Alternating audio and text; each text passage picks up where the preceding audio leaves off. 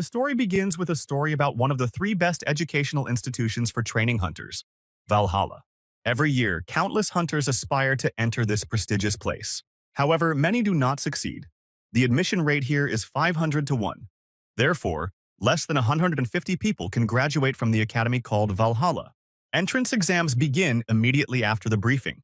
At the first stage of the tests, entrants compete against each other. A senior instructor monitors the course of the tests. The current trials were watched by a senior instructor at Valhalla Academy named Lee Sanchiol. He noticed that this time there were quite a lot of people who wanted to join. A guy named Yu Minjun, the heir of the Yoshin family, approached the instructor. He asked the boy if he was here to see his niece and noticed that there would be a lot of interesting things in this year's admissions process. Minjun confirmed this by saying that in his Yoshin family, they expect a lot from their heiress Soyeon. With a stern expression, the instructor repeated the girl's name. Yu Soyeon was the genius of the Yoshin family, which was one of the top 5 families. She was able to master mana at the level of a high schooler at the age of 10. And at 13, the girl was able to add mana to her sword. At the age of 16, she challenged members of her own family to a battle and won over all of them. The instructor emphasized that this was all that was written in her personal report and asked the boy if there was any other information he did not know. Majun replied that there were rumors that Soyeon could communicate with their family's guardian constellation. Lee Sanchiol was shocked by these words, so he asked if it was true. The young man confirmed that this is so Yoshin's family expects a lot from the girl. The reason why there are 5 families in Korea is because of the guardian constellation associated with each of them. Generally, a hunter receives a blessing or contracts with a guardian constellation, but the constellations of the 5 families are different from the others. The guardian constellation of the Yoshin family was the Sword God, the Jengunsen family, the Holy Spear. In the Choijin family, the mischievous constellation was King Dao. In the Osun family, the King of Fistfight. In the 5th of the families, in the Dojun family, the guardian constellation was God Luke. 5 members of these families have been blessed with more talents and abilities from their constellations than other families. The difference between the usual receiving of a blessing and communication with a constellation is enormous, because the latter is carried out only under a contract with it. The instructor remarked that if it was true, then the girl was definitely a genius, to which Yu Mijun agreed. The young man asked how his niece was doing, to which the instructor replied that she had not yet started. It was supposed to start in 30 seconds. Mijun asked if he could watch it. He was outraged that the instructor told him to go down through the reporters if he wanted to watch. The young man asked to display the picture on the screen, justifying it by the fact that Lee Sanchul was his senpai. The instructor said with indifference that the young man only now considered him his senpai, but he was also interested in watching the competition, so he brought out the screen. On the screen appeared the image of the beginning of Soyeon's competition. Her opponent was a young boy. 17-year-old Soyeon prepared to unsheath her sword. The opponent was her peer Kim Ju Hyuk. Unlike the girl, he did not have a weapon. The instructor emphasized that both opponents were calm, and Mijun replied that the boy was so calm because he had already given up, because his opponent was Soyeon. The girl's abilities were quite widely known. Everyone hoped for her victory. However, the boy's facial expression did not show any concern. On the contrary, it seemed that he was bored. Lee Sanchiol said that the boy had no fighting spirit at all, so it would most likely end quickly. Soyeon drew her sword from her sheath with 3 seconds to go. With an indifferent look, the boy prepared for the start of the battle. The duel began and the girl immediately swung her sword, sneaking up on her opponent. Soyeon stopped, swinging her sword, which sparkled with a blue glow. The sword strike quickly headed straight for Kim Ju Hyuk. The instructor praised such flawless swordsmanship and such exceptional mana control by the girl at such a young age. The sword strike was already right in front of the boy. For a moment, it caused some surprise on his face. However, after a second, his face broke into a smile. The senior instructor's expression darkened for a moment in surprise. Mijun opened his mouth in despair. So surprised was he by the subsequent events. Everyone in the hall was completely shocked. They could not believe their eyes. The reason for the surprise of all present was the defeat of Soyeon. The girl was lying right in front of her opponent. Kim Ju Hyuk was disappointed that everyone was so weak in the future 300 years from now. Events are transferred 300 years into the past to the Tower of Destruction. The 2 wounded heroes were fighting each other. Their battle was already coming to an end. The boss of the Tower of Destruction, the god of destruction Barsh, told his opponent that it was a great fight. The god of martial arts, Kim Hyuno, clearly did not share his delight. With one blow of his right foot, He blew off the head of the god of destruction Barshi. The boss's helpless body fell right in front of him. The boy let out a sigh of relief. A screen appeared in front of the martial arts god, notifying him that he had defeated the boss of the Tower of Destruction Barsh. The destruction of the world had been stopped. A loud sound from the destruction of the tower could be heard all around. The hero did not understand what was happening, whether the tower was collapsing from the fact that he killed the boss. However, the hero realized that this was not the end and he was just going to rest. The guy recalls that since childhood he was busy working as a hunter, and as soon as he earned a lot of money and received recognition, this mess happened. He doubted whether he should have brought his students here.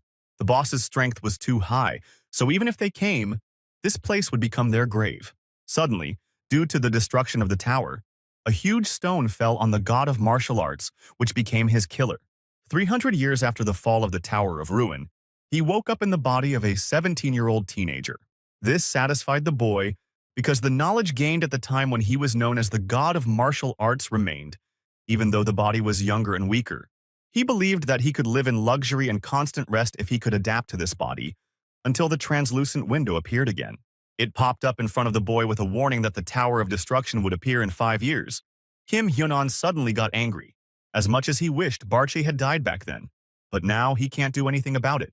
The young man was determined to destroy the tower once and for all this time. He dreamed that after that he would be able to live in luxury. But another inscription appeared on the screen for him to return his weapons and memories on the 3rd floor of the 5th room to the right of Valhalla. He understood what was meant by weapons, but he had no idea about memories. So first he decided to find a place called Valhalla. The day was sunny, and the 4th day of the competition had just begun in Valhalla. It was announced that people who have a desire to participate in the competition should go to the site. Kim Joo-hyuk was thinking about whether he should go to the competition. Events returned to the day after the victory of the boy Soyeon. The 2nd round of battles began. The public was clamoring. Today, there were more people than ever. The instructor suggested that the reason for this is that the children of all 5 families are here. But most likely, another reason was this newcomer, Kim Joo-hyuk. With 30 seconds left before the start of the match between the boys, Kim Joo-hyuk's opponent was the eldest son of the Osun family, Oh Seung-yuk. Oh Seung-yuk remembered that his opponent is the young man who defeated Yoo Soyeon on the 1st day. From the outside, the boy didn't seem really strong to him. He thought it would be great to beat him, because his image would improve. Oh Seung-yuk shouted to his opponent that he would destroy him quickly. However, Kim Joo-hyuk said that the boy shouldn't be such a cocky fool. He was outraged that the boy dared to call him that, but before he could say anything, the match had already started. Seung-yuk had no flair for literature, strategy, or martial arts, but he still had a talent that surpassed all others. This skill was his strong physique. He could do things that other people could not do without mana. Even after a little training, his body was getting stronger and stronger. The boy was born with a top-level physique, so he was worthy of being called a genius just for that. After Kim Joo-hyuk called out to him, the boy was beside himself with rage and charged straight at his opponent. Kim Joo-hyuk understood that the body in which he was reincarnated would not win in a battle of physical strength.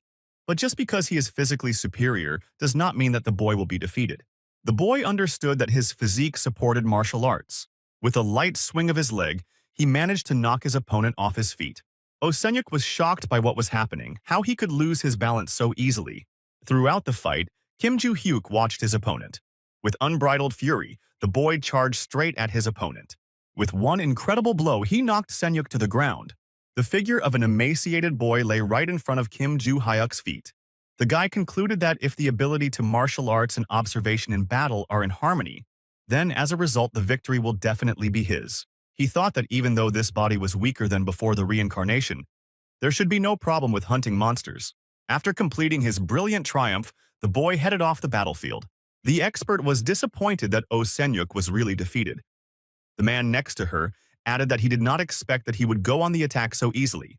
Behind them stood the head of the Osun family, Oh Chulshin, the king of fist-fighting. With a thoughtful look, he was surprised. These two called it just an attack. He knew that it didn't matter that his son had never been interested in martial arts and was only improving his physique. He would be able to easily avoid the fist of any of his peers. But this time it was a punch that could not be dodged. His son lost his temper and just attacked Kim Joo-hyuk. He used magic that he rarely used before and charged at the opponent in an attempt to quickly end everything. However, Kim Joo-hyuk tilted his head slightly to deflect the blow. Since Oh Sung-yuk thought that Kim Jo-hyuk was definitely defeated in one blow, he completely shifted his center of gravity.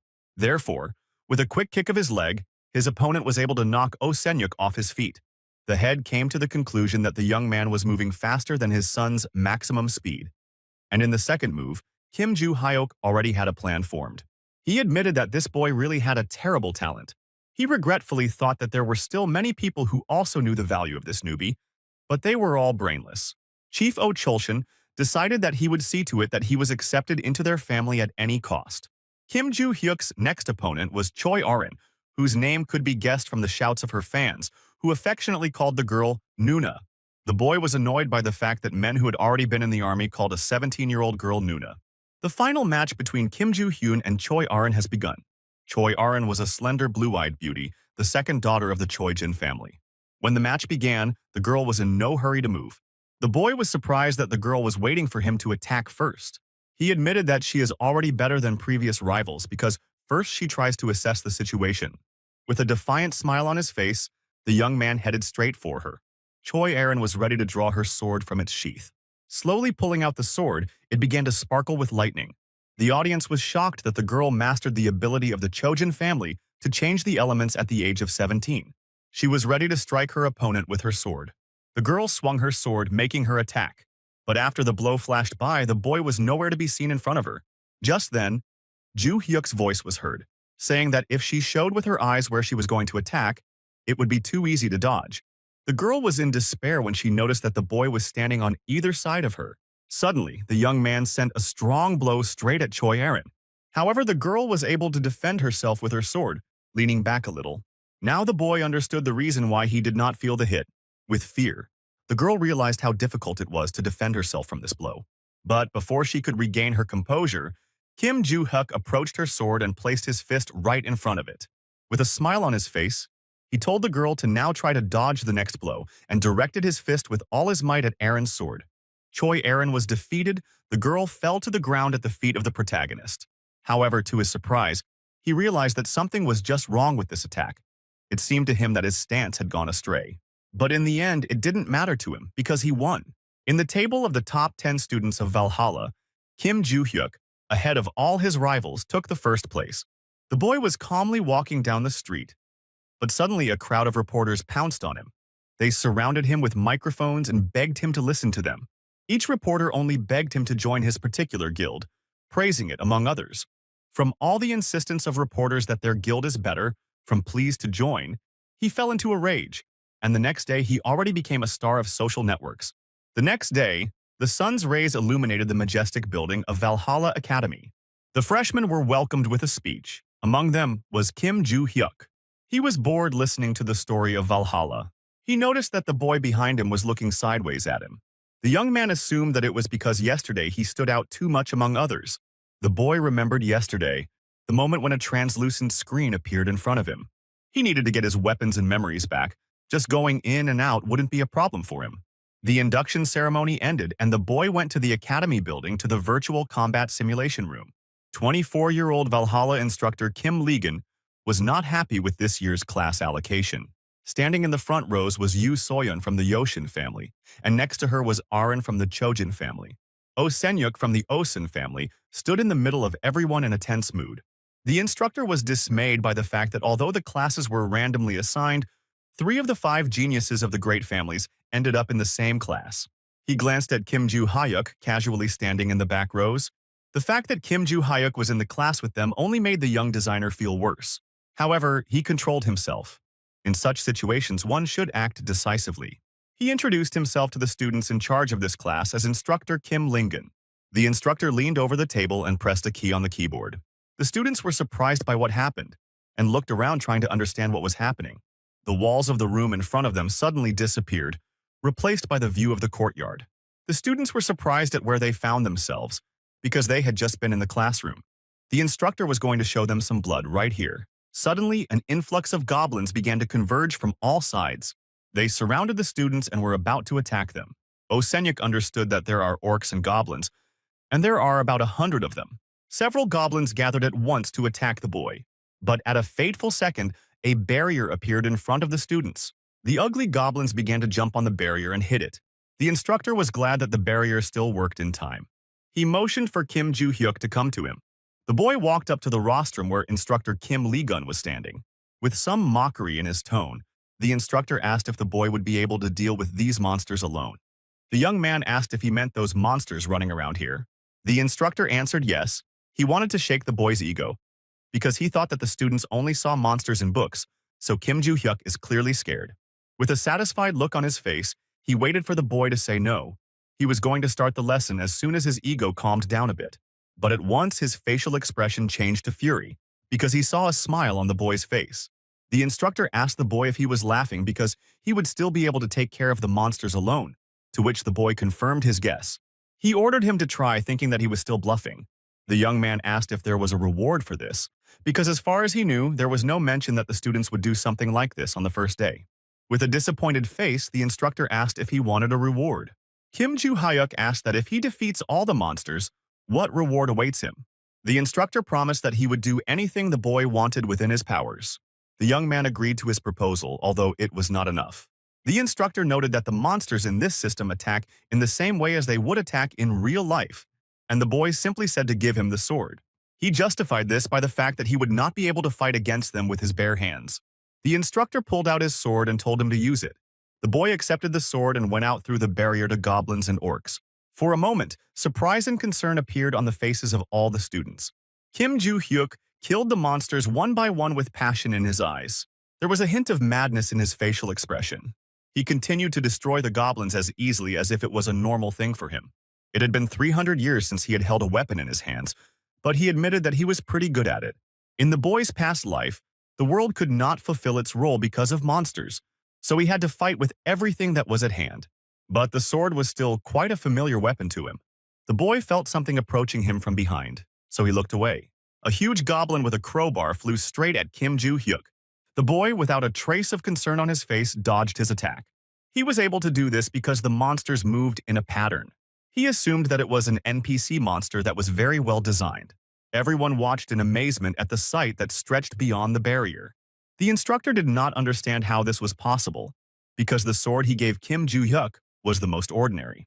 He was surprised that the sword cut something so easily, because it has no magical powers.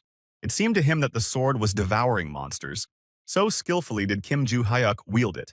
Two geniuses from the 5 main families of Korea were extremely surprised by this madness.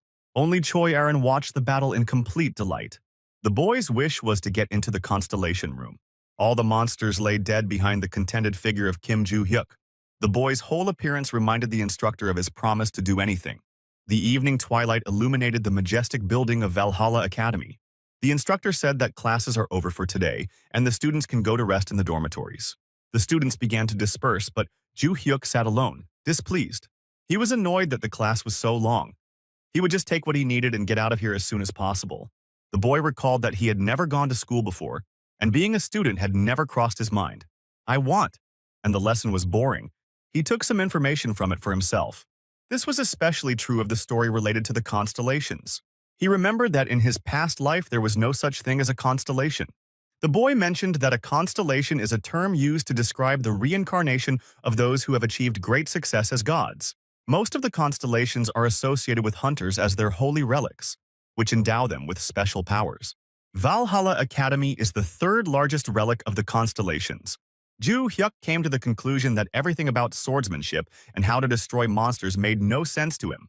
His body was really weak, so he was going to go to a dormitory and take up martial arts seriously. He looked behind him and saw a slim, blue-eyed beauty, Choi Aaron. Events are transferred to the teacher's office, where senior instructor Lee Chan-seol remarks to Kim Lee-gun that he has been through a lot. But he replied that it was more of an embarrassment than a difficulty. Involuntarily, he asked if the boy was really a high school student, since this time he created 120 virtual monsters as a test. The senior instructor questioned if the high school student, who had yet to meet the monsters, had really killed them all. Kim Lee-gun confirmed this is what he had already talked about. Lee Chancel said that the boy had no support, because he is an orphan who came out of a small orphanage in a very dangerous area. Another instructor suggested that he might be a faker, but Lee Chang-seol denied it because he did his own investigation into it. He asked the interlocutor if Joo-hyuk really asked for permission to enter the constellation room, to which he received an affirmative answer. After the first semester, the boy will really be able to get there if the senior instructor asks the director. He said that because of this, he has to take on quite a lot of responsibility. Kim Lee-gun expressed his concern about what might happen next year. It will not be easy for him to control his class because, in addition to Kim Joo-hyuk, 3 more students from 5 big families study in it. The senior instructor informed the interlocutor that an exchange student from the Ventrick family was studying in another class. It was a student named Rodkill Ventrick. This news really surprised Lagan. Legan remembered this boy. He had heard that he had been kicked out of the British Academy because of problems with his cousin. Hearing this, he felt relieved. He thought that his affairs would be better than in the next class. The story goes back to Joo Hyuk. He asks the girl what happened. She approached him with a request to teach her how to wield a sword. The boy pretended not to understand the girl's request. She reiterated that she wanted him to teach her the swordsmanship he had demonstrated today. But with a displeased expression on his face, the boy refused her request. Aaron asks, "Why? And Joo Hyuk, why is she asking him? He doesn't want to do it." After asking if she had anything to say, Joo Hyuk was about to leave, but the girl asked again to teach her how to wield a sword. Her words made the guy's face look angry. He repeated again that he didn't want to. He told her to stop clinging to him, accusing her of hearing problems. Joo Hyuk said he had no desire to teach her and left. The next day, the hero was sitting at his desk in his academy class. Rocking on the chair, Kim Joo Hyuk sat and thought.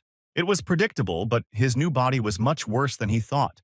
Training in martial arts or anything else will be useless because he has no magical power and it is difficult for him to control mana.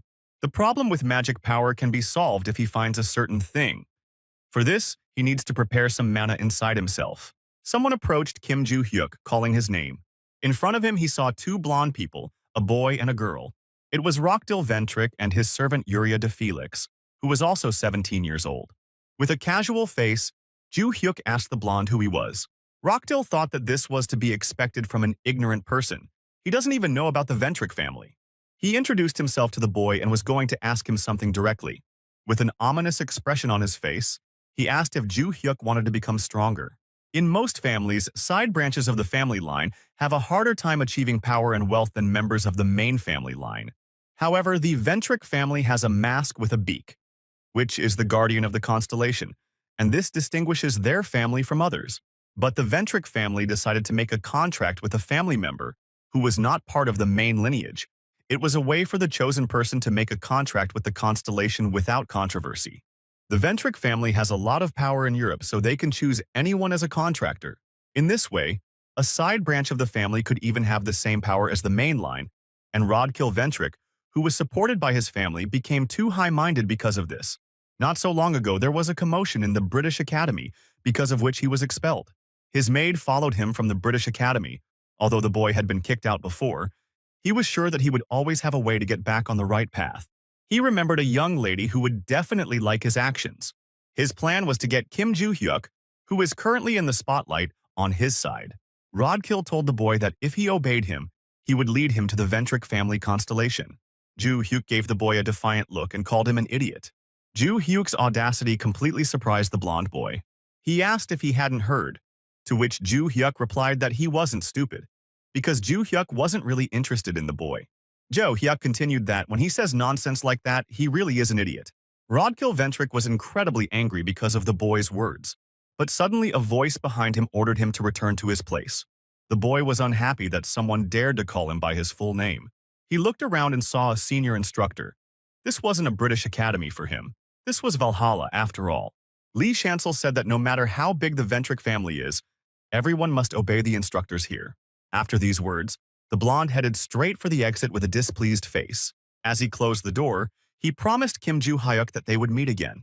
The boy reacted to these words with an unmoved expression on his face. The classes ended and Kim Joo Hyuk went to the dormitory. He was unhappy that he didn't learn anything new today, and instead, he contacted another fool this morning. He now knew that the guild guides were a bunch of outsiders who used students and instructors to follow him. The boy looked around, noticing someone's presence behind him. Everything was repeated as it was yesterday. It was Choi Arin who again asked to teach her how to wield a sword.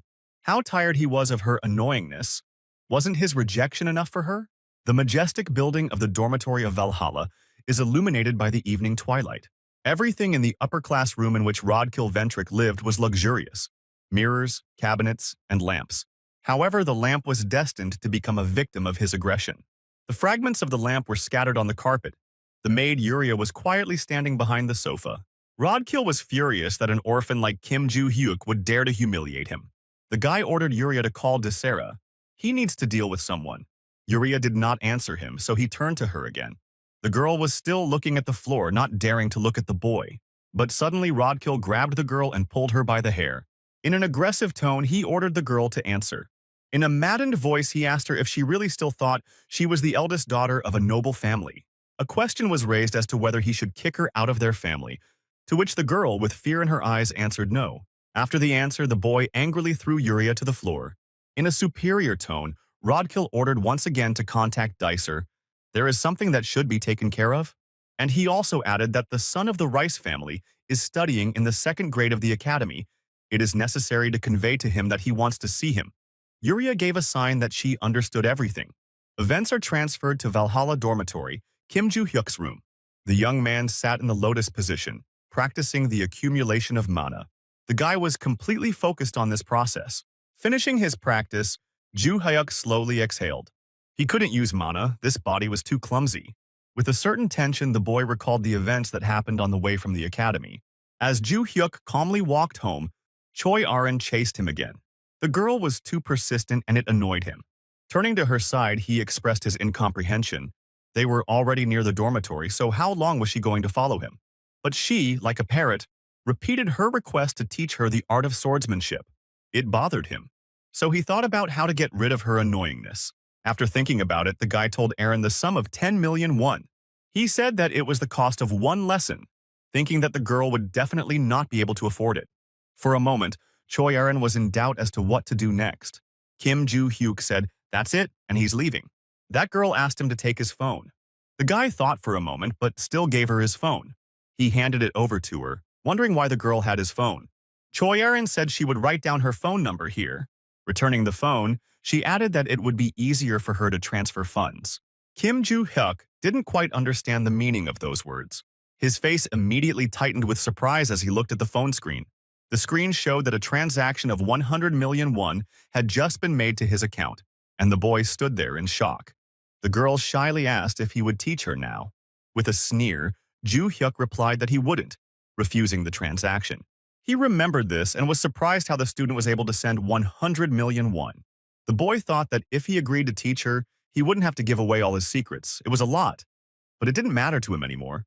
It was just money. First he needs to find something, although he has very little mana. Suddenly, Kim Joo-hyuk started to get dressed to go on the road. His intention was to find his secret stash. So the boy headed to the grounds of Valhalla Academy. He walked through the forest near the academy, carrying a backpack with a shovel. The boy checked the area before entering the academy and found that most of the markings that had been made 300 years ago had been destroyed. According to his observations, there should be at least 4 marks. But it was very likely that there were only 3 of them left, and most likely, he will have to look for them in the mountains of Valhalla. But all that remains for him is simply to find them. The boy took a calm pose and began to synthesize mana around him. He still has the ability to sense with what little magic he has, as his senses respond to mana. Near him, a small amount of space lit up with a blue glow. This was his mark. At this point, Kim Joo-hyuk took a shovel and started digging a hole. He tired quickly because his new body was too weak. If the boy had known that it would be so difficult, he would have buried his treasure in a safer place. If the Tower of Destruction hadn't appeared, he wouldn't have had to hide his treasure. The world was on the brink of destruction and there was no room for his riches, so he made notes and placed them all here. The glow of dawn illuminated the majestic building of Valhalla Academy. Joo-hyuk finally managed to find the mark. He had hoped that his treasures were intact. The morning rays of the sun harmoniously illuminated the figure of the boy standing near the newly found mark. The boy leaned towards the keyhole. It was quite large. An ordinary key would not fit here, so the boy synthesized a magic thread. He made a key out of it and twisted the keyhole. The door to his riches opened. The light from the sun suddenly illuminated the area. Kim Joo-hyuk began to slowly make his way down to his treasures. He landed on the floor right in front of his gold. He enthusiastically turned to the treasures. How did they get along without him all this time? The boy looked with pride at all the riches that stretched under his feet. He was relieved that now he didn't have to worry about money. Only something remained to be found. But suddenly his gaze was filled with wonder at what he saw in front of him. In the middle of a pile of gold coins lay dark blue stone savers. The boy remembered that in order to preserve the notes, he had put some magic into these stones, and now the day had come when he would have to use them. Hyuk raised a single stone with his palm, and a light blue glow burst from it. The boy's body was completely enveloped in the glow from the stone he was holding in his hand. He began to expect magical power to overwhelm him. The boy decided to take care of the preservation stones left behind first. He doubted whether he should leave the heavy gold bars and take the light jewelry. Bright daylight stretched over the majestic building of Valhalla Academy. But the main character was clearly not in the best mood. His whole body ached from the recent excavation. He didn't think he would use the marks in the future. But his complaints about life were interrupted by a blue-eyed girl sitting next to his desk. Like all the previous times, Aaron asked to be taught the art of swordsmanship. Hyuk was surprised that the girl still hadn't calmed down.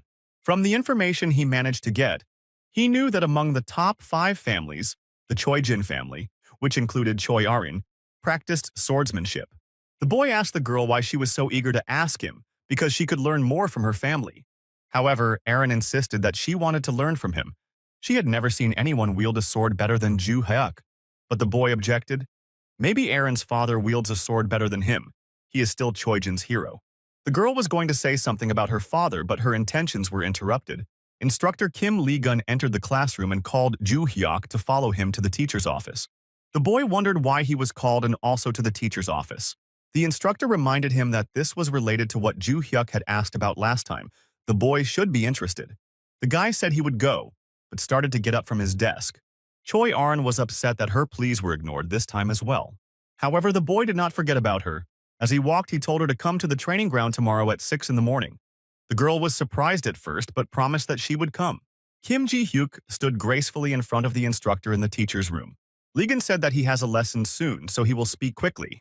First of all, he said that access to the constellation room, which the boy requested, had been granted. He added that the boy will just need to go down to the basement, 0 floor. But he was also not allowed to enter any other floor except this one. Hyuk understood everything and asked when he could get there. The instructor said that if the boy has nothing to do today, then tonight, to which he agreed. Lee-gun was surprised that the boy did not make a fuss because he was not allowed to go to the second floor. The instructor and Kim Ji-hyuk agreed that they would go tonight. After that, the boy turned around and left the classroom. Soon it was evening and Kim Ji-hyuk was going to the academy building. Together with the instructor, they came to the appointed place. This place was the treasure of Valhalla Academy, the room of constellations. Kim Ji-hyuk looked around, surveying the area. Along the entire square of the building, he saw guards in black suits. There were quite a lot of guards here. The instructor explained that the constellation room is extremely important. It makes Valhalla one of the 3 great academies. However, the boy noticed that the inner walls also had their own peculiarity. All possible magic completely surrounded the walls. The only exception was the entrance. Ji-hyuk asked the instructor if he could ask him a question. The boy wondered if it would be considered a crime if he got to the second floor, to which the instructor replied that he would not necessarily become a criminal, but he would be expelled from the academy. In addition, he warned that before the expulsion the boy would most likely lose his mind. He explained that the magic power on the second floor is unstable. If the boy touches this magic, his mind will collapse and he will become insane. But this information did not affect Kim Ji-hyuk in any way. The instructor was confused by the fact that the boy asked him this right before the entrance. Did he really want to go there?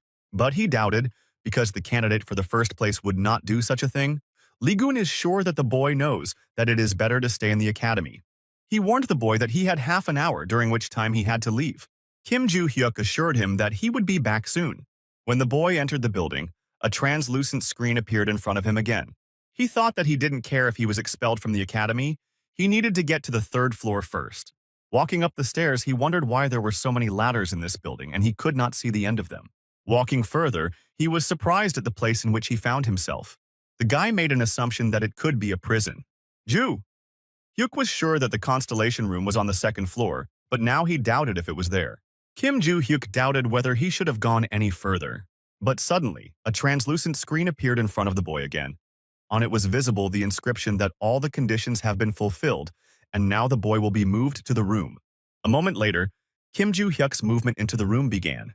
Suddenly, the boy opened his eyes and saw a familiar figure in front of him. It was the god of destruction Barsh, the boss of the Tower of Destruction himself. Kim Joo-hyuk was clearly surprised by this turn of events. God Barcha said that it has been 300 years. Is this a reunion? But immediately after these words, he was punched in the face. Kim Joo-hyuk furiously charged at his former acquaintance. It was clear from his angry red face that he was very happy to see the boss of the Tower of Destruction again. God Barch begged the boy to wait and calm down so they could talk. However, in response, he was punched again with a death wish. Finally, Kim Joo-hyuk let go of his anger and calmed down. After all these blows, the boy was left quite tired. He emphasized that he is not one of those people who throw fists into battle. But he again continued to beat Bars, explaining that this time everything is different, because he destroyed his comfortable future. He remembered that all that time he had been training his students, but this boy had destroyed his wealth and his honor. However, a former acquaintance stopped him by saying that the boy was wondering where he was. Jo-hyuk emphasized that there was nothing in this room. Barch explained that this is an imaginary world, that is, it is a space in the relic. He continued his story about the fact that his real body ceased to exist 300 years ago, and the one whom the boy sees now is only an embodiment in the imaginary world. Joo-hyuk assumed that Barcha had been inside this relic all this time. The boy was about to speculate on what that might mean, but an old acquaintance cut him off. With delight, the boss of the Tower of Destruction said that he was now a constellation. However, Joo-hyuk's face did not show the same passion. Full of rage, he struck his interlocutor again. Instructor Kim Lee-gun was still anxiously waiting outside. A certain concern was visible on his face.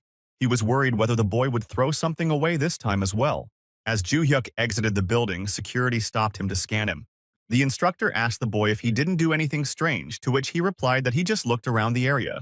He confirmed this by repeating that he could not go any further, for he would go mad if he did. The teacher gave the boy a sign that he understood everything and told him to go home. With a smile on his face, the boy headed away from the building. As he walked along the road, he remembered the events of the evening. First of all, he remembered the conversation between him and Barche. Joo-hyuk didn't care if he became familiar with the constellation. He was interested in getting an answer to another question. He asked God Barche if he had created the translucent message box and what it was. However, he rejected his guess, saying that he did not know who did it. Joo-hyuk grabbed the boy by the collar and was about to hit him again, but he shouted that he was telling the truth. He explained that after Joo-hyuk killed him, Barche had been inside the thing for 300 years without any energy. Joo-hyuk then asked who was sending all the messages, but the boy replied that he was receiving them too. Barch received a message that he could contact the reincarnated Kim Joo-hyuk and regain his memory. Then this suspicious person appeared in front of him. He assumed that it was she who made the boy the owner of the Tower of Destruction. Jo-hyuk asked who this person was that made Barch the master of the Tower of Destruction. The boy replied that he did not know, because all memory of this part had disappeared. He did not think that the memories would return immediately. He then asked what was in Kim Joo-hyuk's message. The boy replied that it asked to find his weapon and memories, and what was below he could not read because it was censored by squares. He also added that he doesn't remember losing any memories, because he still has memories of the Tower of Destruction. Barch assumed that the boy did not have all his memories, but he had found a weapon, so the memories would return on their own. Joo-hyuk wondered what kind of weapon he managed to find. Barch explained that this space was the inner world of the 4 pastoral sword weapons that had become sacred relics. He also added that he became a constellation because he used the pastoral sword as a relic. The main character again went to Barcha with an outburst of aggression. He returned from his memories to the thought that his pastoral sword had become a relic, and a constellation now lived within it. The boy just wanted to destroy and forget this sword, but he couldn't. A weapon appeared in his hand, the same pastoral sword, worn as it may be, but it hides Barch, who was once called the King of Destruction. So you can't do anything because the quest that appeared in the translucent window is available only with the pastoral sword. A voice came to his side, asking if it was really him who took first place at the induction ceremony. A group of hooligans with multicolored hair was heading straight for the boy. A blonde boy named Lyric Sunrise said that they, his senpai, were on a trip, so could the boy introduce himself. To which the boy replied, "How can such a bully be called senpai?" It wasn't enough for the blonde to just walk up and say hello to the senpaium if the boy was ranked first in his first year. A man came forward with a long wooden weapon in his hands and said that he would be the first to beat this boy, to which the leader of the gang replied to be gentler with him. He started to say something about the difference between first year and second year to Joo-hyuk, but was interrupted. The man was immediately kicked in the stomach. With all his excited look, the boy challenged the hooligans to a fight. The next blow, he kicked the man in the face. From such a strong blow, he flew back to the crowd of hooligans. Everyone around was extremely surprised by this sight. The leader of the gang, Lyric Sunrise, immediately became angry about this. A sword appeared in the boy's hands. The hooligans noticed that he had never had one before. Ju Hyuk was happy to feel the perfect grip that had been so long ago. He threatened the hooligans that if they did not attack him immediately and stay put, he would smear their heads. The course of events is transferred 3 hours ago to the room of Rodkill Ventric. Rodkill turned to Lyric that he needed to settle some light business. He asked Lyric to deal with a defiant classmate. For this, he offered as a reward something that would help the Sunrise family. He said that this student was first-year student Kim Ju Hyuk and asked him to deal with him. It doesn't matter which way he does it, he even allowed the use of weapons. With a sinister face, Rodkill asked if Lyric agreed to do this. In response, the boy told him that he understood everything. After the conversation, he left the room and headed away. Lyric mused. It didn't matter that this guy was ranked first among the rookies. He couldn't be a rival for the seniors.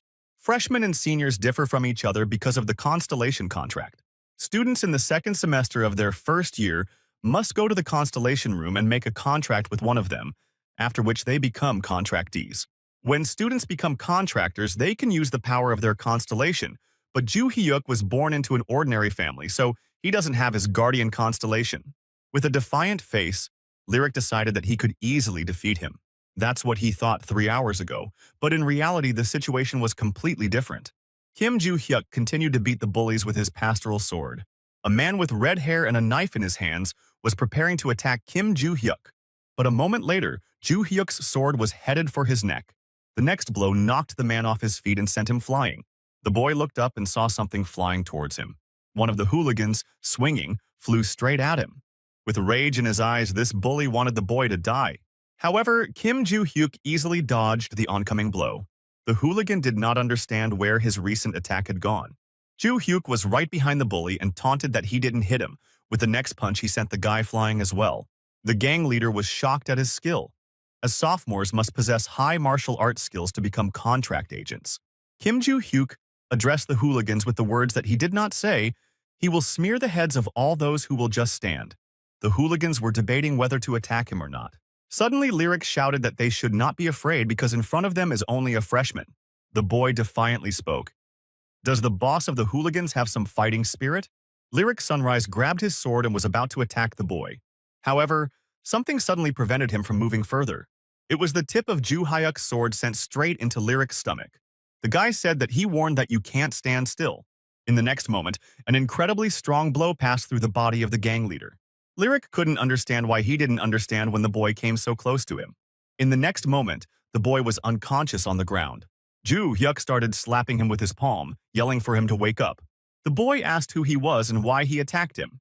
The blonde answered, "Didn't the boy hear that they were his senpai, who were a year older than him?" He was surprised that a group of senior students came with weapons to beat up a freshman. He asked who sent them here. As the reason, Lyric gave that it was all done just to break the nose of the freshman who took the first place. Ju Hyuk was surprised that this was accepted among bullies. He leaned towards his bag and was about to leave. However, the blonde stopped him by threatening that Ju Hyuk would not be able to go to the academy normally after this, because if people found out, he would be expelled. To which the boy replied, "Does he really want to tell the story of this fight? If the story comes out that several sophomores came to beat up one freshman, then they will be ashamed to go to the academy." So he advised him to act wisely if they wanted to graduate from the academy and join the guild. After these words, the boy headed to the dormitory. Rodkill Ventric kept waiting for a phone call from Lyric, and then the call rang on the phone. The first question was whether the senpai was able to beat Kim Ju Hyuk, but the interlocutor said that he was refusing this job. After these words, Rodkill Ventric's whole body was filled with anger. Rodkill asked Lyric what he was talking about. Lyric warned the boy to stay away from anything related to Kim Ju Hyuk. Rodkill remembered that the last time he spoke to Lyric, his voice sounded rather cocky. The interlocutor wanted to hang up on this, but Rodkill asked him to wait. Rodkill assumed that the boy was saying this because Kim Ju Hyuk had beaten him. So he suggested that he report it to the administration. He said that if the guy has visible damage, it means that he has enough evidence, so he can safely do it.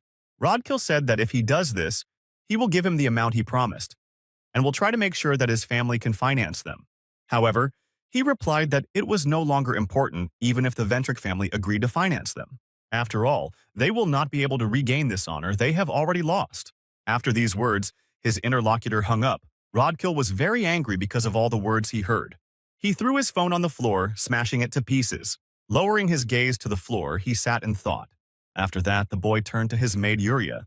He asked if the girl had already contacted Dicer, to which the girl replied yes. She informed him that Rodkill wanted to meet in person.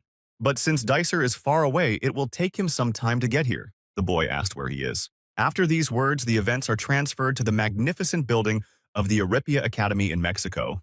A mountain of beaten students stretched inside the building. Sitting on their bodies was Dicer Ventric, who had just learned that Rodkill wanted him to come to Korea. He was told to come to Korea to take care of a man named Kim Joo-hyuk. The reward for this was already prepared for him. This, he thought, was a very remarkable turn of events, for he had no one to ask for money after he had been banished. The next day, the plot unfolds in the training hall of Valhalla. Joo-hyuk was amazed that the training hall was as big as the academy. This made him want to run immediately. But his expression changed to one of surprise when he heard a voice in his head asking why he had come to the hall. It was Barch's voice that informed him that he was in the sword that Joo-hyuk had acquired for himself. The boy said that he was surprised. For a moment, he thought that Barch somehow got out of the sword. Then he would have to beat him and pull him back. The boss of the tower replied that nothing like that had happened, so he could not worry. Joo-hyuk asked if his companion was sure that everything was fine. After all, the sword became an artifact and is currently kept in Valhalla, and they left the constellation room with it. However, the acquaintance replied that there was nothing to worry about because he had replaced the sword with an exact copy. Joo-hyuk asked where he learned to create it. Barch answered that when he regained consciousness, he lost all his strength, but that's exactly what he managed to do. But he added that he does not know why he has this ability. When the boy was stretching, he saw a familiar figure in front of him while bending down. It was Choi Arin from the Choi Jin family, whom he told to come to the hall yesterday. He was surprised that the girl still came. She asked if he was going to teach her swordsmanship right now. The guy said no, they would start by increasing her stamina first. With innocence in her voice, the girl asked why to do this. He said she could leave if she didn't like it, but the girl said she would stay. The guy recommended that she start stretching exercises.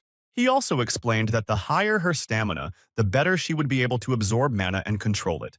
Even though these were the basics of cultivation. He thought about the fact that, for some reason, more is invested in mana and not in endurance in vigorous training methods. He noticed that although Erin had a lot of mana, she had the stamina of a novice swordsman. The girl announced that she had finished stretching. The guy announced that now they are starting real training. They started training with push-ups. It can be seen that Choi Erin is not doing it easily. The next exercise was chair pose. Joo-hyuk was able to do it even with a barbell. The last step was lifting dumbbells. The girl found it very difficult. After these exercises, exhausted from the load, Erin lay down on the floor. However, the boy announced that this was only the beginning of training. He was surprised that the girl got tired so quickly and said that it is enough to lie down, you need to get up. After saying that there were still 20 kilometers left to run, her face was covered with cold sweat. It's another school day at Valhalla Academy. Joo-hyuk was worried if Erin was okay. They had put in more effort than last time. Her figure was gradually developing. However, it was clear from the expression on Erin's face that these training sessions were not easy for her. The lesson began, and teacher Lilia, the teacher of the subject on space monsters, announced that today they will have an easy written test. She remembered briefly explaining this on the first day and recommended that the students study the space monsters on their own. So she announced that today she would test how well they knew how to fight each individual monster. At that moment, each of the students began to write his test. Someone sat, thinking for a long time about the correct answer. Someone wrote the test even in spite of their bad health. But some students were not at all sure how they would write it. The time was up, so the instructor Lilia said to pass the tests from the end to the front. She added that the test score will not be added to their overall score, but the test will be used to assess their ability in the next session. When all the tests were collected, the teacher announced that next class they would begin a formal lesson in the virtual combat simulation room. Lilia said goodbye to the students and left the office. Barcha pestered the boy again, asking if he had written all the answers to the test correctly. The guy asked if he was reading his thoughts, to which the interlocutor answered yes, because he had nothing to do. But he clarified that he can only hear what the boy thinks about him. Joo-hyuk replied that he wrote the answers as he knew. The instructor, Lilia, was sitting at the table in the teacher's room, checking the students' works. The name Kim Joo-hyuk immediately came out aggressively from the instructor's lips. She was angry because she thought his answers were delusional. Instructor Kim Legan calmly walked around the teacher's office with a cup in his hands. However, there was something that piqued his interest. He noticed how the instructor Lilia was checking the tests of the students in his class. Legan approached and asked her if these were really works of his class. The woman confirmed his guess. The instructor added that in preparation for the mock battle, she told them to learn how to kill monsters, so she gave them this test to test their knowledge. As expected, in a class where children from famous families study, they all achieved success. The instructor said that he would not distract her then and left. Kim Lee-gun went to his table and quietly began to sip his tea. But the next moment, he shuddered at the familiar name. The instructor was displeased how Kim Joo-hyuk dared to call these the correct answers. The man asked Lilia if Kim Joo-hyuk had done badly in the tests, to which she replied that it's not just bad, he's making fun of the whole class at that moment with his answers. She wasn't going to leave it at that. Next class, Lilia would show him his work, and instructs the boy that it will not be possible to deal with monsters so easily. A week later, the students gathered in a virtual combat simulation room. The teacher announced that she checked and brought the tests that the students wrote last class. Most of them did very well with them. With a scowl, she beckoned Kim Joo-hyuk to come to her. With a casual look, the boy headed to the podium. The teacher handed him a piece of paper, telling him to take it. The instructor announced that student Kim Ji-hyuk was getting 0 points. She asked him if he was sure he had written the test correctly. The boy replied that he had indeed spelled it correctly. She asked the first question, how best to deal with the stone goblins. Lilia asked the student what he wrote as an answer to this question. His response was to stab his goblin straight in the stomach with his sword. The instructor said the second question, which sounded like the student discovered that 8 stone goblins were approaching him. He should think about how to act correctly in this situation. Joo-hyuk's answer was that, starting with those who attack you, you should stab each one in turn and send them to hell. She reasoned that hitting the goblin would be pointless since his defense was B+, which meant that a normal sword aura would not harm him at all. But she asked if the boy would really use a sword against monsters of this type. The boy replied that everything would end with just one blow. The instructor was furious that the boy was still self-confidently carrying this delusion. Lilia turned to him and said that she understood everything. Due to the fact that the student is confident in his answers, she will give him the opportunity to prove their correctness. As before, after pressing the key, the walls of the room began to disappear. Bloodthirsty goblins began to approach the podium. The teacher told the boy that if he kills the goblins as written in his test, she will count his points. With a satisfied look, he said that he understood everything. He handed his test back to instructor Lilia. He walked over to the weapon rack and picked up a steel sword. Everyone present watched as the boy headed straight for the goblin. Stopping, he stood directly in front of the stone goblin. The instructor mentioned that she heard that the boy killed all 120 summoned goblins. She is sure that he has talent. But she also believed that with a stone goblin, he would not be able to cope with any sword. A moment later, the stone goblin rushed straight at the boy. Kim Joo-hyuk swung his steel sword straight at him. The wariness on the instructor's face changed to surprise. The boy's sword was sticking out of the stone goblin's stomach. After that, his hideous body began to disintegrate. All the students were shocked that the goblin disappeared after being hit with a sword. All that remained of him was the sword lying on the ground. But the greatest surprise was observed on the face of instructor Lilia. The guy really proved the truth of his answer. Soyeon was surprised how without magic the boy was able to kill the stone monster with one sword. Alertness was visible in the eyes of all students. The teacher asked how the boy managed to do it. He smiled that she didn't see how he just stuck the sword in his stomach. She meant that if he wanted to kill the goblin with just a sword, the boy needed to be at least an A-class contractor. But even so, he was able to defeat him with just a sword. The boy told the teacher that now he proved the truth of his answer. But she said that it was just one question, so it is necessary to confirm the truth of the other one as well. The ground beneath Joo-hyuk's feet shook. He was unhappy that he would have to kill stone monsters again. The terrain under his feet began to change rapidly. A dark stone tunnel appeared before his figure.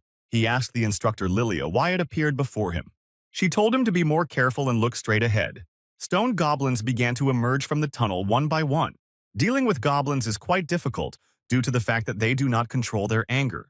If you fail to deal with them, then the goblin in front will use the howling skill and all the other goblins will also leave.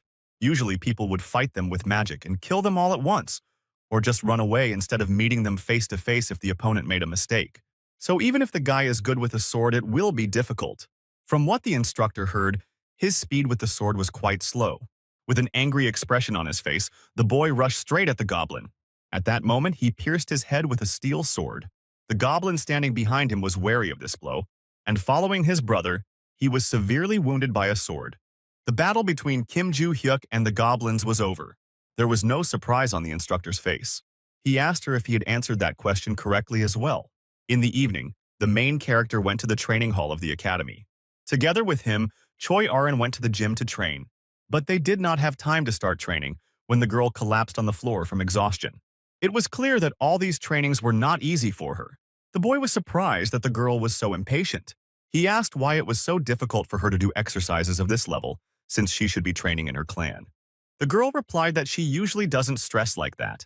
Then the boy asked how she trains if she has to face monsters, to which she replied that she could simply use her magical power by borrowing it from the constellation.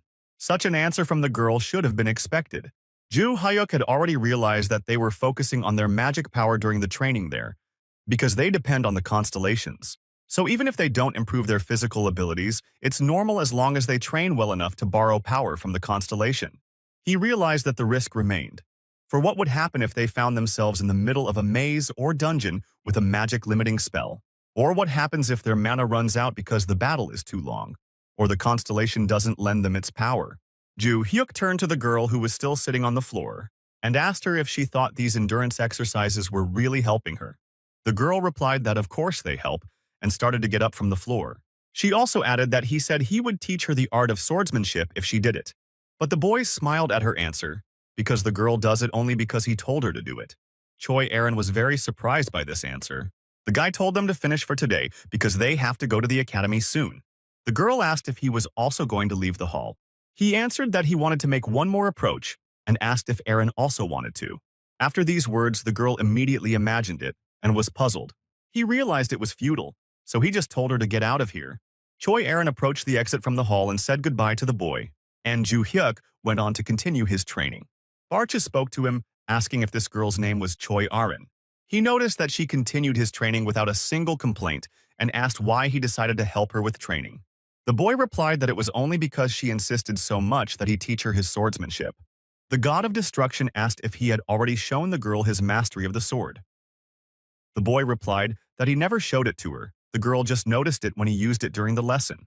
Barcha remarked that it was interesting how she understood his power just by watching the fight. The boy was of the same opinion, so he planned to teach her some of his art. He heard the sound of someone sighing on either side of him and turned to him. The boy was not alone. Oh Senyuk trained with him in the hall. His former opponent in the fight was lifting a huge barbell. After this exercise, for a moment, the boy sat down to rest. He also noticed that someone was watching him. At the same time, the two boys looked at each other. Joo-hyuk asked how long the boy had been here. Oh Senyuk replied that his usual occupation before entering the academy was sports, so he has been training here ever since. After this answer, he left the training hall of the academy. Joo-hyuk remembered that Oh Senyuk was able to train for so long because of his talent. Barch asked why this guy became interesting to Joo-hyuk. Joo-hyuk noticed that Oh Senyuk was clearly smarter than those who were just training their magic power. After that, he asked what these guardian constellations were doing. The boy went on to continue his training. Barch said that he knew nothing about the other constellations, although he was also a constellation, and all he did for 300 years was in isolation. He noticed that the boy could learn more about them if he completed a new task in the system. On the translucent screen, it was written that the task of retrieving his weapon and memories was completed. Instead of him came the task of getting to Madagairona's house in the Eye of the Big Forest place. The boy remembered hearing about the Eye of the Great Forest of Valhalla in class. It was the last place they trained during the first semester. He thought that if it wasn't for this cursed quest, he would have just run away and taken his things, but it looks like he's going to have to be careful for a while. Barch was surprised by such a decision, because the boy had recently made a lot of noise because of a fight with hooligans, but the boy replied that they had climbed on their own. He added that he had restrained himself for a very long time, otherwise his head would have exploded, but he hoped that after completing the task, he would learn the secret. Events are transferred to the huge mansion of the Ventric family in Great Britain. Inside the mansion, masks with beaks stuck out from the mirrors. Portraits of the guardian of the family constellation also hung near them. At a long table in front of the picture of the guardian of the constellation sat the vice president of the Ventric clan, Adelia Ventric. The lady ordered her butler to tell about the progress of affairs. The servant announced that the maze on the outskirts of Reading had already been taken care of. She praised their work and asked if he had anything else to say. The servant said that he was considering hiring some competent people he found along the way. One of Robert's ruined clans survived in the maze. He added that the two people he found were quite strong, as they were A-rank contractors. Adelia ordered to test their abilities and bring people to her and asked if that was all he wanted to tell for today. Dvoretsky added that he had information about Rodkill. The lady asked if anything had happened to Rodkill again. Dvoretsky said that he was given information related to Dtsera Ventrik. He said Rodkid called Dicer to South Korea. When the vice president heard this name, her expression changed to rage. Dtsera Ventrik was a troubled child in his family. He committed many terrible deeds using the Ventrik family name. At the age of 19, he killed 5 people in an English academy just because they started arguing with him. At the age of 20, he was kicked out of the Ventrik family. Adelia wondered why Dtsera was dating Rodkill since he had been in hiding for years. She ordered to continue watching Rodkill. She also added that if he does something strange, the vice president will kick him out of the family. Dvoretsky said that he understood everything, finished his report, and left.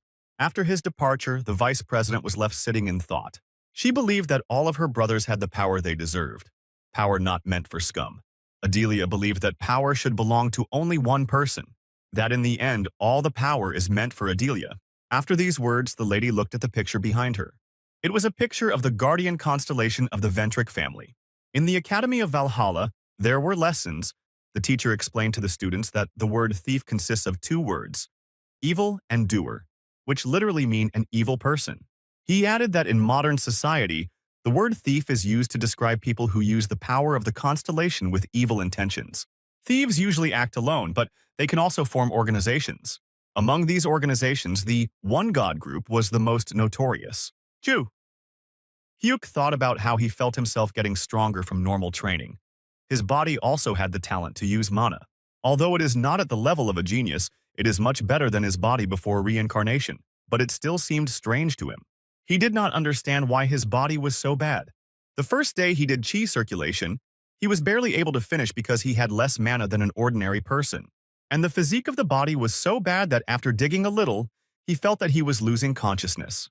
But he understood that even with a body like this, everything should not have turned out so badly.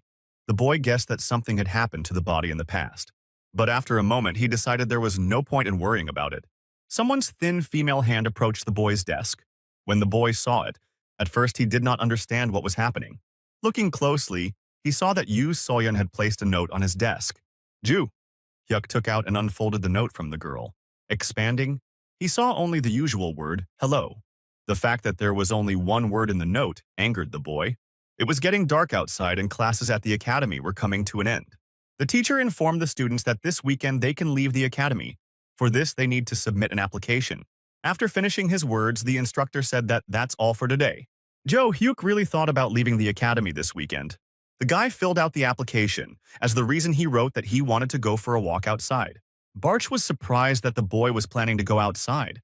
He asked where the boy was planning to go, but their conversation was interrupted by someone's greeting. The boy looked around to find out where the voice was coming from. Behind him was his former opponent in the opening round, Yu Soyeon. He asked what kind of jokes these were and what she wanted from him. He even kindly responded to the girl's note, but she did not respond in return. The guy told her to hurry because he has to give a statement.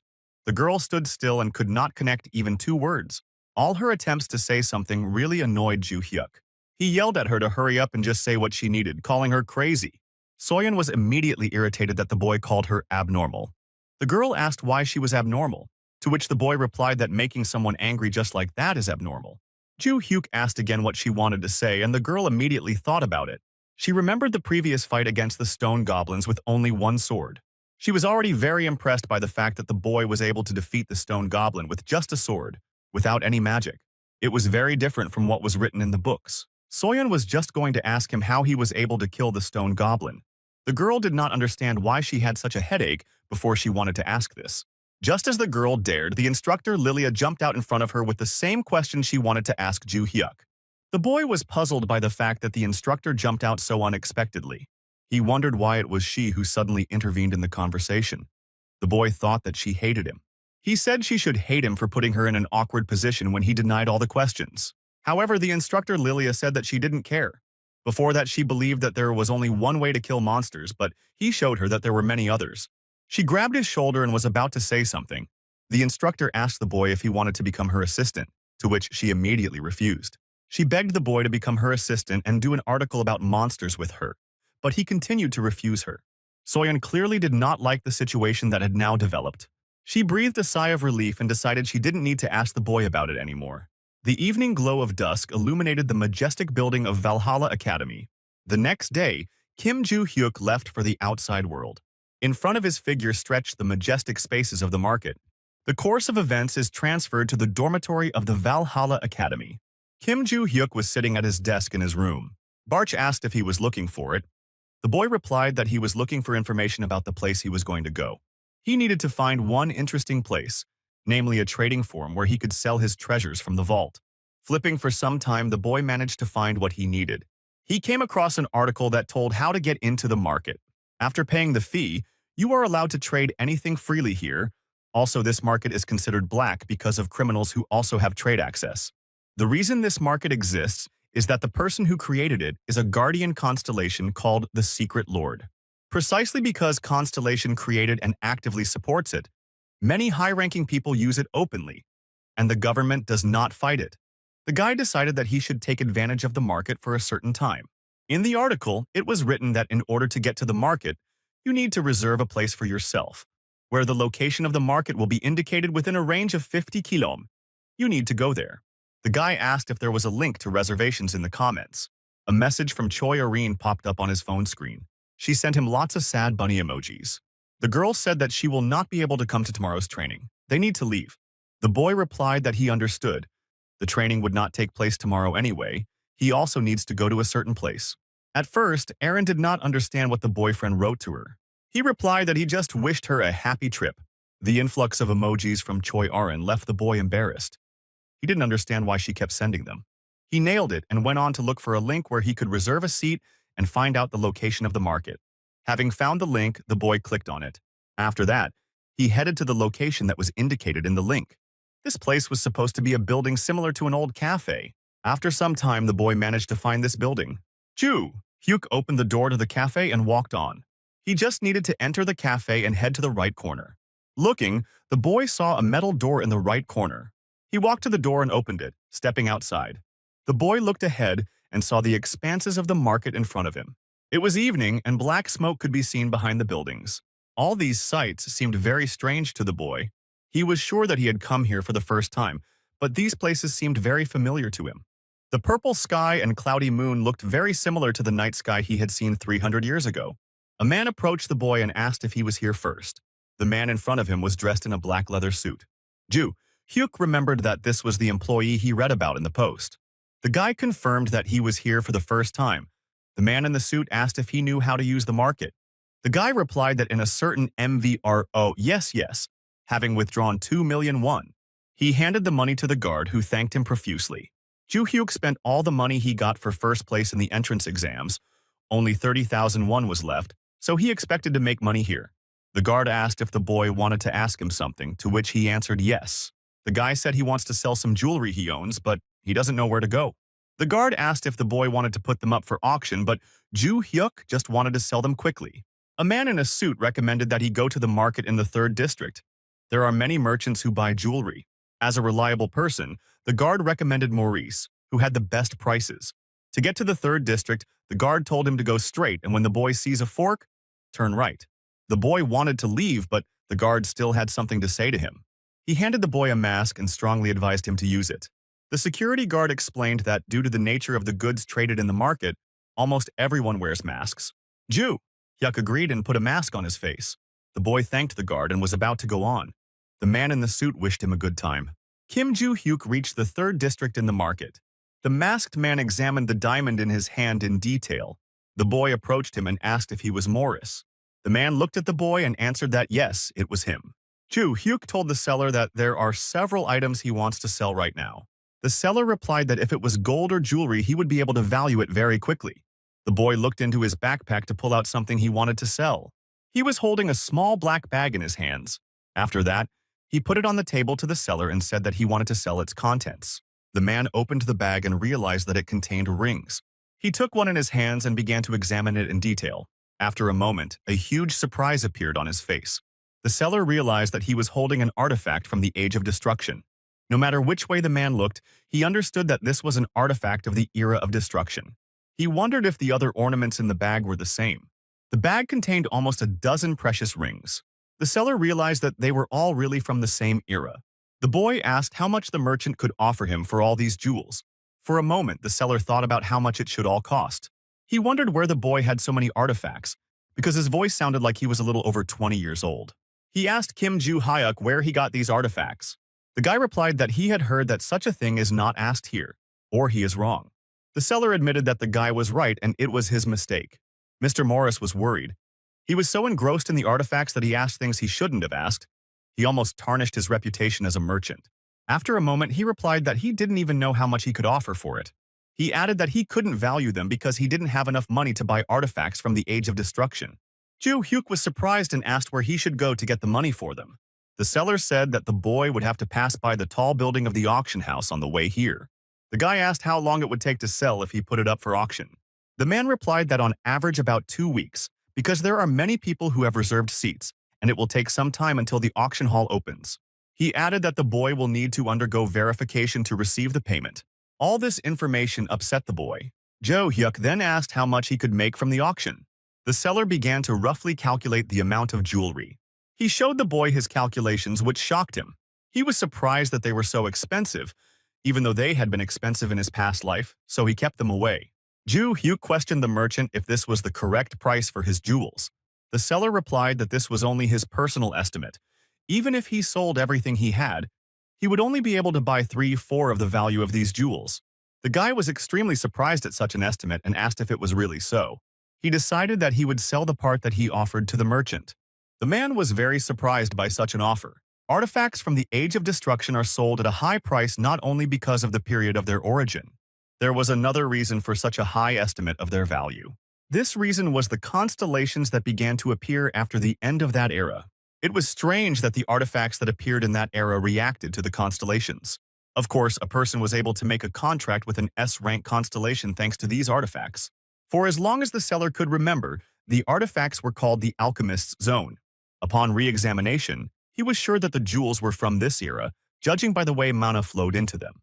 The magic unleashed at the end of the Era of Destruction seems to still be working. The seller was surprised that he was able to buy 8 artifacts of that era so cheaply. Today was his lucky day, he thought. Suddenly, a man approached him. The merchant was clearly surprised by who appeared before him. Through the same door at the old cafe, Joo-hyuk turned back. The mask was very uncomfortable for him. He thought he was going to die. As far as the boy remembered, if he left through the door he came through, he would return to the same place. He looked at his phone screen at his transaction history. He had 2,500,000,000 won in his account. He was surprised that the money problem was now solved because of the fact that he was able to earn so much. Even if the guy runs out of money, there are still plenty of things in the vault that he could sell. The phone in the boy's hands vibrated with a ring. An unknown number called him. Joo-hyuk cautiously picked up the phone and began to speak. It was the instructor Lilia. She offered him to have a snack today. The guy wondered where she got his phone number. The instructor told Joo-hyuk to come to the Valhalla gym. She will treat him to lunch. Before he could say anything, the woman hung up. He wondered if he should leave to get the free food, given that he was free now. Events returned to the cellar, before whom a man in a suit with a mask appeared. Mr. Morris asked alarmed why the man was here. The man in a suit wondered if they really had such a bad relationship that he was addressing him like that. Mr. Morris replied that even if they had seen each other several times, an ordinary trader could not just talk to a market master like that.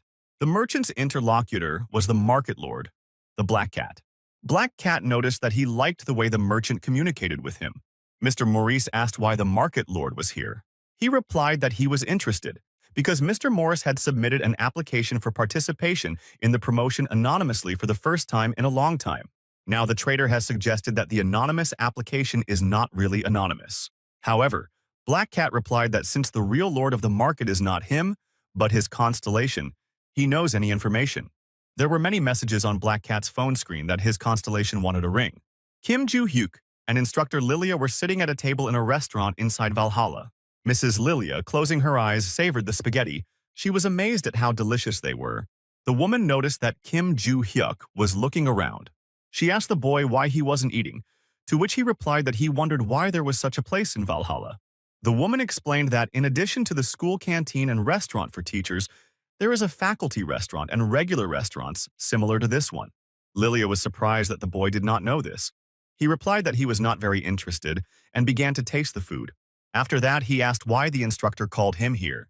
After these words, the teacher persistently asked Joo-hyuk to be her assistant, but he immediately refused. The instructor first asked to think before answering. If he becomes her assistant, he will have many advantages. The woman thought that the boy guessed what they were going to talk about, so she asked him to at least listen to her. She began by telling him about the benefits he would receive if he agreed. First of all, the boy will be awarded a scholarship, which, according to the instructor, is a big plus, but the boy was clearly not impressed. Then the woman added that the boy will have the opportunity to write a thesis together with her. If he writes it, new horizons will open up for him. If this happens, the boy's name will become famous in the Worldwide Monster Research Institute. Wealth and fame will come by themselves. Also, instead of being allowed to go outside once a month, he will be able to go out more than twice a week. The boy asked if there was anything else.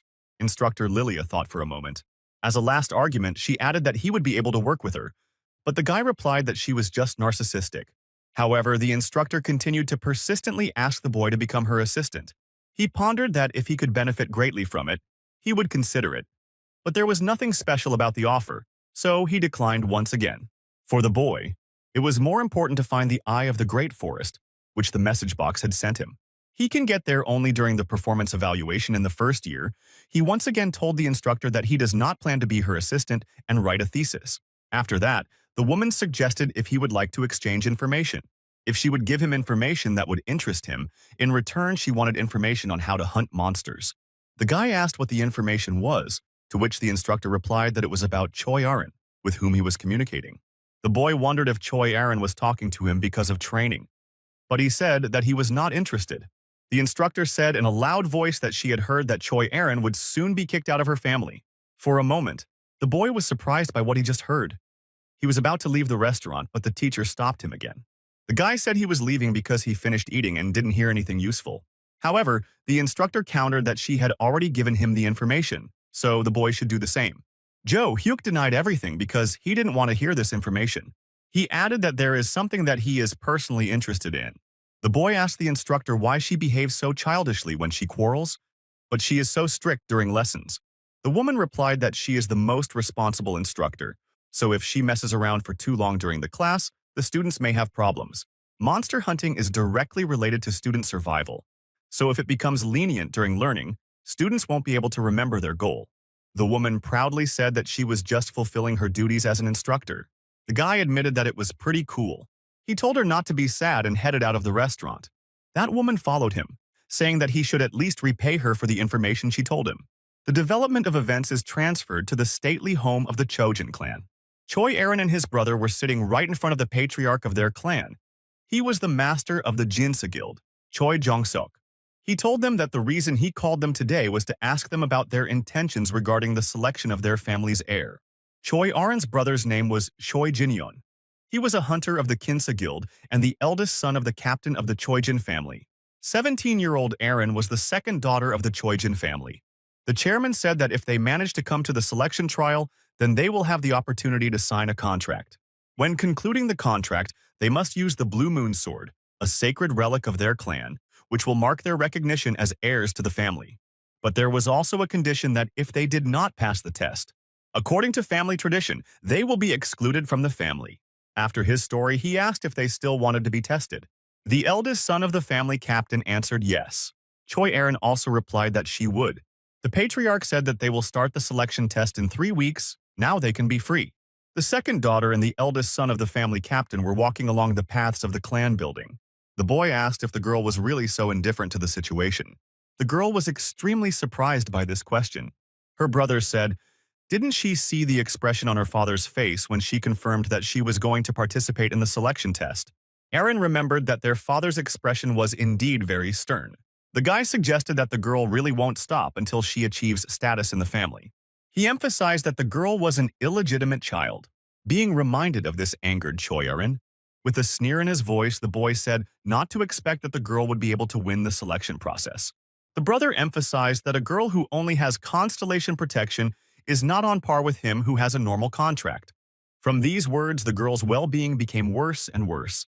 He said since she has given up and just sits and watches how the family's money is wasted, he will make them realize the price.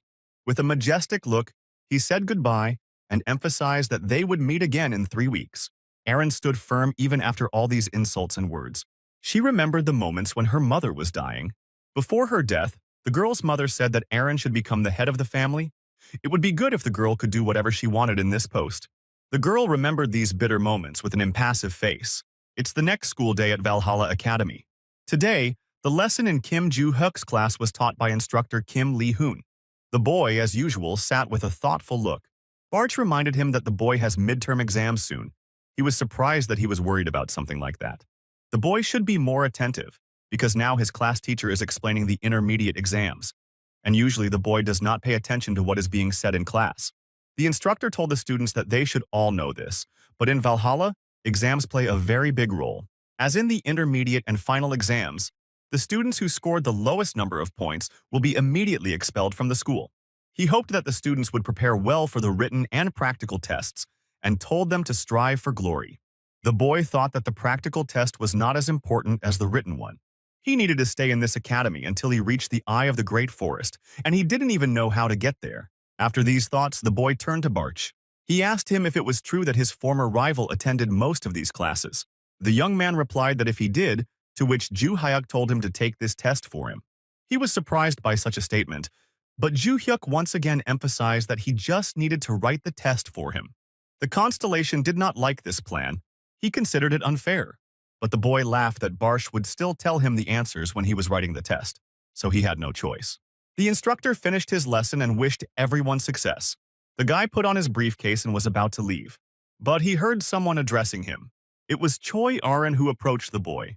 She asked if they would practice today. He wondered why she was asking this. Did she really want to finish their training? However, the girl said that this is not the case. The boy asked if the girl wanted to learn the art of swordsmanship.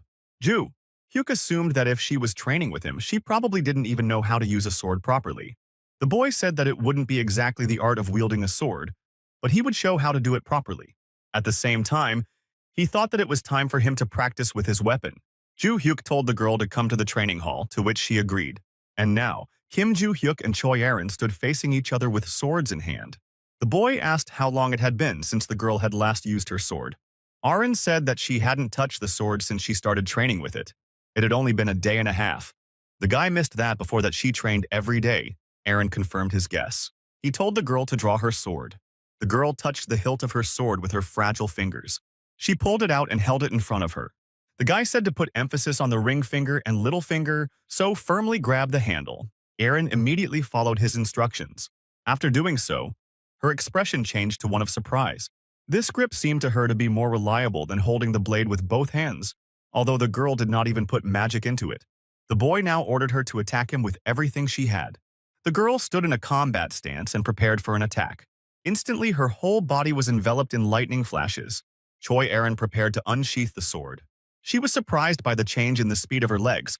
The girl swung her sword at Joo-hyuk, but he blocked her attack. He notices that Choi Arin has become much faster. Throwing her back, he said not to put more magic into his legs than necessary. She agreed with Ji-hyuk's remark. After that, the girl put the sword back into her sheath.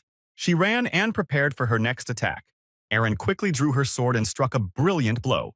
He told the girl that she began to move better. But after that, he emphasized that when she stops, you need to turn your body a little.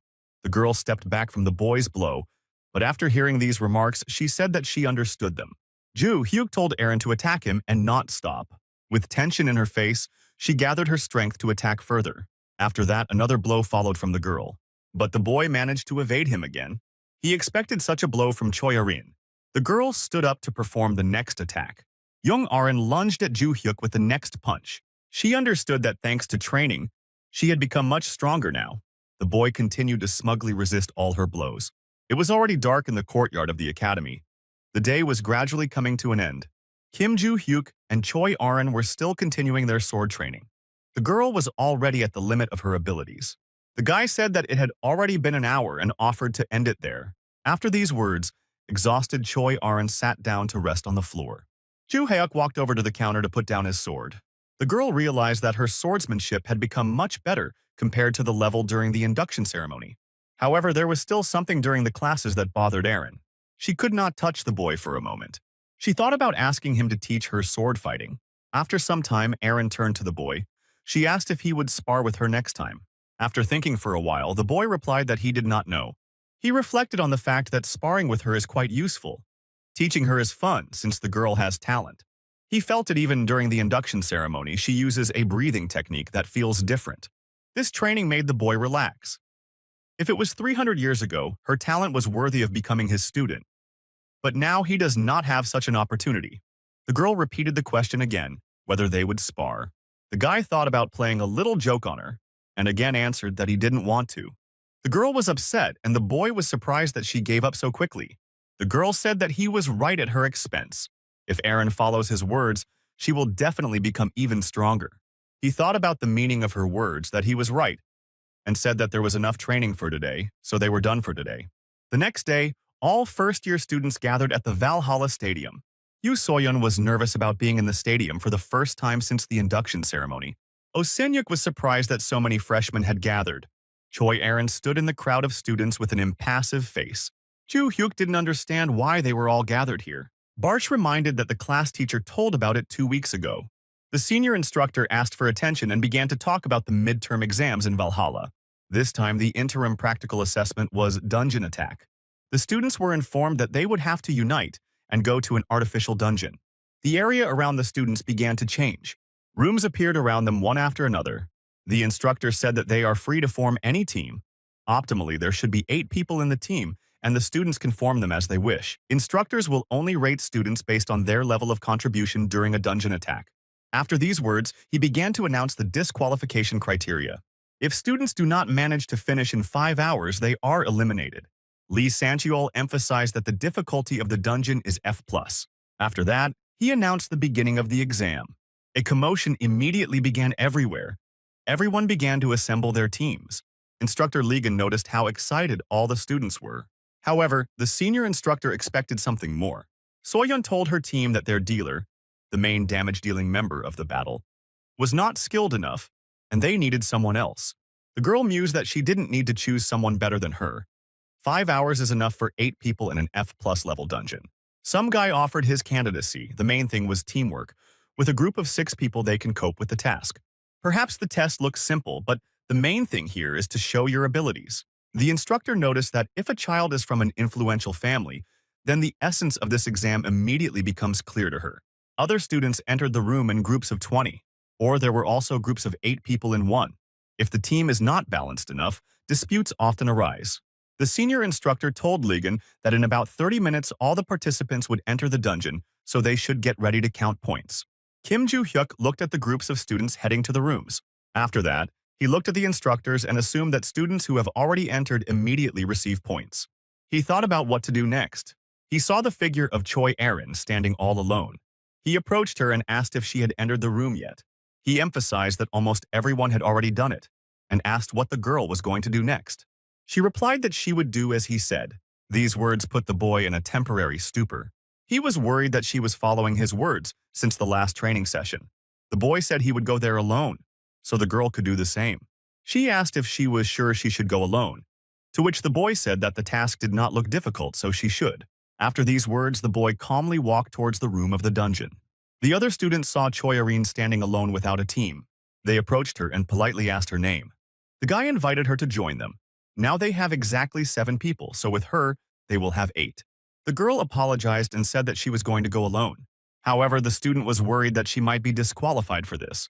The girl said that she can do everything herself because Ju Hyuk said that it is not difficult. The guy was very surprised by the girl's answer. Erin entered the room, then loudly closed the door behind her, leaving the students in a stupor. Not a single student remained on the playground. All the instructors carefully watched the exam. Kim Lee-gong was extremely worried about his students. It was clear that many of them were frightened when they met the stone goblin. First B grader Yoon Kyung-hyun was given 2 points. The student of the first B class, B Yeji, was awarded 3 points. Their partner from the first B class, Yoon Jin-soo, was awarded only 1 point. Kim Lee-gun watched as the senior instructor quickly conducted the evaluation. It was a rough estimate, which makes people think it's too strict, even though the instructors grade everything so quickly and accurately without any mistakes.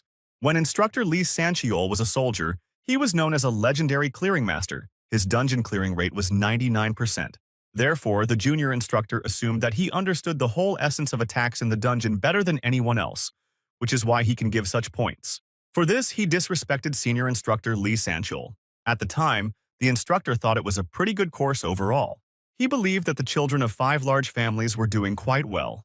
Among them, his favorite was one wonderful student, namely Yu Soyeon, who showed her leadership qualities the best. She ordered the archers to kill those goblins attacking from the side. The stone goblins continued to inflict heavy attacks on the students. The girl supported her brothers, shouting that the front line should not fall. At the same time, she ordered the archers to shoot. Several arrows hit the bodies of the stone monsters. After that, Soyeon flew in with an attack on the weakened goblins. The girl deftly destroyed them. After that, the goblins disappeared, which meant that the victory was for the students. The instructor was delighted with how well they were doing in clearing the dungeon. The girl assigned certain roles to her team members and made moves that would definitely earn her points. In addition, she manages her team members well because she was confident that they would clear the dungeon. He believed that if Soyeon did well in the midterms, it was only a matter of time before she rose to the top. If Kim Joo-hyuk had not defeated her during the induction ceremony, the girl's talent would not have been tarnished. Remembering the boy, the instructor asked how he was doing. However, on the screen of the search engine, it appeared that nothing was found about Kim Joo-hyuk. This surprised the teacher, because this search engine will be able to find any information about all the students who entered the dungeon. The senior instructor assumed that the boy had already passed the intermediate test. He looked at the artificial dungeon list table and found that Joo-hyuk was the only one on the list. The instructor was very surprised that the boy had already cleared the dungeon, even by himself without a group. Looking at the time, he was even more surprised, because the cleaning time was 23 minutes and 32 seconds. As impressive as the boy was during the induction ceremony, it wasn't something a 17-year-old high school boy could do, so the teacher decided to review the tape. He clicked record and started watching. At first, the boy stood calmly, holding his sword in his hands. The next moment, a crowd of stone goblins was heading towards him. Before starting the attack, Kim Joo-hyuk decided to stretch his muscles a little. He quickly dashed towards the advancing crowd of goblins. The monsters clearly did not expect such a turn of events. Kim Joo-hyuk, all pleased, flicked his sword at the goblins. In the next moment, half the face of the goblins was destroyed. The other goblins were very frightened by such a sight. The boy continued to brush them off, saying that he liked to cut stone goblins. After the previous blow, he stopped for a moment. 2 huge stone goblins loomed over him. At the same time, they struck at their enemy. However, all their efforts stopped right in front of the floor. They did not understand what had happened, while the boy was already flying straight at them. With the next blow, he killed 2 orcs at once. All the instructors were embarrassed by the sight they saw. A huge monster in steel armor appeared in front of Kim Joo-hyuk. It was a special golem that was modeled specifically for the midterm exam. He intended to strike the boy with his huge hand, but the young man continued to look at it with great passion in his eyes. A moment later, he attacked the huge golem with sword magic. The golem's head rolled back and he began to disappear. It was already obvious to the teacher who would be the first winner of this exam. Of course, the first place on the exam went to Kim Joo-hyuk. At the end of the time allotted for the test, students began to leave the rooms of the dungeon. Some teams were in a bad mood and some, on the contrary, were quite cheerful. Yu Soyeon and her team have also already left the dungeon. At this time, Oh Senyuk was looking at the state of the other students. Choi Aron was impassively heading out of the dungeon room. Kim Joo-hyuk had been waiting for the test to be completed for a long time, and so Kim Legan was reviewing the results of his students. His students took the first 4 winning places in the ranking. He was very surprised at this order of names. The instructor approached Lee Sancheol and said that the results had already been published. He expressed his concern that the results were quite unexpected, as Kim Joo-hyuk took first place. The senior instructor agreed that this was quite unexpected. In fact, he didn't expect the boy to take first place, but what shocked him more was that he made it through the dungeon by himself and didn't get hurt at all. He added that when the boy grows up and goes into the industry, Korea will be able to regain the title of The One. Instructor Ligon asked if this is not the title given to the strongest contractor in the world. Lee Sancheol confirmed his guess. He assumed that this was possible because there had been no world geniuses for a long time. He also added that this exam brought another unexpected result. This surprise for them was Choi Erin. He said that during the process they did not think that the girl would win, and Yoo So-yeon would take second place. He didn't know why the girl had braved the dungeon alone, just like Kim Joo-hyuk. To deal with the Oboins, the girl did not spend much time. She suffered a lot but still cleared the dungeon. He added that he thought the girl was quiet and hardworking, but he would never have thought that she could clear the dungeons by herself. If this exam was focused on teamwork, Yoo So-yeon would have scored more, but the test was focused on the level of contribution of each member. Still, he wouldn't recommend the path the first two took for their students. It was not something that ordinary students could successfully replicate. Instructor Ligon thought about the girl's motives. He watched her when he was the leader of the Jinsa Guild, when the girl practiced only in swordsmanship. He couldn't believe how she decided to go to the dungeon alone. He assumed that it might be because of Kim Joo-hyuk, but after a moment he rejected these guesses, thinking that he needed rest. The sun was already setting on the outskirts of Valhalla Academy. The next day, all the students gathered at the rating board to see the exam results. The results were the same. Kim Joo-hyuk, Choi Erin, and Yoo So-yeon took the top 3. It annoyed Rodkill Ventric to see those names and the fact that he was only in 8th place. He asked his maid, Yuria, if Dicer was in Korea now, to which she replied yes.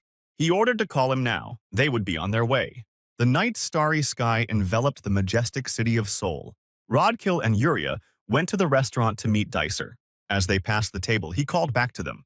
Dechera waved at his brother and said that they had not seen each other for a long time. The brothers sat at the table by candlelight and had dinner. Dechera ate meat like a maddened animal. Such manners of his brother clearly strained Rodkill. Dizeri asked who was the boy he needed to take care of. Rodkill replied that Kim Joo-hyuk was just a brainless senior. He added that this boy had disappointed him greatly because of his humble background, so he asked his brother to deal with him. With the look of a beast, the interlocutor immediately asked if he could kill him. Rodkill was worried but said that it was up to his brother. Dechera said it was different than last time and he needed to prepare. He pointed his index finger at the maid Yuria. He remembered that he had a huge quarrel with the Felix family because of the girl he had been dealing with for a long time. He added that because there weren't many people in Felix's family, he couldn't kill any more because the rumors had spread far and wide. However, the people in Valhalla were different no matter how often the boy tried. It was hard for him to get in there and make a mess. Rodkill Ventric said he understood everything. He added that he would do everything possible to keep the boy out of trouble, so he could not worry. Dechera got up from the table and told him to prepare a good reward for his work. A week later, Kim Joo-hyuk was again holding the application for permission to go outside. Barch asked if the boy wanted to go outside again. He noticed that the boy had been going out quite recently, and then there was a need to go out again. The god of destruction said that he had heard that by successfully passing the exam, the boy was given another permission to go out. It was an opportunity for him to find other hiding places with treasures. Barch asked the boy where he was going to go. After submitting the application, Joo-hyuk went to the city of Suwon. He walked along the road looking for the possible location of his hiding places. However, the boy was distracted. Someone ahead was calling him. Dechera Ventric appeared right in front of the boy, asking how he was doing. The course of events is transferred to the market in the 7th region. From a huge window, the black cat looked out over the city.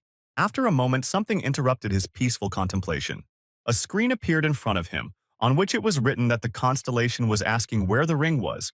It was already on its way and had to go through the usual procedures to pass through the portal. However, after these words, the screen displayed a huge number of lines with the phrase that the constellation is going crazy.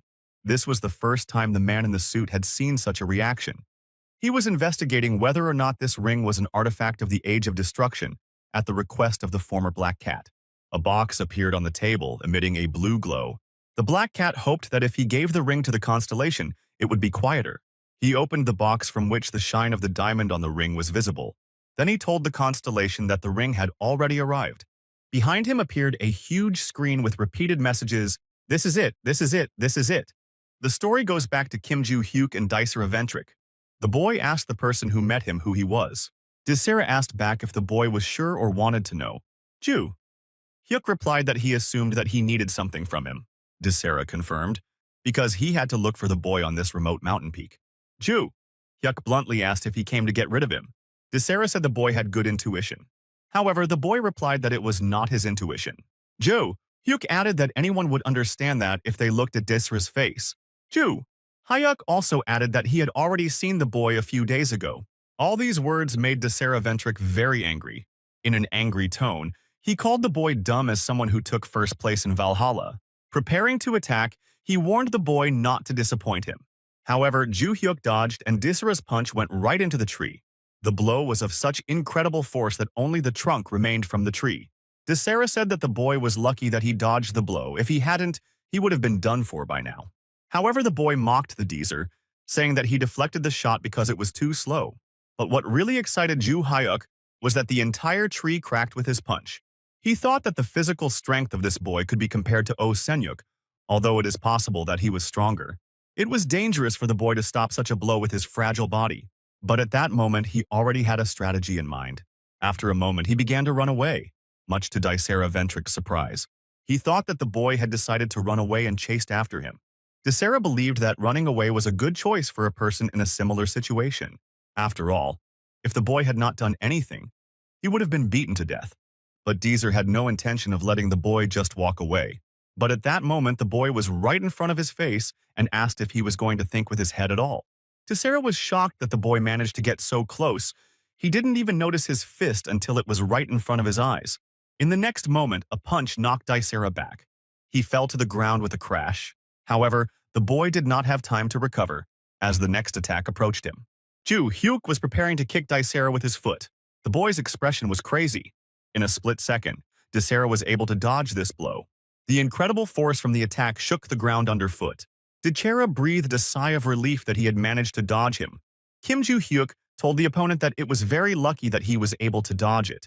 Ventric was very angry at these words of Dicer. To his surprise, he asked the boy what he had just done. With a sneer, the boy remembered that he had taken first place in Valhalla, and Desera should have known about it.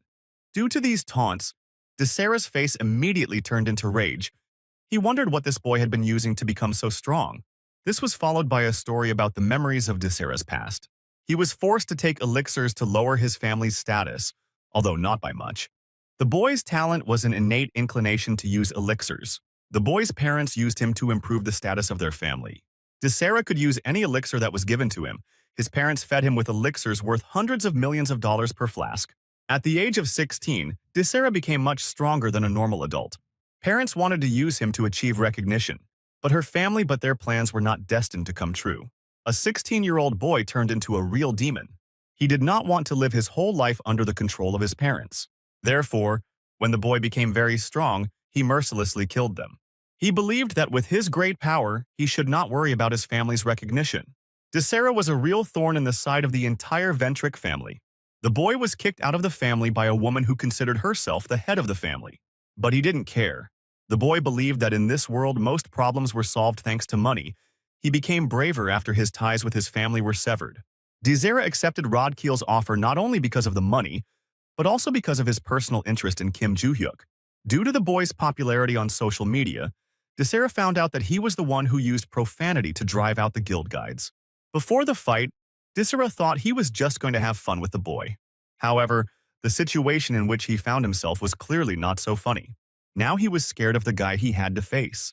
He asked the boy what drugs he took to become so strong. He believed that some cheap elixirs would not help such an orphan. Ju Hyuk wasn't expecting to get a dumb question. After the words about drugs, he started laughing loudly. He was surprised that Desera seriously thought he was taking drugs. The boy guessed that Desera's power lies in the abuse of narcotic substances, to which he answered with a question. Did the boy become stronger without the help of any elixirs? Ju Hyuk answered no. He became so strong because of his training. He told the boy that he wanted to compare him to his fellow student, but thought it would be rude to compare a naturally muscular boy to a jerk like him. Desera became very angry at these words and immediately wanted to kill the boy. He had an item he wasn't allowed to use here but decided to do so. The boy took out a small blade from his pocket, and then an ominous aura enveloped his body. Kim Ju Hyuk was surprised by the influx of this magical power. Desera could feel his power growing with the help of magic. He started to say something to Kim Ju Hyuk. The boy asked if he really thought he would let him go so easily, but before he could finish, Ji Hyuk attacked him. Attacking, he called him a dumb-headed fool. But he asked why they always talk so much before an attack. The boy's surprise attack knocked Dicer back, but he did not have time to come to his senses, as a punch followed. With that blow, he smashed Desera's face against the tree. The guy's jaw dropped from such a strong blow. Suffering from pain, he asked the boy to stop. Hyuk took the attacker by the hair and said that he could not kill him yet. He would have forgiven him if all he did was get into a fight, but the boy said he wouldn't let him go that easily. Clenching his fist, he told the boy that he wanted to ask something.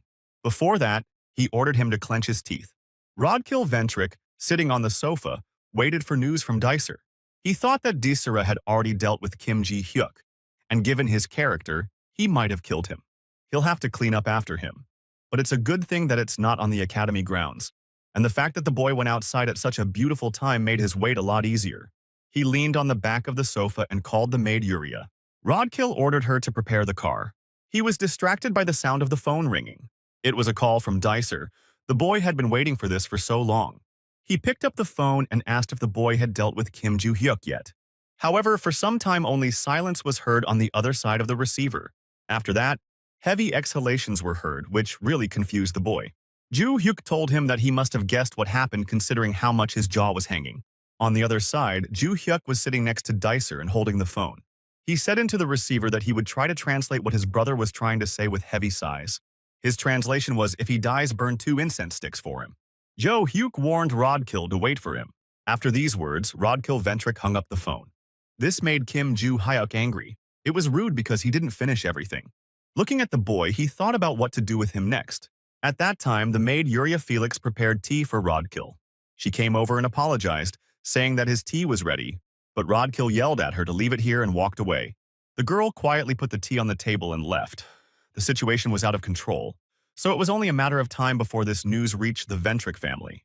However, the boy reassured himself that everything might not be so bad on the other side.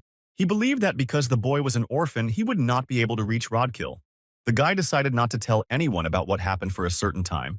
He will just have to watch. Hyuk continued to calmly walk around the neighborhood. Barch asked the boy if he was really going to just leave the attacker there, to which the boy replied that he would talk about the incident when the time came. Barch asked why the boy didn't just kill the attacker. However, the boy emphasized that in a past life he would have done so, but because he was high school student Ju-hyuk and not Kim Hyuno, he would have had trouble. Barch thought that this behavior was really like him, and added that there was something he was worried about. He was troubled by the magic that the boy released as he prepared to attack. This magic seemed very familiar to him.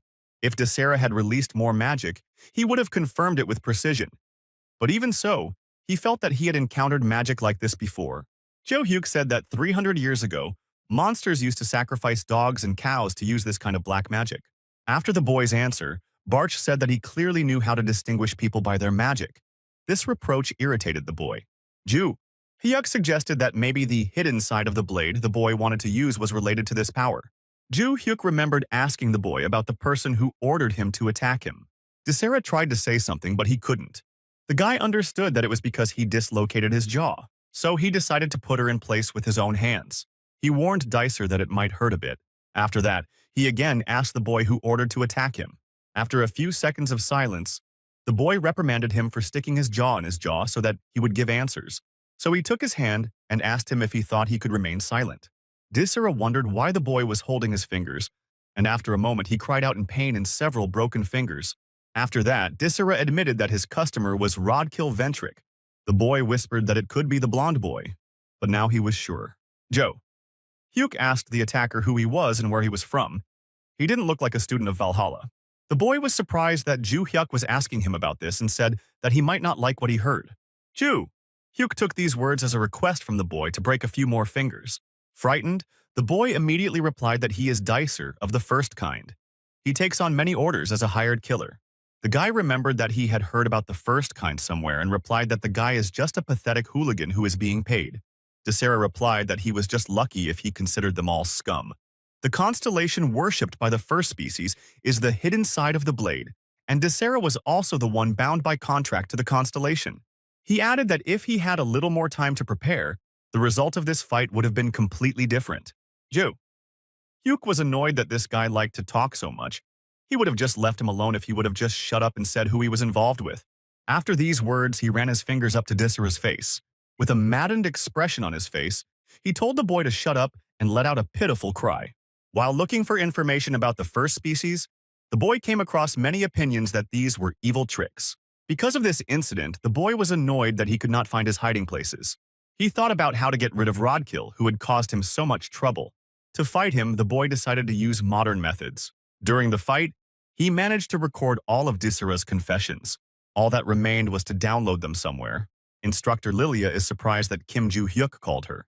With enthusiasm, she picked up the phone and immediately asked if he was calling because he agreed to work as her assistant. However, he disappointed her by refusing and asked if she knew any reporters she knew.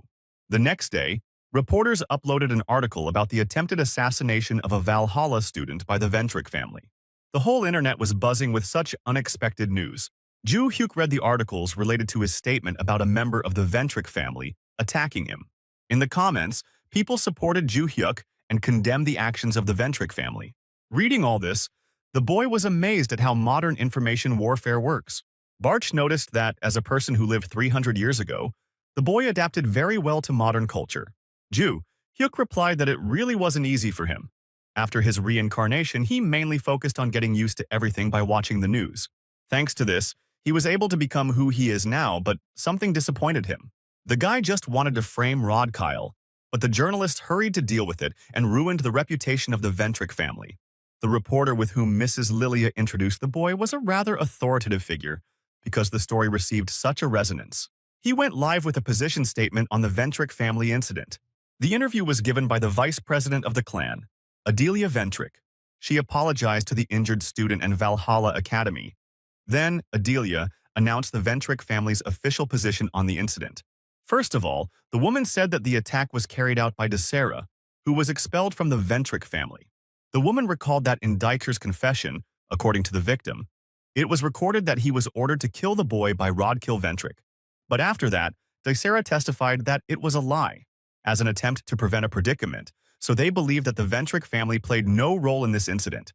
Desera had once belonged to the Ventric family, although he had been banished, so the woman felt it was her moral duty to visit and apologize to the victim. Their family also speculates that Rodkill, who studies at Valhalla Academy, could be connected to the criminal in another way. So they'll call him home and do their own investigation, and they'll work hard to leave no one in doubt.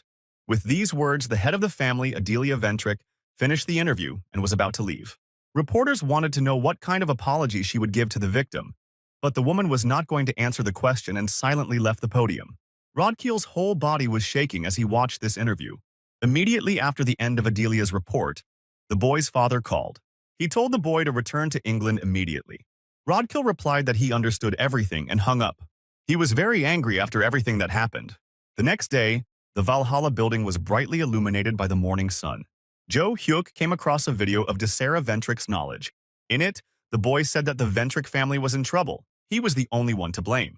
Joo-hyuk didn't understand why Desera suppressed his pride in this confession. He was angry. The meanness of the Ventric family annoyed the boy extremely. He recalled that the vice president said that she would come and personally apologize to him. It would be very embarrassing for the boy. The boy stopped and glanced at the teacher's office. The classes were already over, so he wondered if he should turn to one person for help. The school corridor has changed into a spacious Valhalla cafe. Instructor Lilia sat with an extremely satisfied face. Before the woman could say anything, Kim Joo-hyuk immediately turned her down. He immediately guessed that the woman was going to ask her to become her assistant. The instructor was surprised that he had foreseen their intentions. She asked why he called her because she is such a busy person. She cried out if it was a date, but the boy shattered her dreams by telling her to come back to her senses. Lilia was surprised that he was talking to her so informally, but Joo-hyuk pointed out that they have been talking like this for some time. He added that he called the instructor not because he was bored. The guy thanked her for introducing him to the reporter. As a sign of gratitude, he decided to give her some information about how to fight monsters. The woman jumped in surprise. Joo-hyuk asked Lily if she could help him leave the academy this weekend. She replied that if he became her assistant, she would allow him to go out every day, but the boy again refused such an offer. At that time, a transport ship with prisoners was moving along the northern part of the Pacific Ocean. In his cell on board sat the prisoner Desera Ventric. He was angry because he was put on a ship and treated like luggage. He guessed that he was being transferred to a prison tower in the middle of the North Pacific Ocean. It was a prison created by an S-class constellation that transforms all contractors into ordinary people. However, Desera wasn't that worried. All he needed to do was shut up and make sure that Rodkill could stay with the family and the Ventric family. If the boy remains silent, his term will be reduced to 5 years. Otherwise, it would be a disaster for him. 5 years seemed like an insignificantly short time for a boy. Suddenly, he heard a voice saying that the boy's face was too ugly. Disser was frightened that there was someone else here besides him. A moment later, a fountain of blood poured from his throat. The boy screamed helplessly from the unexpected cut. He saw in front of him a dark figure of a man with a knife in his hand. The bloody man told the boy to die, that the first species did not need people like him. After these words, Disera fell with his head on the floor. The man dissolved into the darkness, leaving behind the bloody corpse of Disera Ventric. The events are transferred to the luxurious estate of the Ventric family. The vice president angrily directed her gaze forward. Rodkill, together with his father Eden Ventric, bowed and stood before the woman. Adelia turned to Rodkill in an angry voice. Cold sweat ran down the boy's face. He responded in fear to her appeal. The woman asked the young man what he was going to do next. Only words of apology flowed from Rodkill's lips. Adelia asked if he really thought that apology would fix anything. They only irritated the woman. She asked the boy to tell in more detail what made him do such an act. The woman asked if he intended to deal with Kim Joo-hyuk. The boy nodded affirmatively. In an imperious tone, she said that they were really stupid if they thought that was the explanation she wanted to hear. Standing up, she said that Rodkill acted on his own, not because the boy had offended the Ventric family, but in fact, the boy's personal pride had been offended. The woman reprimanded that, as a result of this, it was Rodkill who became the cause of dishonor to the Ventric family.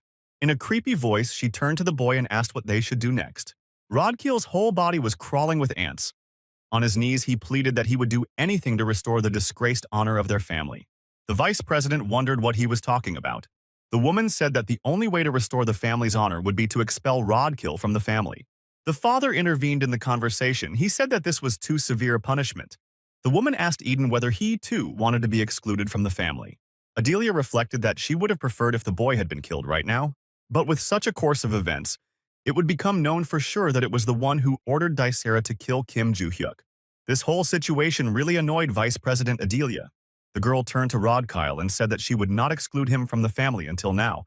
That is, she ordered him to return to Valhalla and keep his mouth shut. After the woman meets Kim Joo-hyuk, she will think things through.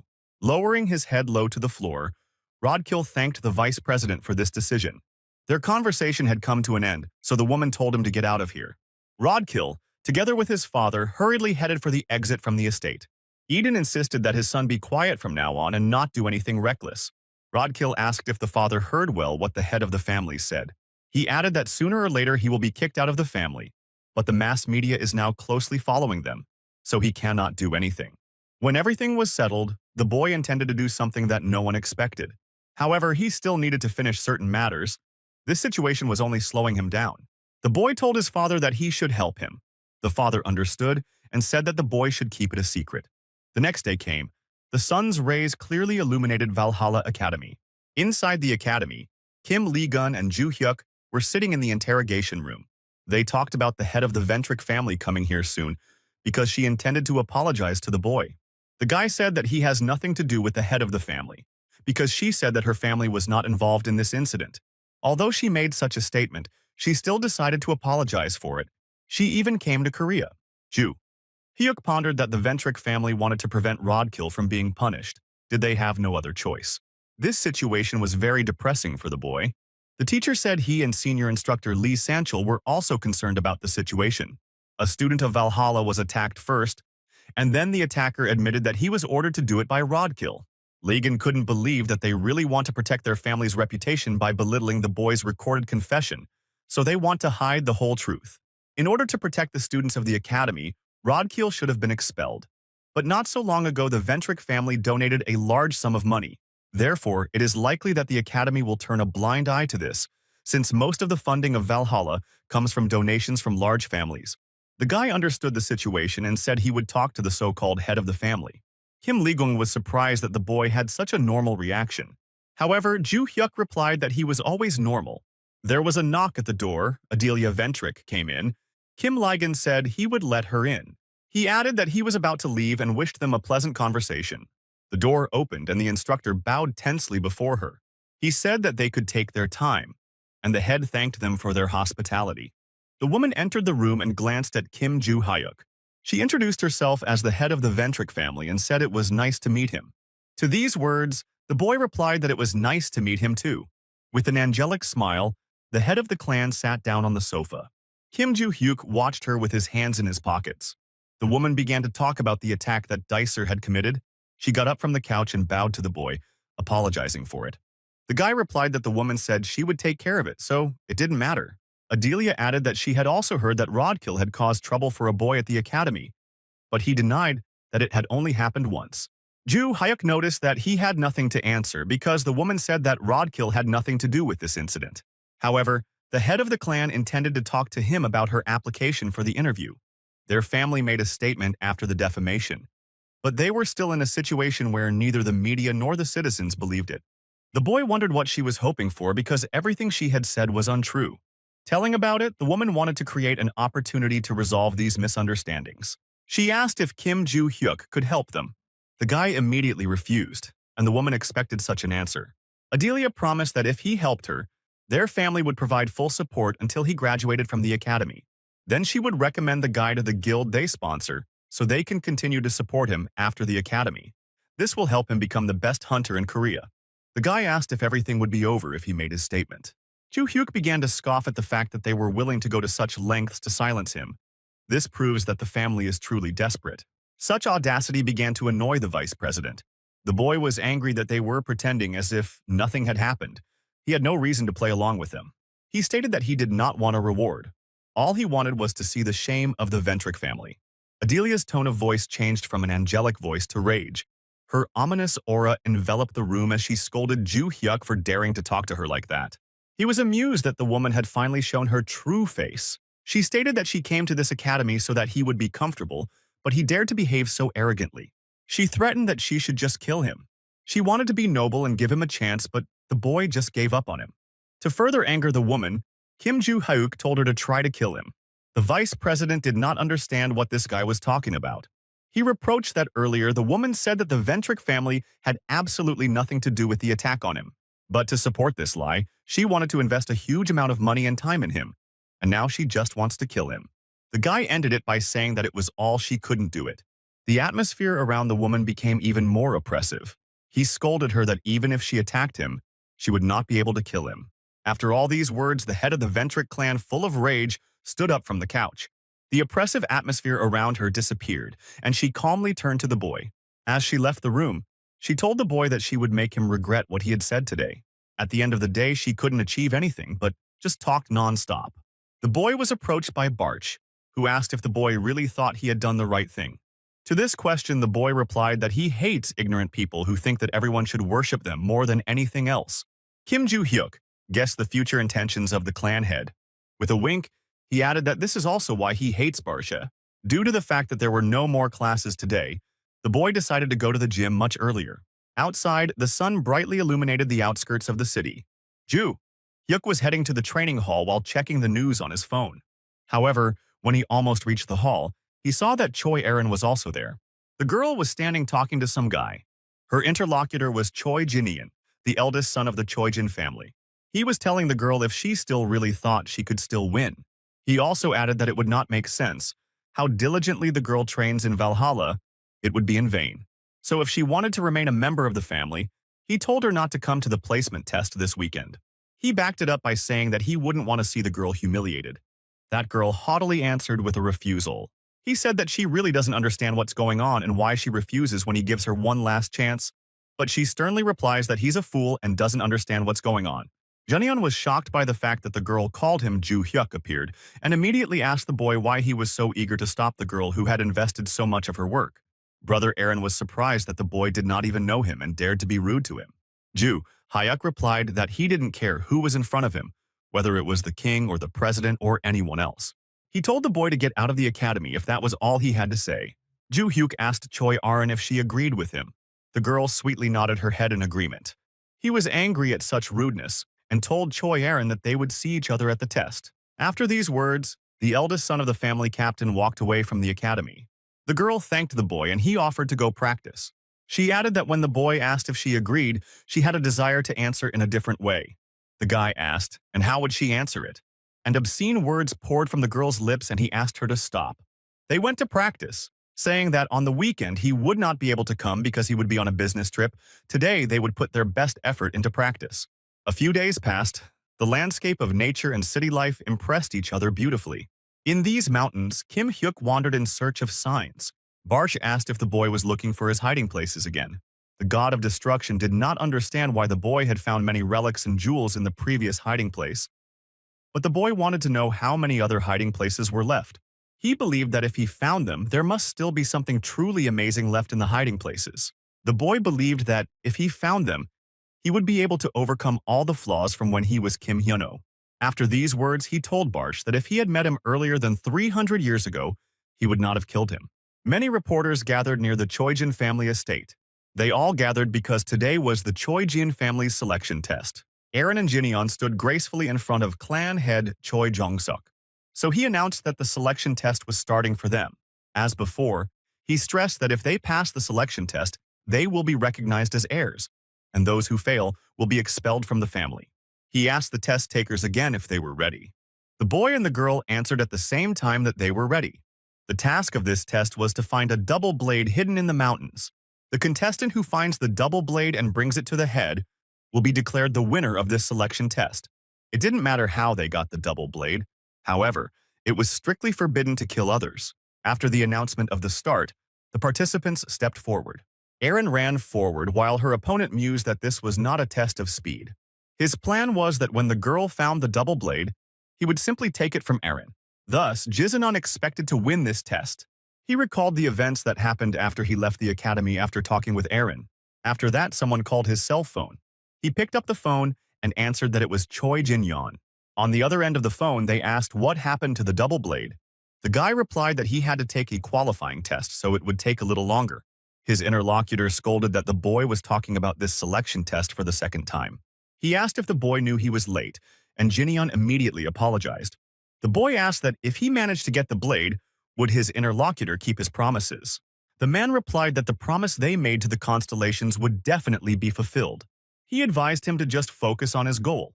For the boy, this selection was the last chance to get a double blade. After some time, he went in search of Choi Arin. The girl was already far in the mountains, looking for traces of the blade. She could feel the trace of the dual blade magic, so she needed to concentrate. She guessed it would take her about 15 minutes. The girl had just come upon the trail of the blade when something distracted her. Aaron's older brother, Choi Jin-yeon, was approaching. He realized that the girl was looking for the blade with the help of magical traces and asked who taught her this. Holding onto the hilt of the sword, the girl replied that Ju Hyuk had taught her that. Aaron began to remember exactly how it happened. The boy assumed that the girl knew the basics of managing magic. After all, Choi Arin already possessed the power of lightning flashes.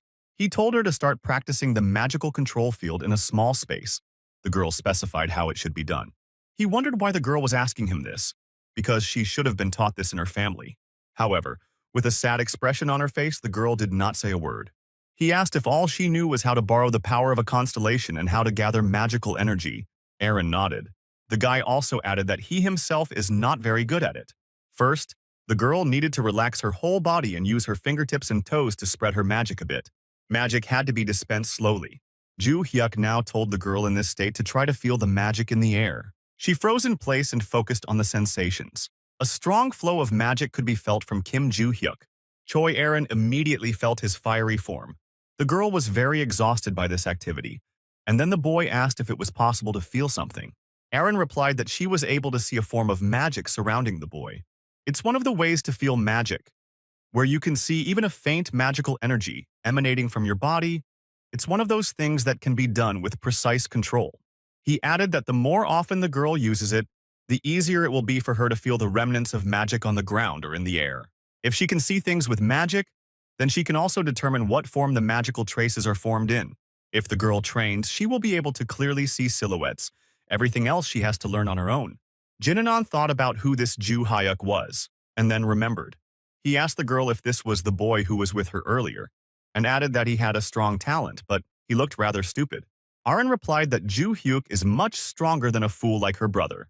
After these words, she asked him why he came here. The young man put his hand on the hilt of the sword and began to take it out of the case. At that moment, he immediately attacked his opponent. However, the girl managed to push her brother away. She even managed to repel his unexpected attack. He was excited because the girl had become so strong. Aaron stood still and prepared for the coming attack. At this time, not far from them, Kim Joo-hyuk concentrated on searching for his hiding places. He had already hoped that he would not be able to find a hiding place and that only one of them remained intact in Valhalla.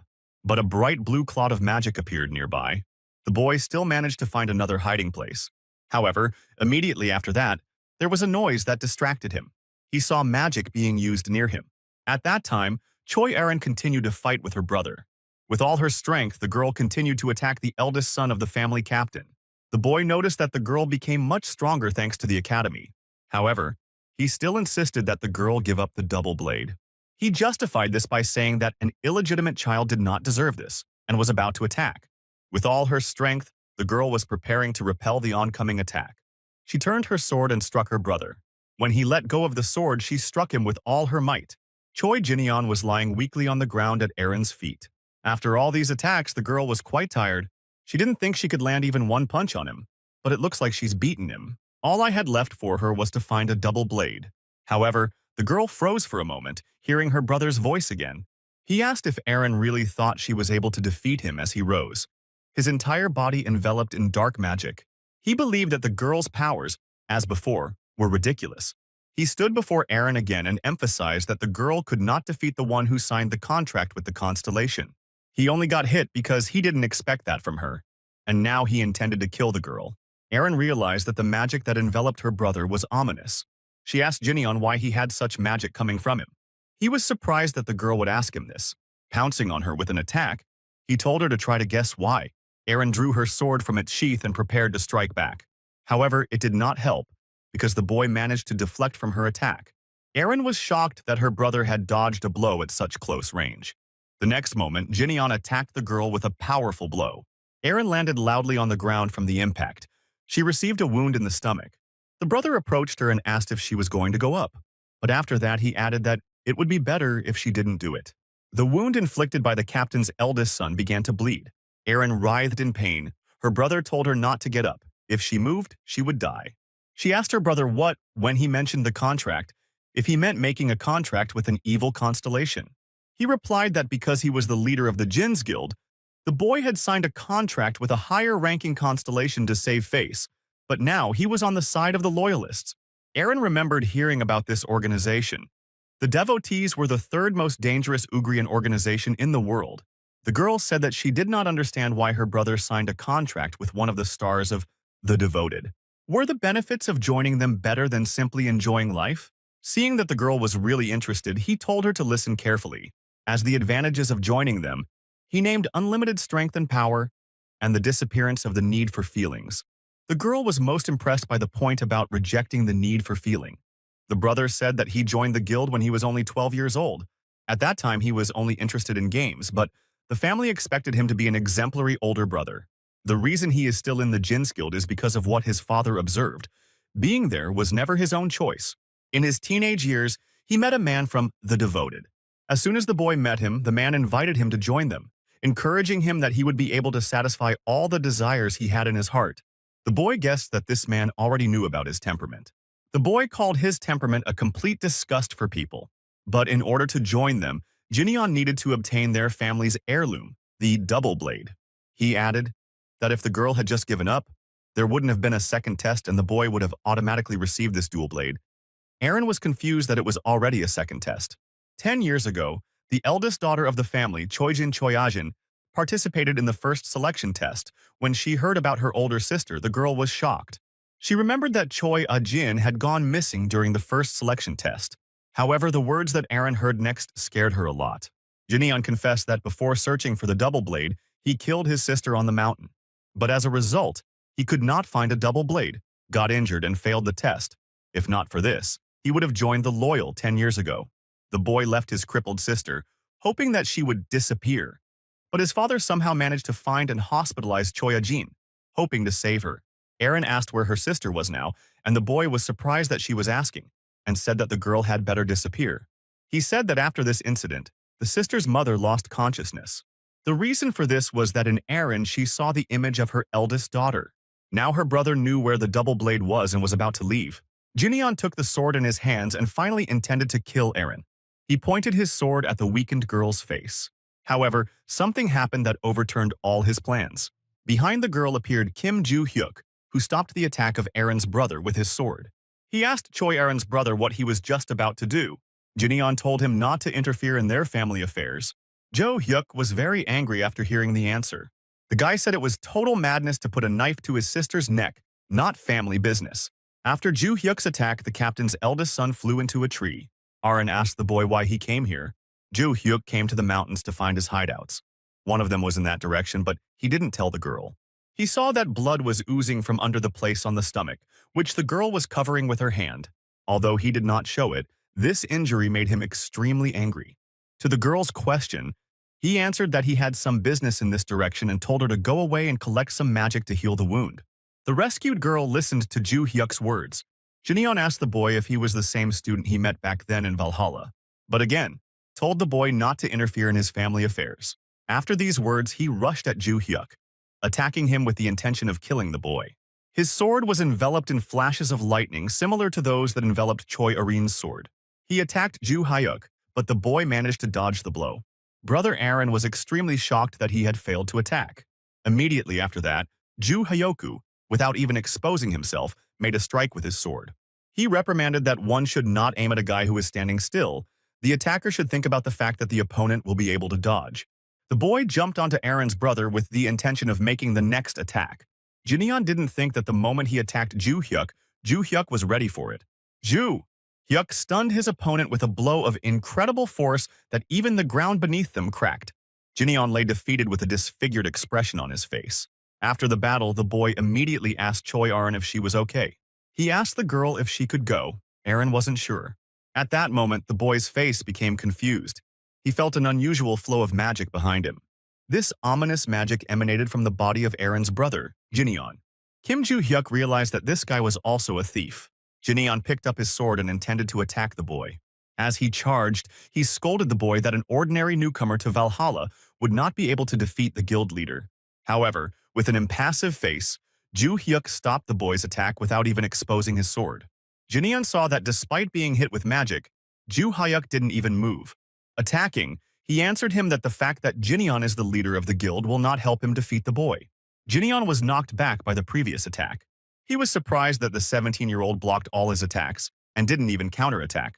He had no choice, so he decided to use it. There were many side effects in what the boy wanted to use, but he thought that if he took another hit, he would definitely lose. From his jacket pocket, he took out the Stone of the Past. Having bitten him, he had to make a preemptive contract with the constellation.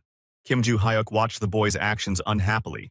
After that, a huge amount of magical power could be felt from Brother Aaron. From such an influx of magic, an earthquake began in all the mountains. One of the reporters pointed her index finger at something.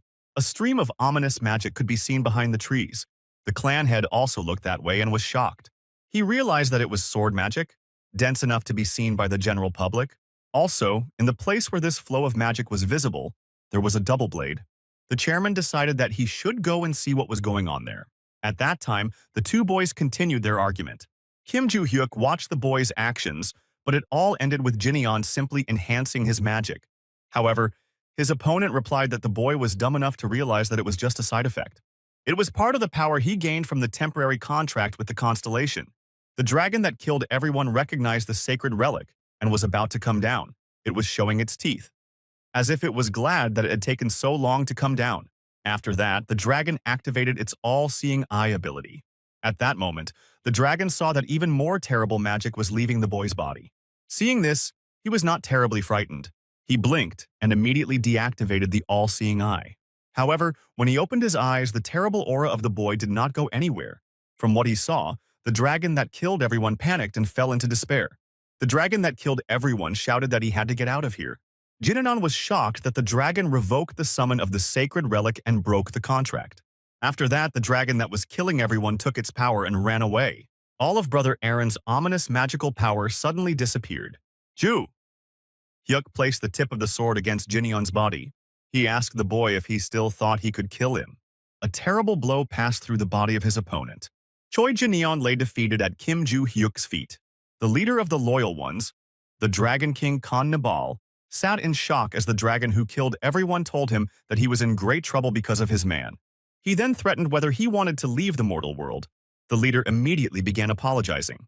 He bowed his head in front of the screen all the way to the floor. A message on the screen emphasized that they should not distribute artificial relics again in the future. The last message on the screen was to behave, after which the translucent screen began to disappear. Khan Nebel was shocked by what happened. He was thinking about what could make the constellation so disjointed. From the words about the artificial relic, he guessed that the boy he had placed with the Choijin family had done something wrong. The leader of the organization tried to ask the constellation what went wrong. He decided to find out without fail what happened. Nighttime enveloped the Valhalla dormitory building. Kim Joo-hyuk returned to his room. He was tired of the events that happened today. The boy began looking for something in his briefcase. He took out a book from him, which was called Divine Arts. Barch asked what kind of book it was. The boy told him that it was the main reason why he was looking for his hiding places. It was a breathing technique that helps raise a person's magical power to a very high level. The difference between this breathing technique and his previous one is that the previous technique was worthless. He bought it in the market, mastered it, and used it to the end. When Joo Hyuk discovered these divine arts 300 years ago, he was unable to change his breathing technique because it was ingrained in his body. The boy recalled that in the battle with Barch, he suffered greatly due to his poor breathing technique. He has run out of magic power, but thanks to this body, he could start over. He intended to stop training his body for a while and start studying the divine arts. The god of destruction asked about the situation that happened earlier. He reminded the boy that he had left the injured girl with her crazy brother. The guy replied that he left her because he heard someone approaching them, so he decided that they would deal with it themselves. During the last battle, Barch asked the boy if he had killed his opponent. Joo Hyuk hoped that he hadn't killed the boy, because he had already been involved in another incident in Valhalla, so he would be in trouble if anyone found out about this incident as well. There were tiny traces of magic left on Brother Aaron's body, so he should have survived. Then he asked Aaron if she could get up and was about to give her a hand, but at that moment the boy heard someone approaching. He thought that Choi Aaron's family was already on their way after seeing the magic of the sword. This made it difficult to find hiding places. After thinking about the situation for a bit, Joo Hyuk turned to the girl. He told her to sit and wait for her family to get here, adding that he had something to do in this place, so he had to go. In the end, he asked Aaron to say that she was the one who defeated her brother, and added that her brother was just passed out because the boy had gone a little too far. Joo Hyuk said goodbye to the girl and left. Aaron understood everything and also said goodbye to the boy, just as her family arrived. Joo Hyuk had expected that once he had mastered the divine arts, he would return the remaining storage stones. He remembered that the last time he had absorbed the magical power hidden in them, he had failed to absorb all of it due to his low magical ability. After all his thoughts, he turned off the light and went to rest. However, at that time, the Choijin family was still awake. All family members gathered at the negotiation table to discuss today's events. The chapter began with a story about the fact that due to the reporters who came to film the test, articles about today's events appeared immediately. He asked the interlocutors whether they had already read them. They answered that they had already read most of them. The headlines of all the articles began with the fact that the Choijin family was connected to the world's most feared band of thieves, the Devotees. Articles with similar titles went viral very quickly. The head of the clan said that he could not believe that there was a criminal in their family. Ta said that the association had published an official letter and he had received a statement from them. He added that when something like this happened to the Ventric family, it had nothing to do with them, so they simply kept silent. But this approach will no longer work. Jinyeon was handed over to the police. A man with dark glasses said that Choi Erin was transferred to the family's own hospital for treatment. The chairman asked what condition the girl was in now. He was told that the wound was significant, but the bleeding had stopped. Her organs were not damaged, so Aaron would not need any serious operations. The head breathed a sigh of relief. Another man added that there are also several articles about Choi Aaron. They say that following in the footsteps of Kim Joo-hyuk, Choi Aaron destroyed a member of the devoted. Valhalla Academy called it the Age of Geniuses. The chairman added that the girl also went against her own family, or there were articles about that as well. Other participants in the discussion added that although it ended in chaos, the next head of the family has already been determined.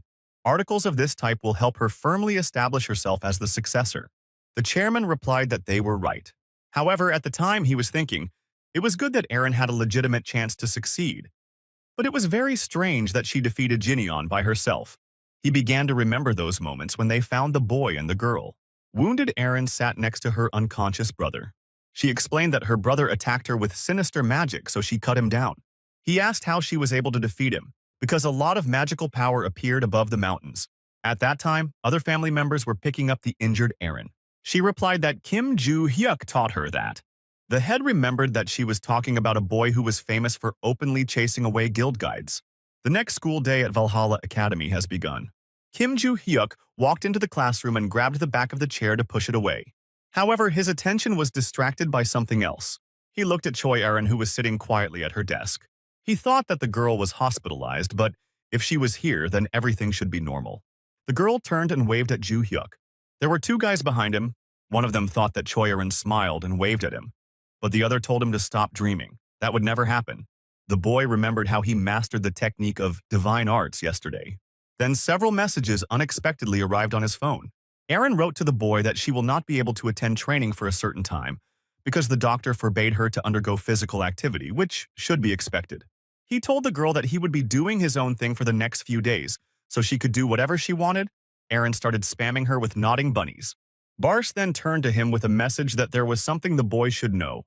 The black magic they encountered seemed familiar to the god of destruction.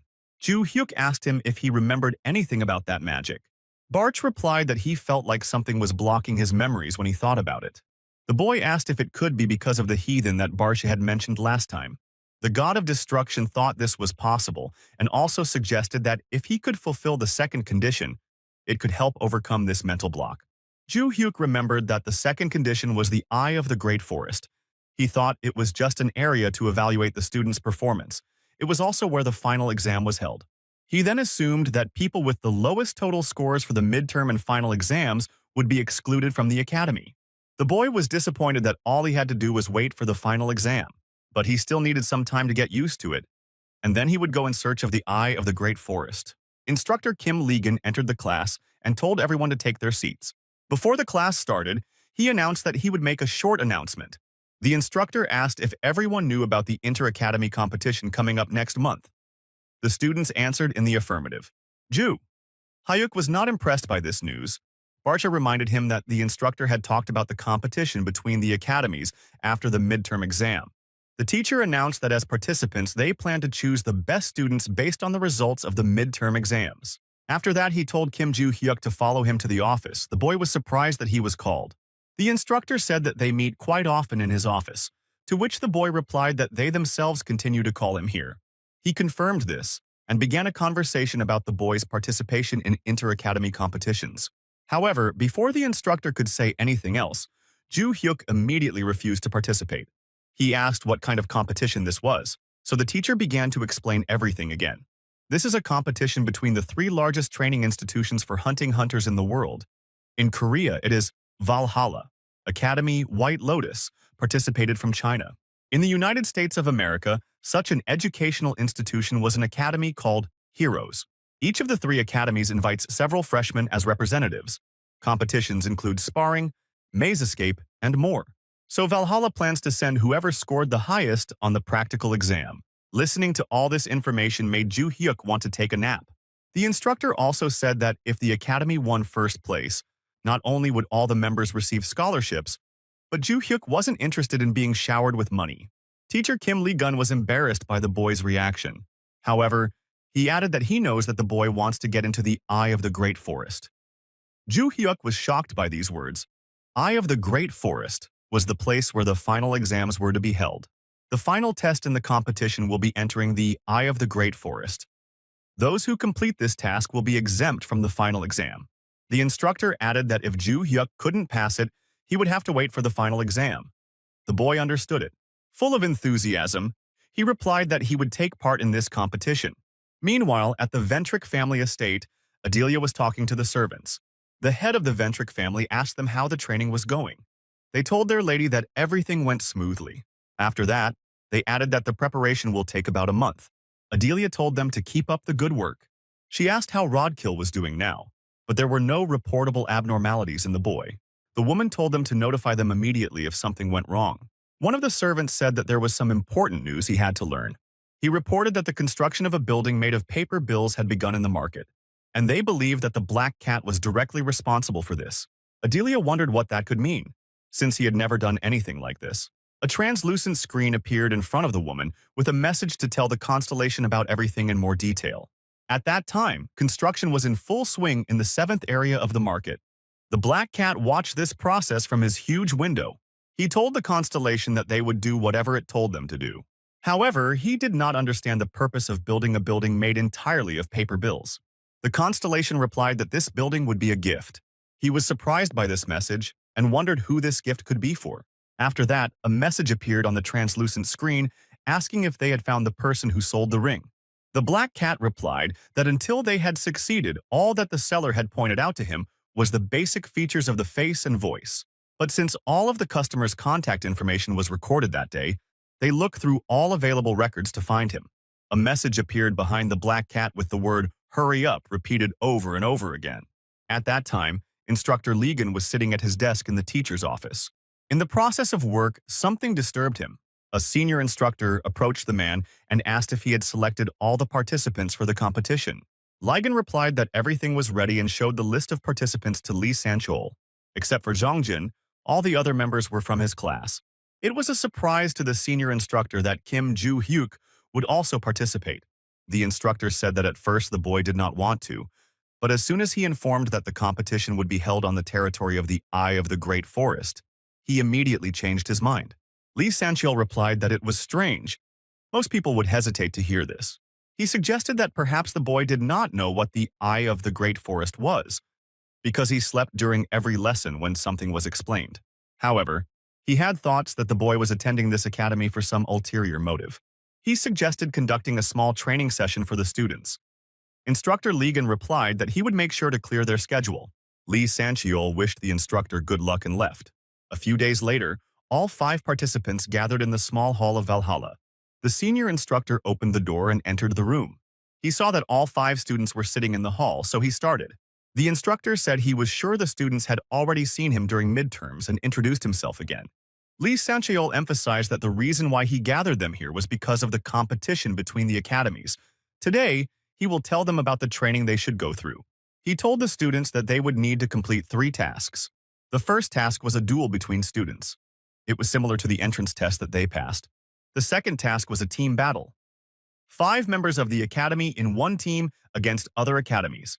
This was a task where all 3 teams would be competing at the same time, so the ability of the captain to navigate the situation was important. The third task included the Eye of the Great Forest. The instructor emphasized that he would not be able to give the students much information about him because the exam was ahead. He said that the Eye of the Great Forest was a labyrinth full of giant trees. The gates to it were guarded, so anyone who tried to enter would be detained. You can get there only through the official gates. Each team will enter the Eye of the Great Forest. A specific task will be given to them on the day of the competition. Next, the teacher began to explain the specifics and format of the team fight.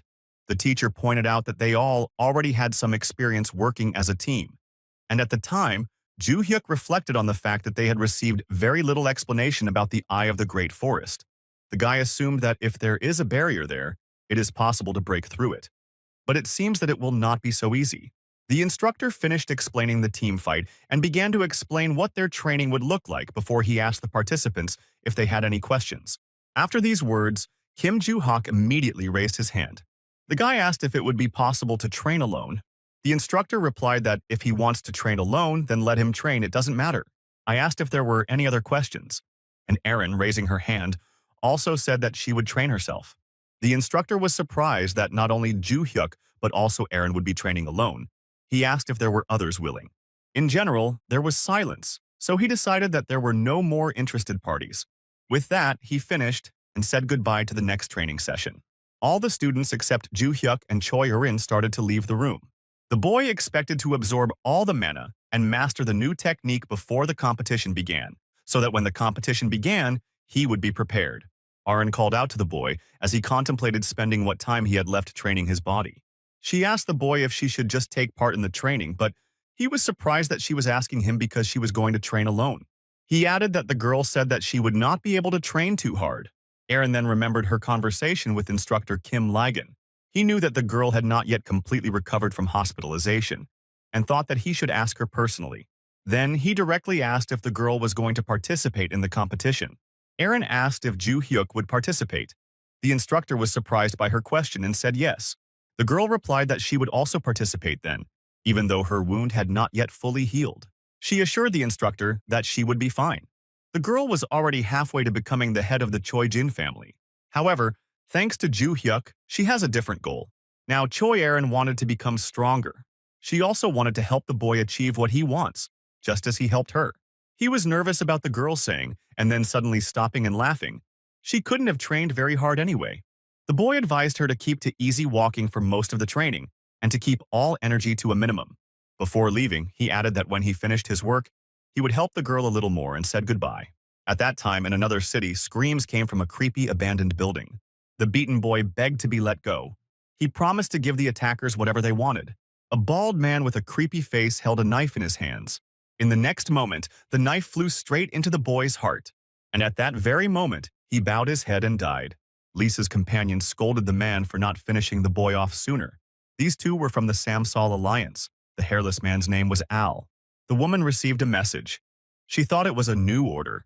Al asked her if they had sent a new target to kill yet. The woman showed him the image on her phone. It was Kim Juyok from Valhalla Academy. Lisa pulled the knife from the boy's dead body. Her partner wondered why they were ordered to kill this student, and the woman replied that the client must have paid a lot of money. She added that the client wanted them to kill him a month later, during the competition. Al was unhappy that they couldn't kill him now, but Lisa replied that the security of the academy and dormitory was very strong. They wouldn't be able to just break through the barrier. He also noticed that during the competition, there will be participants from other academies, which can be more dangerous. Lisa answered that on the third day, the competition would be held in a city called Eye of the Great Forest, in a maze of trees. Students have to find a way out of it on their own, so there will be no instructors in the forest. Participants will be watched from a height by a large drone. If you do not count the guards at the entrance, others will follow this from the observation room. So this too will have to hide and wait for an opportune moment. Al replied that it wasn't that interesting, but Lisa emphasized that they would have to complete the task anyway. A month passed. The first day of competition between academies began. All the students were excited before the start. Rodkill Ventric sat intently and thought. He recalled a phone conversation with his father.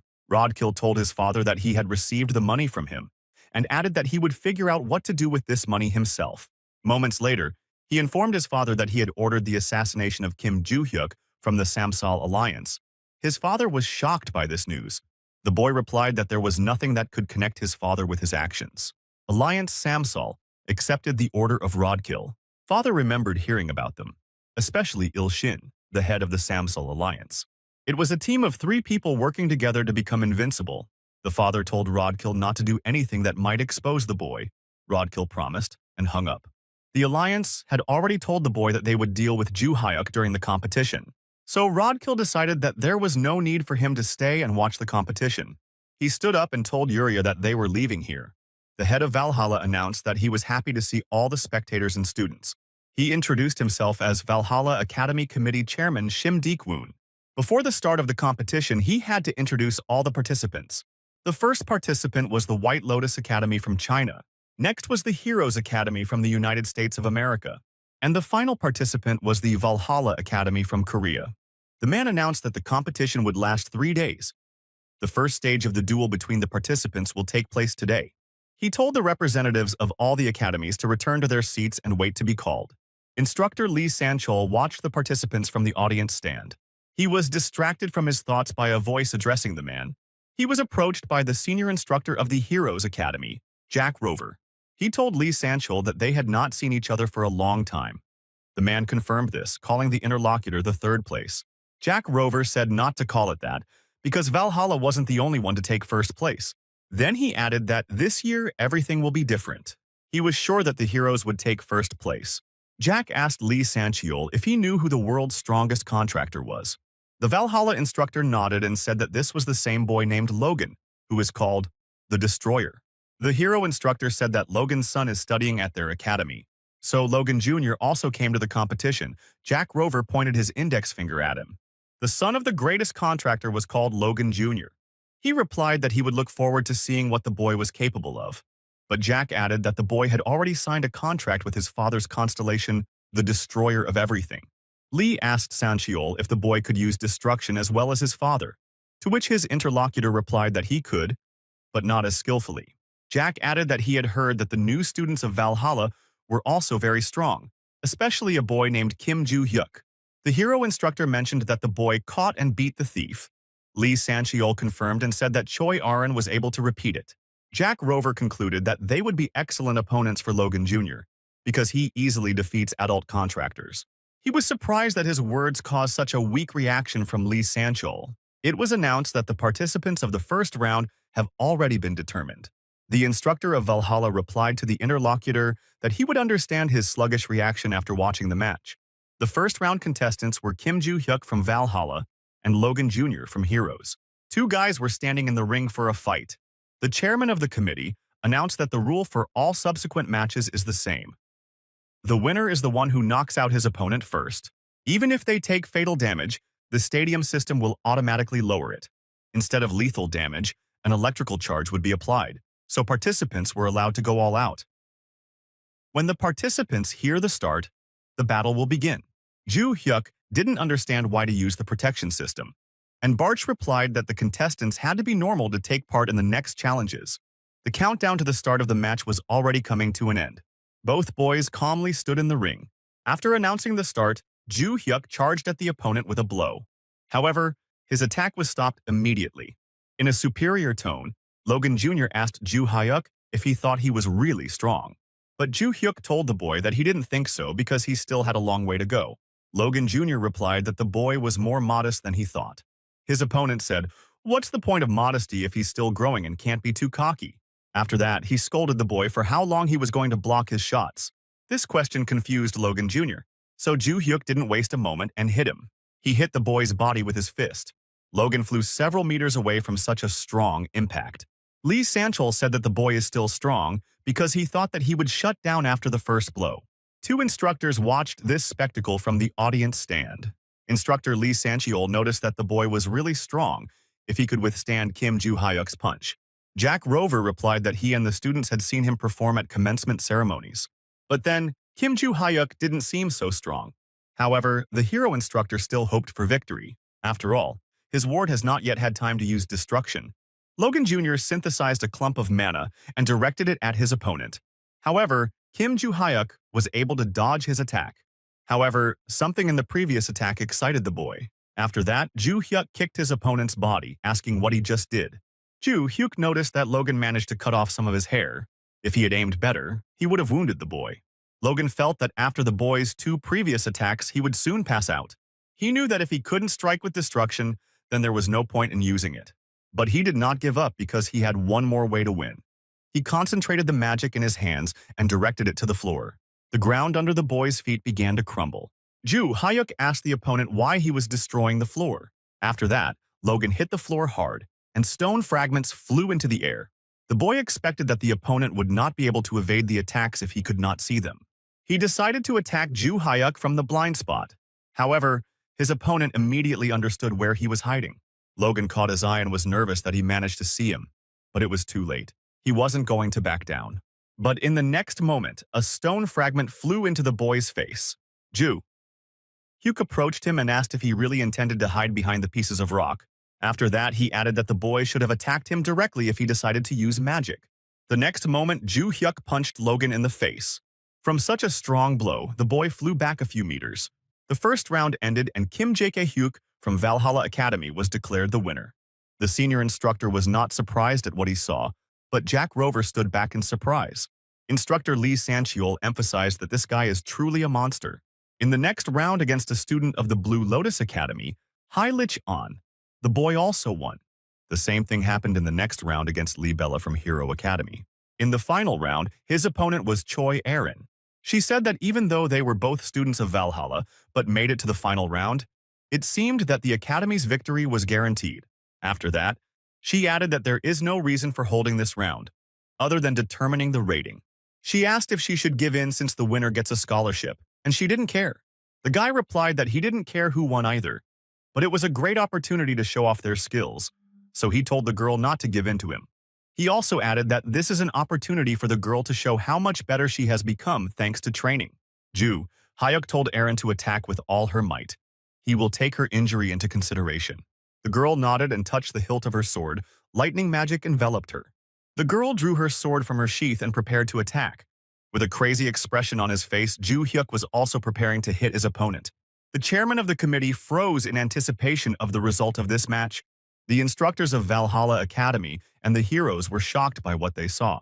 Jack Rover even grabbed his head. Yoo Soyeon and Oh Senyuk were also tensed by what happened in the ring. An unconscious Choi Aaron lay right in front of Kim Ju Hyuk's feet. The final round is over, and Kim Ju Hyuk has been declared the winner of all the inter-academy competitions this year. Barch said that this attack was merciless, although the boy should have taken into account the wounding of the girl, to which he replied that he really restrained himself because he did not hit her in the stomach. He added that his attack was improvised. The trajectory of the girl's blade went to his stomach, so he punched the sword. The boy became stronger because now he could hold some mana and increased his reserves, and also added that Choi Aaron has also become stronger. Nighttime enveloped the space around Valhalla. The instructor entered the hall where the students were sitting and asked if everyone was okay.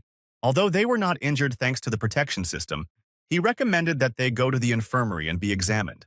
Ju Hyuk thought it was a waste of time that he would have to wait another day before he could see the eye of the great forest. As usual, he listened to everything, and Lee Sanchul had already finished his story and told the students to rest. After that, the senior instructor left the hall with the students. However, he was stopped by the fact that one of the students called him. Kim Ju Hyuk turned to the senior instructor. The instructor asked the boy if he needed anything. The boy asked the teacher about tomorrow's team competition. He asked that if he managed to finish it early, could he immediately move on to the next one. As this had never happened before, the teacher had to look into the rule book. Lee Sanchul replied to the student that there are 2 rules. Only 1 trial is allowed each day, but there are exceptions. If the test ends quickly, the student can move on to the next one at the discretion of his teacher. If the test venue is not ready or the student is in an inappropriate condition, he is given time to prepare. The boy asked the instructor what he thought about it. Then he asked if he could proceed to the next test. The instructor replied that if the boy finished early and came to the teacher's room, he would allow him to proceed to the next test. He was satisfied with such an answer, and he said goodbye to the instructor. The senior instructor said goodnight to the boy in return as Ju Hyuk left, his expression like that of a madman. Barshay asked the boy if he planned to complete the Eye of the Great Forest test tomorrow. Ju Hyuk nodded and said that it was good that he found out early. Barsh assumed that in this way the boy wants to attract the attention of students from other academies. However, Ju Hyuk called him a fool. The boy didn't even have that in his mind. The god of destruction apologized and said it was a misunderstanding. Kim Ju Hyuk decided that he had to finish this ordeal as soon as possible. The morning rays of the sun lit up the majestic building of the academy. The chairman of the committee greeted everyone present and began to explain the rules of the second test. In this competition, 5 representatives of each team will fight together. It will take place in a mountainous area, so the audience will watch through holographic screens. A flying drone was tasked with broadcasting the entire ordeal. All members of the Valhalla team warmed up before the competition. Yoo So-yeon asked when Kim Ju Hyuk would come, since the competition would start soon. But after a moment, the boy appeared in front of them and apologized for being late. Yoo So-yeon scolded him for coming so late, but the boy replied that he overslept. She emphasized that the teacher said he should have arrived 30 minutes early, but the boy said he was thinking about something else at the time. So-yeon continued to pick on him, but Ju Hyuk asked him to stop all the noise. Instead, he said he would take care of everything else. The girl emphasized that it was a team test. So-yeon scolds that because he defeated another academy, they will target them and he wants to go alone. She asked the others if they agreed with her, but they did not say a word. Only Erin raised her hand, and So-yeon hoped that at least she agreed with her. Erin asked the boy if she could go with him, but he told her to just stay here. So-yeon was annoyed by her reaction. Ju Hyuk told So-yeon to stop chirping and conserve energy. He added that another test awaits him in the afternoon. Yoo So-yeon didn't understand why he was so upset. The guy was about to leave, but the girl tried to talk to him. He replied that he had to prepare for the Eye of the Great Forest. After his words, the start of the test was announced. The White Lotus Academy team began to move forward, but they didn't even have time to notice when Kim Ju Hyuk appeared next to them. The pink-haired girl ordered her team to get ready. The boy told her that she reacted faster than he thought. A translucent screen appeared in front of the Hero Academy student with a message that the White Lotus was destroyed. He was worried about it because everything had only happened in 10 minutes at the beginning of the battle. Logan realized that Kim Ju Hyuk had already headed to the White Lotus, the hero student intending to find them first. But his partner reported that he felt magic near them. Logan asked if they were the disciples of Valhalla, but was told that it was only one person. He ordered Luke and Dan to hold the magic shield in front of them. He instructed his partner Melissa to prepare a magic circle. Bella was already preparing another magic shield. The boys stood in the middle of the magic circle and prepared to attack. Melissa asked why they were so protective if it was just one person. Logan replied that if it was Ju Hyuk, then such protection was necessary. Bella added that Melissa didn't understand how strong this guy was because she hadn't fought him. Melissa said that Logan is strong too, but he asked not to compare him to Ju Hyuk. One of the team members reported that the magic was gone. They assumed that the boy had returned after defeating the White Lotus Academy. They all froze in anticipation of further events. Kim Ju-hyuk was watching from a tree directly above them. Suddenly, Logan Jr. heard a rustling coming from the trees. He barely had time to react to Kim Ju-hyuk's surprise attack. But the next moment, the tip of the opponent's sword was right in front of his nose. Kim Ju-hyuk jumped out of the tree and attacked Logan Jr. Melissa and Bella were unnerved by the surprise attack. Bella wanted to react, but the boy's next attack was aimed straight at her. He scolded that the girl was too slow. At that time, Melissa was synthesizing a clump of mana to attack. She directed it at the boy, but he dodged the attack. The boy attacked Melissa, asking if she really meant to hit him with a cloud of magic. At that moment, the two boys were about to attack Ju-hyuk. However, the young man noticed this and immediately noticed their intentions. With the next attack, he knocked down two opponents. Kim Ju-hyuk defeated all the members of the hero team. A translucent screen appeared in front of him, with a message that the heroes were destroyed. And now the boy intended to go to the Eye of the Great Forest. At that time, the chairman of the committee was watching the competition from the observation room. He asked the instructors how it happened that Kim Ju-hyuk finished the team fight in 23 minutes, and clarified that he spent 20 minutes on the road and 3 minutes on the fight. He said that was a problem because it would mess up their competition schedule. Instructor Lee Chancel replied that according to the rules, if the competition ends before noon, then they can start the next competition. He then added that he would like to discuss the next competition with other academies. The chairman of the committee allowed it and told him to let him know the result when they finished their deliberations. The instructor recalled that the boy had asked him yesterday if he would let him go to the next competition if he could do it faster. Instructors Lee Shan-sol and Jack Rover were walking down the corridor of Valhalla Academy. Jack Rover said the heroes wouldn't mind starting the next challenge, so White Lotus still needs to be talked to. He also added that after watching the team battle, he does not think that the results will change, so it made sense to postpone the next competition. Now he understood why instructor Lee Chancel had called Kim Ju-hyuk a monster. The senior instructor responded with a smile and said that he understood Roveraya. So they were on their way to discuss this with the White Lotus. In the common room, the students of Valhalla Academy were waiting for the instructor's decision. Yoo Soyeon reflected on the fact that she didn't expect Kim Ju-hyuk to finish the battle alone. She was going to take the initiative since their teacher told her to be the team leader, but she couldn't do anything. In addition, the girl lost to Choi Arin in individual matches. She had heard about Kim Ju-hyuk teaching her. Maybe that was the reason. The girl understood that at this rate she would simply continue to lag behind them.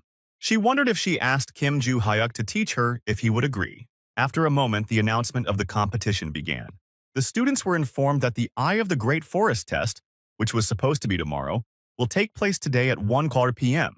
Everything happened exactly as Kim Ju-hyuk expected. Ju-hyuk said he had something to say before the next competition started. He announced that in Eye of the Big Forest, he will act independently. Everyone survives on their own. After that, he added that if they had any problems, they could call him. Soyeon stressed that he decided to go it alone again. They have already won the previous 2 challenges. Unless they get the lowest score, they won't lose. Soyeon assumed that even if it was a survival maze, there shouldn't be many monsters. Ju-hyuk turned his attention to Soyeon's thoughtful face. He asked if she wanted to say something, calling her a birdie. The girl was annoyed that he kept coming up with nicknames for her, and Aaron thought that the little bird was a cute nickname. At 1:00 p.m., all students gathered at the gates of the Eye of the Big Forest maze. The chairman of the committee announced that the final test of survival in the maze was about to begin. As in the previous test, the audience will watch through holographic screens. Before the start, the chairman began to talk about the more specific task and evaluation criteria of the maze test. He began by saying that the Eye of the Great Forest is a labyrinth shaped like a forest, as the name suggests.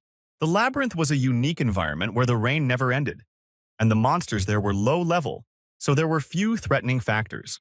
The real threat to survival was the rain and thick bushes.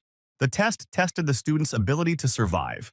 Before students enter the maze, they are measured for their body condition, and after 5 hours they are checked again. The closer the student is to the initial state, the higher his grade. Fights between teams are prohibited. A huge gate of the forest opened in front of the students. At the time, Lisa and Al from the Samsal Alliance were in an abandoned warehouse. The head of the alliance, Ilshinja, alias Olia, approached them and said that the students had already entered the eye of the great forest, so they should go there already. The magic that supported the two people was blocking the entrance to the labyrinth, so the trio decided to deal with them first. After that, they teleported to the labyrinth. Suddenly, something caused a surprise on the face of instructor Lee Sanchiol. All surveillance cameras stopped broadcasting the competition. The simultaneous outage of all cameras seemed suspicious to the head of the committee. He asked one of the guards if he had contacted the guard at the gate, but the guard replied that no one was answering. The senior instructor said that the students could face unexpected problems, so it was decided to enter the maze. All the instructors headed to the labyrinth. What they saw there shocked them. The bodies of the guards were covered with huge debris from the gate. At that time, the students did not even suspect that they were in danger. Melissa turned to Logan Jr. and told her that Bella wasn't feeling well. However, Bella objected, saying that the rain was too unexpected and cold. Logan told the girl that if she had hypothermia, she would be eliminated even if they couldn't win. He wanted to score high. He decided that they needed to build a hut and shelter from the rain there. He told Melissa to collect big leaves, Dan and Luke to collect hollyhocks. Logan himself was going to level the ground and dig a hole. However, suddenly a large dark ball appeared in front of him. A trio from the Samsal Alliance came out of it. Lisa was unhappy that it was raining, and Al said not to pay attention. They needed to finish the mission. Al said in a creepy voice that he was going to find Kim Joo-hyuk and kill him, but the boy in front of him was not the target. Alia said she teleported them to a source of powerful magic. That was the only way she could find the boy. Logan did not understand who these people were, but he heard the man say that he wanted to kill Kim Joo-hyuk. But in addition, he felt sinister magic from these people. The boy realized that the people in front of him were criminals. Lisa said they couldn't leave any witnesses, so they needed to deal with Logan. Logan Jr. was preparing for a battle with them. Out of all his rage, the boy aimed a ball of magic at them. However, the next moment, Ayla's knife pierced the boy's body. He suddenly attacked Logan from behind and attacked with a knife. Logan Jr. asked the thief how he ended up behind him. The man was surprised by such a question and told the boy to look in front of him. In front of Logan was the same man who had struck him from behind. He was shocked that both there and there were two identical people. The doppelganger in front swung the knife at the boy and delivered another stab right into Logan's stomach. She left the unconscious Logan soaking in the rain. The partner asked Al if he killed the boy, and he said no, that he just left him to slowly bleed out. They did not have time to leave when they heard a shout behind them. This scream came from Bella, who found the bloodied body of the boy. Lisa ordered Al to get rid of the witnesses. He replied that he would deal with the girl. He asked if he could do whatever he wanted. Lisa agreed, but with the condition that the man would finish faster. With a terrifying expression on his face, the thief attacked Lee Bella. At that time, Kim Joo-hyuk was moving through the labyrinth of the forest area. From the message on the translucent screen, he remembered that he needed to get to Madagai Rona's house. He doubted that there were any houses in this place at all, because there were only bushes and trees around. Running past Melissa, he was surprised that the girl froze in place. He stopped and decided to find out what happened. The girl screamed because she saw the wounded bodies of her fellow students and a sinister man with a knife in his hands. The fact that there were so many witnesses began to annoy the thieves. However, something behind the girl caught Al's attention. He saw Kim Joo-hyuk standing right behind a frightened Melissa. Lisa said that the target came to them himself. Al said that the boy must have run to the girl's screams. He saw the advantage in this, that he did not kill all the witnesses at once. Joo-hyuk was alarmed when the thief said the word target. At that moment, something else caught Kim Joo-hyuk's attention. He saw injured students from the Hero Academy lying on the ground. He told Melissa that while he dealt with the thieves, she should help the injured. The girl did not understand at first, but the boy said that her classmates were still alive. He noticed at once that they had been deliberately stabbed so that they would not die immediately. But he did not understand why they would be left to bleed out. He called the thieves wild dogs that spoiled his mood. After that, he added, since they got in here, the boy would get rid of them. Al told the boy that he did not understand what situation he got into because now he was stuck in this maze. He informed the boy that they had stormed through the only entrance to the maze and disabled the surveillance drones. This means that the teachers should have noticed it by now, but they won't be able to get here quickly. Due to the fact that the thieves completely destroyed the entrance, it will take at least an hour for the teachers to get there. Ju Hyuk was clearly not satisfied that he only had 1 hour. He asked the man if he really said that the boy only had 1 hour left to find the place. Al didn't understand anything the boy said. Both of the thief's doppelgangers rushed at Kim Ju Hyuk. However, Al stuck the knife not in the boy's body but in the ground. He did not understand where the boy had suddenly disappeared. But in the next moment, Ju Hyuk pounced on the thief and threatened to kill him. The tip of Ju Hyuk's sword crashed straight into Al's face. This blow sent the thief's body flying several meters back. With a loud crash, his body fell straight to the ground. The man's partners just looked after him. After that, Kim Ju Hyuk immediately rushed to attack them next. He stunned the women by hitting their heads. The trio of thieves lay unconscious on the damp forest floor. Ju Hyuk told Melissa to use her magic to heal the wounded. If she felt she couldn't handle it, he told her to run west, where the students of Valhalla were. The girl began to make every possible effort to cure her siblings. The next moment, Al regained consciousness and rose from the ground. He was surprised that his partners were lying unconscious right next to him. Ju Hyuk told the thief that his comrades were quite weak, but he immediately prepared to attack with a knife. Ju Hyuk turned to Al and reminded him that he named him as the target before attacking. The boy wanted to know who the mastermind was. However, the thief said that he was not a novice to betray a customer so easily. The guy said it was strange because usually people immediately say who sent them. For a second, his opponent was confused. But after that, he decided to unexpectedly attack the boy with his double. However, Ju Hyuk skillfully dodged his attack again. This shocked the thief because he attacked with a double whose presence cannot be detected. Ju Hyuk scolded Al that he was acting like a rat by attacking from behind. He pointed his sword at the thief's face to strike. This happened just as Al was about to make a surprise attack.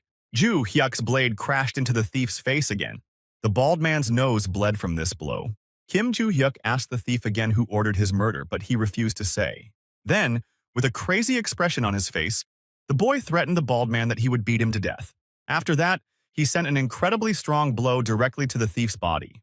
Teachers rushed to help their students. When they got there, they saw that all of them were alive. Female students treated the wounded with their magic.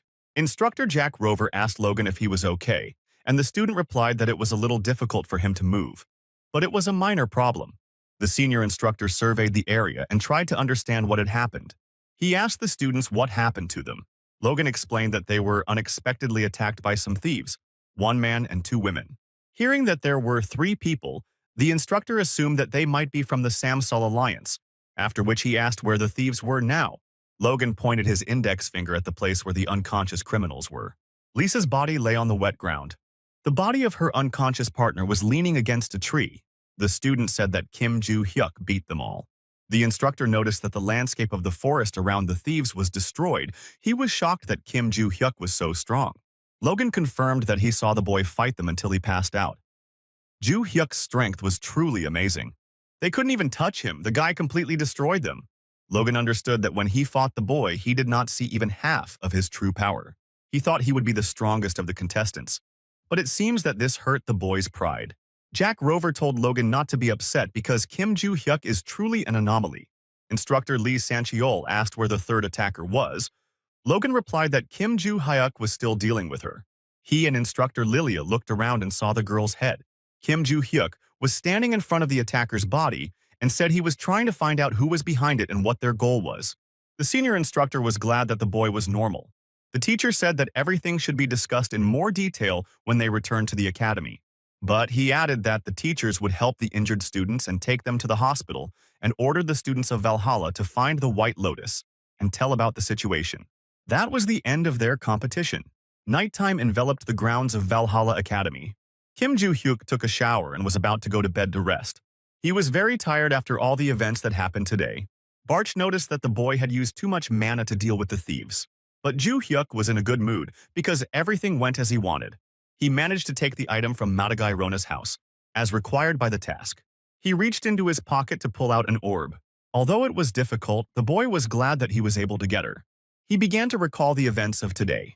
Il-shin regained consciousness and felt a pain in her head. She heard a voice telling her to get up. Before her, she saw the figure of Kim Ju Hyuk. He asked the woman what powers she had. Ju Hyuk guessed that this trinity was from the Samsol Alliance. He recalled that two of the participants were fighters, and the third person supported them.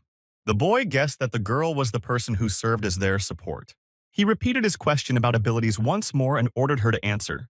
Il-shin surrounded herself with a ball of dark magic and replied that she would not tell him anything. However, this bullet did not prevent the boy from approaching Il-shin. The girl was shocked that Ju Hyuk was able to stop her. After seeing everything, the boy realized what ability Il-shin had. He asked the girl if she had the ability to create a magical space around her and teleport with it. You could tell by her face that he was right. After that, he approached her and told her that she should help him. With a sinister smile, Ju Hyuk said that if she helps him, he won't do anything to her. So thanks to the girl's ability, he managed to get this sphere. Barcha scolded that the boy did not keep his promise because he killed the girl, although he promised that if she helped him, he would not do anything to her. He justified his actions by the fact that when he asked her about who ordered his murder, the girl did not confess. Now that Ju Hyuk knew they were from the Samsol Alliance, he guessed who their client was. Of course, it was Rodkill, who had already made 2 attempts to attack the boy with someone else's hands. He needed more information to proceed. He doubted whether it was worth destroying the Rodkill family if they were going to get in his way. But if it wasn't there, he would have already found the sphere and completed the previous task. The following task appeared on the translucent screen: to meet lost memories in a dream. The boy was surprised that he would just need to sleep. Barch assumed that if the boy managed to find his memories, he would also get them back, because he had received a notification with the same task. So Kim Ju Hyuk decided it was worth a try. He turned off the light and prepared to fall asleep. Ju Hyuk still didn't understand what the lost memories were referring to, because he didn't think he was losing any part of his memory. But he still fell asleep, hoping that he would be able to see something. The dream began with events that happened 300 years ago. Wounded Kim Hyun leaned against the wall, waiting for his own death. As 300 years ago, a stone block loomed over the boy, heralding death. And now the fatal second was about to come for our hero. However, at that moment, time suddenly stopped. Not only the stone block stopped, it seemed that the whole world froze at that moment. An unknown creature appeared in front of the powerless figure of Kim Hyun-oh. This being said that he cared for his name, as well as that he cared for the names he protected in this world. After that, the unknown figure began to dissolve in the air. After that, the flow of time returned to its place again, and the same thing happened as it did 300 years ago. At the fatal moment, the boy woke up from a nightmare. Ju Hyuk was shocked by the events that happened in his dream. He couldn't believe that these were lost memories. The boy asked Barch if he managed to remember anything. The god of destruction replied that he was a tiger. Ju Hyuk didn't understand this answer. The boy imagined a fluffy, chubby tiger, but Barcha countered that it wasn't as cute as Ju Hyuk imagined. The boy asked him if he remembered what it looked like, but Barch replied that he did not remember any details. The god of destruction's answer meant that he hadn't seen that unknown being. Ju Hyuk decided that he would find out who it was himself. The guy asked Barch if he might remember his name, or heard how his name was pronounced, but he was refused. So he assumed that the memories that Barch saw were meaningless, but he was surprised that he couldn't remember his own name. At that moment, a translucent screen appeared in front of him again. The next moment, a message appeared on it with the text, Ahala Alfredi's Grand Palace Cabinet, Johnny's Secret Room. In the last line appeared a request to face the truth. Ju Hyuk didn't understand what kind of Ahala Palace it was and what kind of truth he had to face. He decided that after today's training, he would ask Lilia about the Grand Palace of Ahala. The morning rays illuminated the majestic building of Valhalla Academy. Kim Ju Hyuk and Choi Aron were already working out in the academy's gym.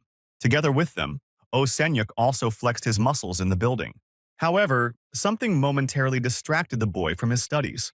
Yoo Soyeon approached him and asked why he was here. However, the boy replied that he should have asked why the girl was here. Embarrassed, she replied that she thought her reason was similar to his. She had a great sense of pride, but she was a little jealous of Kim Ju Hyuk. However, Oh Seonyuk replied that he was not here because of that. The boy had been involved in weightlifting for a long time, so his being here had nothing to do with Kim Ju Hyuk. He suggested that the reason Soyeon is jealous of Kim Ju is because she lost to Choi Arin. At first, the girl was worried about such a question from a fellow student. However, Soyeon admitted that his words were true. The girl began to recall the duel between her and Choi Arin. She was about to draw her sword from her sheath and strike her opponent. However, Choi Arin steadfastly blocked all of Soyeon's attacks. Then Soyeon was about to strike with her mana. She sent a magical blow straight at her opponent. Arin raised her sword above her head and was about to cut down the oncoming blow. The girl managed to destroy the magic with her blade. Yu Soyeon was surprised that Arin was able to do this. Following the previous one, she sent 3 more magical attacks at her opponent. Huge circles of magic were already approaching Choi Arin. The girl was about to take out her sword again and repel the attack. Arin stopped all 3 of Soyeon's attacks with one cut. This greatly confused her opponent. Before she had time to recover, Arin approached her, preparing to attack. Approaching, Arin sent an attack directly at her opponent's body. This attack knocked Yu Soyeon to the ground and Choi Arin was declared the winner. She told a fellow student that thanks to Kim Joo-hyuk's help, Arin has become much stronger since the entrance ceremony. Soyeon constantly trained only her magical power and swordsmanship, but Arin was engaged in strength training, although no one in her family ever taught her this. She assumed that this was why Arin was able to develop so quickly. To the girl's words, Oh Sung-yuk replied that it is better for her to approach Kim Joo-hyuk, not him. Soyeon knew that she needed to get an answer from Joo-hyuk because she couldn't wait any longer and needed to achieve real results and improve her abilities. So the next moment, she walked straight up to Kim Joo-hyuk. He asked what the little bird needed from him. The girl was annoyed that he called her a little bird again. The girl started the appeal with the fact that the boy was already training Arin, so she wanted to read whether he could train her as well. However, a senior instructor appeared behind her and prevented her from finishing. He asked the boy if he was busy. Joo-hyuk replied that he hadn't finished his training yet. The instructor told the boy that when he finished, let him come to him. There is a person who wants to see him. Also that this person said it was the only chance she would see the guy in a long time. Joo-hyuk replied that he understood and would come. Soyeon was embarrassed because she was interrupted again and she couldn't say anything. However, Joo-hyuk addressed the girl, calling her a birdie. He said that if she wants to train with them, she should ask Choi Arin for the routine and follow it. If the girl does well, then maybe he will start teaching her. Arin was next to her and said that she would explain everything to her. The boy had already finished his training, and at that time the time of day changed to evening. He followed the senior instructor into his office. Joo-hyuk asked who wanted to see him and if that person was going to meet him right now. Lee Sancheol replied that maybe the boy could guess who it could be. The instructor opened the door to the small hall to enter. In the hall stood an exhausted Rodkill and his maid Yuria. He immediately knelt before the boy and begged to save him. Rodkill, and once again repeated the request to save him. Joo-hyuk asked the instructor what the boy was doing here. Lee Chancel replied that he should have understood by now. He then informed him that it was Rodkill who had been hired by the Samsol Alliance. He added that in addition to the boy being suspected of ordering the previous assassination attempt, this is the second attempt to kill someone, and both times Joo-hyuk was the target. The media pressured the man to reveal all the information, and now all the headlines are about the Samsol Alliance and the guy who staged the attack on Valhalla. Joo-hyuk was the one who leaked the information to the press. He asked why he should forgive Rodkill if his family started to cover his tracks again. Lee Chancel said that the Ventric family had just released an official statement. They announced that they had banished Rodkill from the Ventric family. The instructor added that not only Rodkill, but his father was also expelled. And unlike the previous time, the Ventric family does nothing with loud headlines from the media. Rodkill now had no defense, and the boy asked how he imagined he would save him. Rodkill asked to give him one chance. Joo-hyuk asked the boy if Rodkill's words would be the only evidence of his intentions. With a wasted face, he begged Joo-hyuk to tell everyone that Rodkill was not guilty. However, the boy grimaced from these screams and said that he did not want to do this. Rodkill asked if it was because he hadn't apologized for everything yet. The next moment, he begged Joo-hyuk for forgiveness and said that he would never inconvenience him again.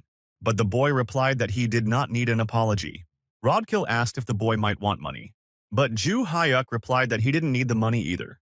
After these words, Rodkill looked back in a rage. He grabbed Yuria by the wrist and pulled him to him. The guy offered to give Joo-hyuk a girlfriend instead of an apology. He emphasized that she is a direct descendant of a noble family of England. Owning her could raise the boy's status. This angered Joo-hyuk, who asked Rodkill if he believed that a person could be controlled as an object. But the boy replied that Yuria was his property. He pulled her hair and told them to look at her neck. The charm around her neck was proof that she belonged to him. So he said if the boy wants, he will give Yuri to Joo-hyuk. With an angry expression on his face, the instructor realized that there was a taboo spell on the girl's neck. Yuria was sealed with magic.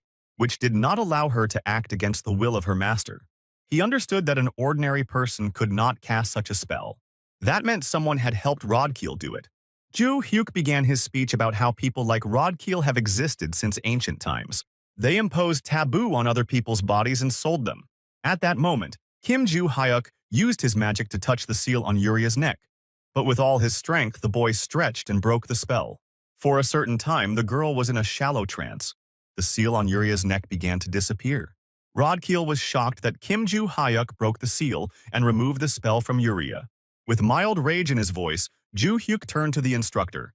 He asked if he could hit Rodkeel, to which the instructor replied that a teacher from Valhalla would not tolerate violence between students. But it was a completely different situation, because Rodkeel was suspected of committing several crimes. Since Valhalla had severed ties with the Ventric family, the instructor said that the boy could do whatever he wanted. He would cover for him. Ju Hyuk put his hand on Rodkeel's shoulder. He pointed his fist at Ventric and told him to clench his teeth. The next blow sent Rodkeel back a meter. With this punch, Ju Hyuk knocked out several of Ventric's teeth.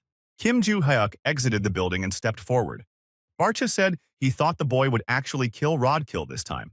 This was the first time he had shown his anger so much. The guy replied that if it had been 300 years ago, he would have really blown his head off. Among his students was a guy who was traded using taboo. It was a similar situation, that's why he got angry. After that, he added that he was going through it too. The god of destruction revealed that Ju Hyuk was a slave in the past. Jo Hyuk caught up with Yuri Felix and asked him to stop. She said she didn't have time to thank him. The next moment she bowed and thanked the boy profusely. The boy replied that there was no need to thank him. He told the girl to forget about him and live as she pleased. In the next moment, Yuria Felix had tears in her eyes. She said she would listen to his words, so the boy moved on. The next day, Kim Ju Hyuk headed to the Valhalla Academy Cafe. There he met the instructor Lilia. She said something about China, and the boy asked what she meant. The woman said that the Great Ahala Palace is in China. She specified that this palace is a labyrinth belonging to the White Lotus Association. The boy asked if by White Lotus she meant the academy that participated in the competition. The woman nodded. Ju Hyuk thought about the fact that, unlike the previous labyrinth, he couldn't just walk into someone else's. He did not understand why labyrinths belonged to anyone at all. It used to be a mystery how dogs and cows could calmly enter them. The guy could destroy the maze if he wanted to, but it's quite difficult because it belongs to the academy. Then he asked the instructor if there was any way to get into the maze. Lilia replied that she knew the Great Ahala Palace was open to White Lotus students. The woman wanted to say that the boy shouldn't be in a hurry because something was going to happen soon. But at that moment, she closed her mouth. Ju Hyuk asked why Lily was silent. The woman replied that she did it so as not to say too much. After that, she scolded the boy how he could sit and listen without giving her any information in return. In the hand in which she held the spoon, the woman showed 3 fingers. She set a condition that the boy would tell her 3 interesting facts, and she would tell more information about the palace. But the boy said that it was time for him to go, but the woman stopped him, saying that she would tell him more. So Ju Hyuk took his seat again and continued to listen. Lilia secretly told that the Great Palace of Ahala will be one of the stages of the world competition in the 2nd semester. This information has not yet reached the teachers. The boy wondered then how Lilia knew this. The woman replied that she had her own sources of information. The boy suggested that the world competition would be like a competition between academies. The woman said that if the competition in Korea is only a 3-way battle between Korea, China, and the United States, then academies from all over the world will participate in the world competition. What annoyed Ju Hyuk was that it was basically just a bigger competition than last time. He thought that waiting to participate in the 2nd semester was too long, so he asked the instructor if there was any way to get there earlier. The woman was wondering if she knew any other ways. She remembered that there was one way, but she didn't know if she could take that chance. Before telling about this method, the woman said that the boy should help her. She asked him to go with her to the World Monster Research Society. It was just one event, so there was nothing to worry about. Instructor Lilia and Kim Ju Hyuk were standing outside the gates of the Tottenham World Monster Research Community in North London. The guy was annoyed because the woman said it was a one-day event, but they had come all the way to London. She brought him for the weekend but got permission to extend their trip until Monday. The boy said she was abusing her teaching authority.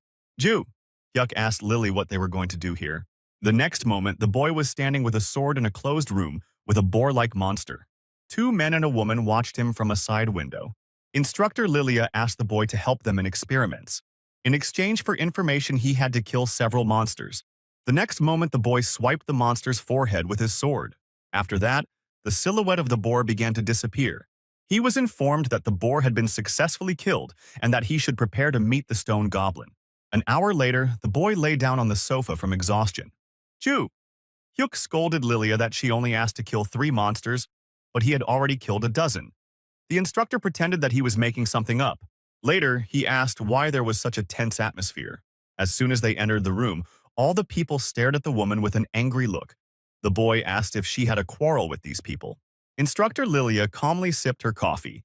She replied that these people had been steadfast in their monster hunting theories for decades, and suddenly, out of nowhere, data appeared that contradicted what they were saying. However, the boy reprimanded that the way he fought monsters there was too old-fashioned. The woman replied that it was the most reliable way, that is, the tradition of the association. Ju Hyuk asked why they wouldn't do the experiments on their own if they wanted to check. In a strained tone, the woman replied that they just didn't want to do it. These people were old men who couldn't stand having their theories destroyed. Their theory of hunting monsters was a good means to strengthen the power of the current status of power, which is nepotism and dead weight, in the form of the upper circles of society. The guy took a liking to these people and asked why they needed to constantly update their documents. Lilia replied that this is because documents without recognition by society are nothing. Their main focus is on the ideal hunting strategy. She added that these people were ready to go to any lengths to find new data. Ju Hyuk told the woman that since he helped her, now she should help him. The woman said that the decision to come here was a good one, because a special woman came here. Namely, the chairman of the committee of the White Lotus Association. Lilia had heard that this woman was in the association of the World Monster Research Community, so she assumed that this lady could be watching the boy during the test. The guy was sure that the instructor knew what this lady looked like, so he offered to go and talk to her. But suddenly there was a knock at their door. The voice behind the door inquired if Kim Ju Hyuk was in this room and added that he needed to talk to the boy. Ju Hyuk guessed that it could be this girl because a woman's voice was heard outside the door, so he told her to come in. A beautiful woman with a fan in her hands entered the room and greeted the boy. The lady said that she is the head of the White Lotus Association and her name is Solyan. The boy replied that his name was Kim Ju Hyuk and asked what he could do to help her. Solyan replied that she was actually looking for him to ask him to do something for her. She asked if the boy could take care of one person. The instructor assumed the two were going to have a serious conversation, so she took that chance to walk away. After these words, Instructor Lilia immediately left the room. Ju Hyuk asked the lady to elaborate on her request. The woman began by saying that she is the chairman of the committee of the White Lotus Association, but she is originally a member of the Seal family. This family was China's first to be established after the Chaos era, thanks to which they were able to build an academy called the White Lotus and hire strong contractors. However, their family had a genius, or rather, a person was born who could be called a natural disaster. At the age of 13, she defeated ordinary contractors. She even trampled her sisters and their family guild members, and even the head of the family was defeated. As a result, this girl decided that she had nothing more to learn from the outside world, so she locked herself in the Sol family's training hall in the White Lotus Palace. The guy asked if the lady wanted him to deal with this girl, to which she answered in the affirmative. Joe Hyuk assumed it wouldn't be difficult, but he had a few questions. First, he asked if it wouldn't be easier to hire other strongmen if Solyan wanted him to just beat up the girl. Also, looking at her magical power, the boy assumed that the lady herself was not one of the weak. Solyan replied that the boy had good eyesight because she had used magic to hide it. She had 2 reasons for hiring him. The first reason was that the girl fought only with the help of physical strength. The second reason was that the girl was only 17 years old, just like Ju Hyuk. Watching the boy's fights, the woman realized that he is physically very strong, so if the girl loses to her peer, her pride will be affected. The lady said that her request was the reason why she came here. If the boy was not here, she would have written him a letter. The guy understood everything, so he asked if there would be any reward for this. The lady replied that as the head of the White Lotus Committee, she could pay any amount. However, the boy denied he did not need the money. Ju Hyuk said that there is one place he would like to go to, so could the lady arrange it for him. Kim Ju Hyuk and Ms. Solyan were standing in front of the White Lotus Academy. The boy didn't expect the woman to bring him here on the same day he agreed, let alone a private flight. She replied that the guy said he was free until Monday, so this was an opportunity to finish the case much faster. The lady asked Ju Hyuk if he still wanted the right to enter the Yahello Grand Palace as a reward. Kim Ju Hyuk nodded affirmatively, confirming her words. She replied that since it was a maze that they managed, it would not be difficult to arrange it. As Kim Ju Hyuk and Ms. Solyan walked through the academy grounds, all the students were surprised to see the boy here. Together, they entered the open entrance to the academy. The boy said that there was still something that interested him. He asked why the lady wanted him to deal with this girl.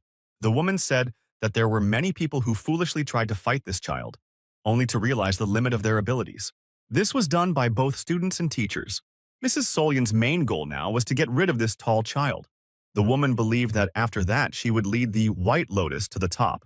The boy said that he understood everything and expressed hope that the fate of the academy is in good hands. They approached the seal that was in the room. The woman said that when he becomes the seal, he will be transferred to the secret training room of the seal family. Ju Hyuk walked over and stepped directly on the center of the seal. Before teleporting, he asked the girl's name. Mrs. Solyan replied that this child's name is Yenlin. When the boy moved, the girl immediately met him by asking if Seal's family had sent him to force her to leave. She added that she wasn't going anywhere, so she told him to get out of there. Ju Hyuk scolded Yenlin for being so rude to someone she met for the first time. He then attacked her, asking if she was really as crazy as they said she was. However, the girl displeasedly stopped the boy's blow. Jo Hyuk didn't understand what just happened. The next moment, the girl tensed her hand and prepared to strike. She unexpectedly attacked Ju Hyuk right in the chest. Yenlin told the boy that he really underestimated his opponent. She couldn't believe that he started with such a stupid punch. Ju Hyuk asked if the girl really couldn't believe it. The boy's previous words puzzled Yenlin. He suddenly grabbed her hand that was on his chest. After that, he prepared to attack the girl. However, Yenlin managed to dodge this blow from Ju Hyuk. But after that, the boy punched her in the hand. Yenlin immediately took a step back from the pain. After that, the girl asked the boy who he was. He called himself a 17-year-old student who underestimated his opponent. Yenlan knew that she should retreat and try to counterattack, but she did not have time to carry out her intentions, as the boy approached her in a moment. Ju Hyuk immediately aimed a strong punch at her, but in order to reduce the force of this blow, Yenlan stepped back. He admitted that the girl moved quite quickly, because even his students 300 years ago could not demonstrate such a level of mobility. Yenlang was tensed by all the attacks and abilities that Ju Hyuk displayed. She could not believe that this 17-year-old student was at the same level as her. But she was satisfied that Ju Hyuk was much stronger than all those old men who came to her. She decided that she would not lose to him. The boy was satisfied by the fact that by the look of the girl one could guess that she was not going to give up. At that time, Lady Solyan was watching the fight between the boy and the girl from the room.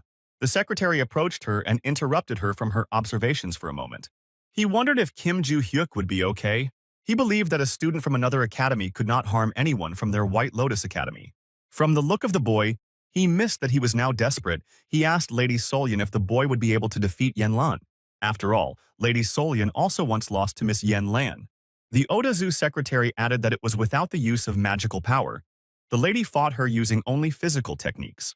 The lady agreed with the words of the secretary that she really lost to the girl. She added that even if she used her magic, there would be no guarantee that she would be able to win. The secretary replied that then it only made the situation more risky. He believed that this student Kim Ju Hyuk would never be able to beat his lady. However, Mrs. Solyan replied that she couldn't be sure of that, as the boy had defeated several thieves and won first place in the inter-academy competition. In any case, she understood that Kim Ju Hyuk would not give up so easily. All they could do was watch the battle. Yenlan tensed her claws and was about to attack the boy. However, he continued to dodge her attacks again. The next moment, he realized that the girl's knee was aimed directly at his face. Yenlan slammed her knee into the student's forehead with all her might. She was pleased that this time she managed to get a boy. But she did not have time to rejoice, as the next moment something puzzled her. After this attack, she felt severe pain in her leg. She was unhappy that the boy's head was as hard as a rock. The guy replied that this blow was unexpected, so he just crashed into him with his forehead. He mocked the fact that his forehead was harder than her kneecap. Yenlan understood that if she used all her attacks, the boy would simply block them. She didn't know how to defeat him. It was hard for her to admit it, but the boy's physical strength was superior to hers. She asked the boy if he fought without magic. Ju Hyuk answered yes, because he knew that the girl preferred physical attacks. Yenlan replied that now the rules are changing. She declared that now she was going to use everything she had. The boy realized that the girl had begun to accumulate magic. In a superior tone, he told Yanlan that it was time to crush her pride. The girl was shocked by the amount of magical power she received from the boy. She thought it was crazy that a student had such a powerful magical power. Yanlan decided that she no longer needed any tricks. Lightning fast, she headed for the boy and decided to finish him off with one blow. She sent her magic-enhanced fist right at Ju Hyuk's face. Yanlan expected that she managed to hit the boy with a blow. However, he was able to evade the attack with lightning speed. He said to the girl that he had enough fun, and it was time to end the fight. The next moment, a punch pierced the girl's body. Before disconnecting, Yanlan shouted that the boy was a real monster. In a second, the unconscious girl lay defeated in front of Kim Ju-hyuk. Lady Solian and her secretary were shocked by what they saw. The boy returned to the room, announcing that he had defeated the girl and got her out of there. The unconscious girl was hanging from Kim Ju-hyuk's arm. Ms. Solian said that she really couldn't believe that the boy managed to defeat Yenlin and asked the boy if he was injured, and he said that everything was fine. The lady asked how difficult it was for him to defeat the girl. He said that Yenlan was quite strong, but he was disappointed with the ending due to the difference in their skills. After Ju Hyuk lowered the girl to the ground, she instantly regained consciousness. The girl immediately noticed Ms. Solian and her secretary in front of her. Yenlan was clearly not happy to see the woman in front of her. Solian told her that she had not seen her in the outside world for a long time. The woman started talking to the boy about his reward for completing the errand. She asked again if he wanted access to Ahala's grand palace. Ju-hyuk nodded affirmatively. Solian replied that she could let him in there right now and asked how he felt about it. The guy replied that he didn't mind going there immediately. Lady Soln took Ju Hyuk's hand and they left the room together. The secretary told Yenlin that if she was injured somewhere, they should provide her with medical assistance. However, the girl only asked what this guy's name was. The secretary answered that his name was Kim Ju-hyuk. Then Yenlan said that she was sure that he was one of the strongest people in the world. She had a desire to enter into battle with him again. At that time, the mysterious person in armor heard the words of the girl, who said that the boy was one of the strongest. Upon entering the designated location, Kim Ju-hyuk thought that it did not look like a maze. He stood right at the entrance to the great palace of Ahala, which was surrounded by guards in knightly armor. He remembered Lady Solian's words that the great palace of Ahala was a unique labyrinth, similar to a castle. If the boy does not disturb the monsters which are called living armor, then there will be no difficulties. He asked Ms. Solian how long he could stay there. The woman answered that it was about 5 hours. If he wanted to stay longer, he should come tomorrow. So the guy had only 5 hours for a quiet search. He looked ahead to see what awaited him. There were a large number of knights in armor standing before him, so he needed to deal with them first. One of the knights swung his sword at the boy. However, Kim Ju-hyuk was already preparing to repel his attack. With one swing of his sword, he cut the steel armor in two. The figure of the monster in living armor flew apart. After that, he dealt with all the other knights. He was surprised that he was able to deal with them so quickly. Although the boy searched more than 20 rooms, he still could not find the office. He still could not find it, and was already hoping that the office was here at all. However, Barch told the boy to look to the right. He added that this door was a little different from all the others. Ju Hyuk opened the door and entered the room. Immediately, a portrait of a man caught his eye. This room definitely looked like someone's study. However, he doubted if it really belonged to Alfredia and not someone else. Barcha said that it might really be his office, and added that the boy should look at the signature under the picture. Alfredi was written in a gold frame under the picture. Ju Hyuk asked Barch how he was able to read it. The god of destruction replied that he didn't know, and he suggested that it might be information he remembered from the past. The boy decided to thoroughly search this place because there must be a secret room somewhere. He would definitely have a lot of time to look at each item separately. So he decided that if he destroyed everything here, he would definitely be able to find the secret room. The guy completely destroyed all the furniture in the room. Then, under the carpet, he saw what looked like an iron door. He took a closer look and realized that this was the entrance to the secret room. He took hold of the handle and was about to open the entrance, which went directly underground. The boy started to go down the stairs. He was annoyed that there was no lighting. Then a message appeared on the semi-transparent screen that the conditions had been met. What he saw in the secret room surprised the boy. A girl dressed as a witch was sitting at a wooden table in an old room. Ju Hyuk asked what this place was and who this girl was. The girl replied that she was glad to meet the boy and would answer his questions, but first she asked him to sit down. The boy complied with her request and sat down at the table next to her. The girl with red hair introduced herself as guide. The guy was surprised by this answer, but the woman immediately replied that it was not her real name, but a pseudonym. The girl in the witch's outfit added that her name was taken away. Ju Hyuk remembered the moment from the dream where the unknown being said it would take care of his name. He asked the girl if her name had really been selected. The guy added that it sounded like a delusion and asked him to say normally what it meant. He did not understand how to use a name. The girl replied that names have power. All creatures build their lives on the name given to them. All efforts, achievements, undertakings contribute to the greatest work of their lives, to their name. A name decorated with great achievements gives a person great power, but there is a person who steals such names.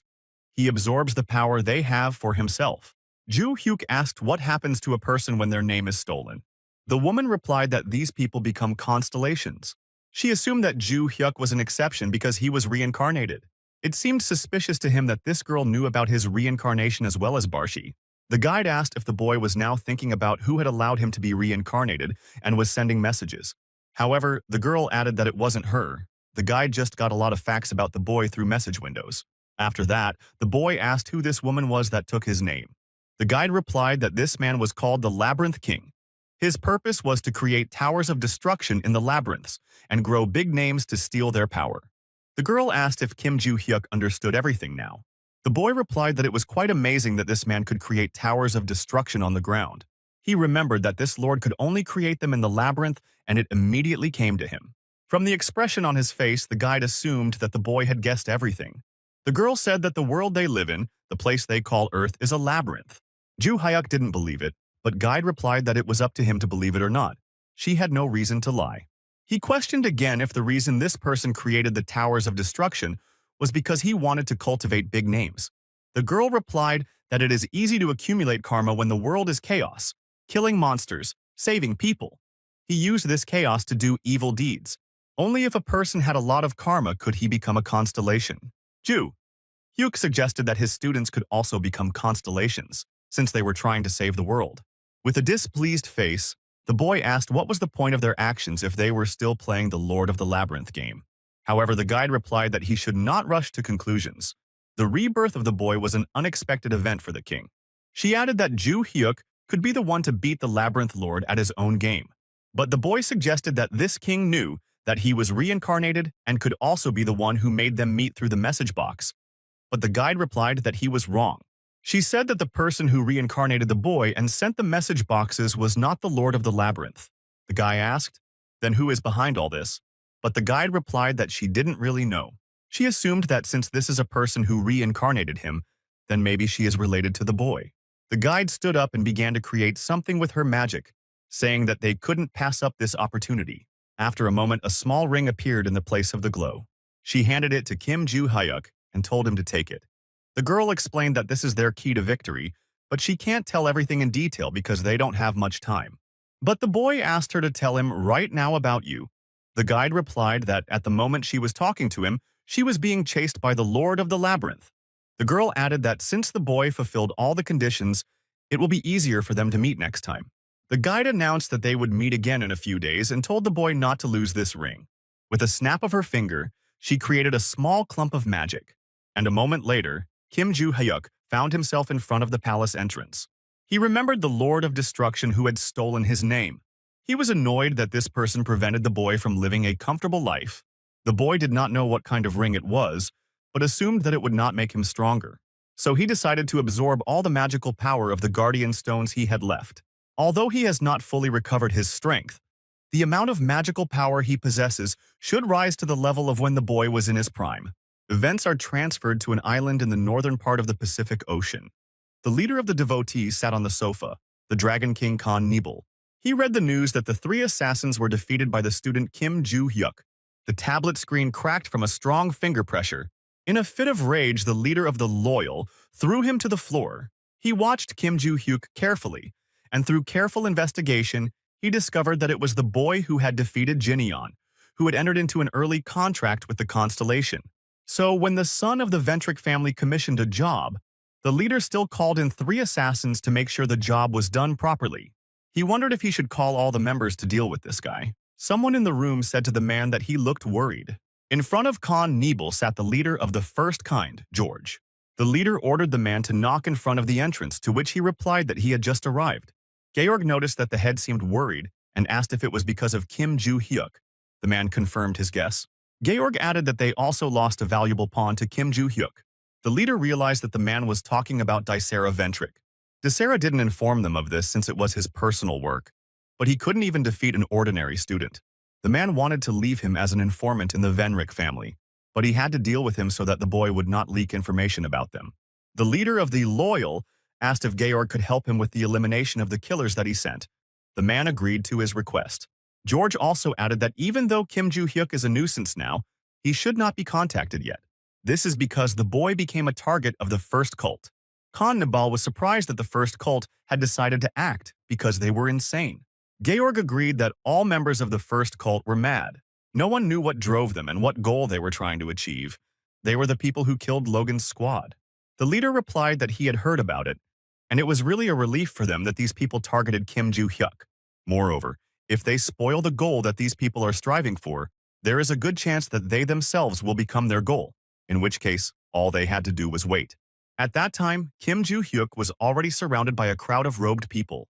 Jo-hyuk turned to these people and asked who they were. He also added that they were on the academy grounds and asked if they were fearless or just stupid.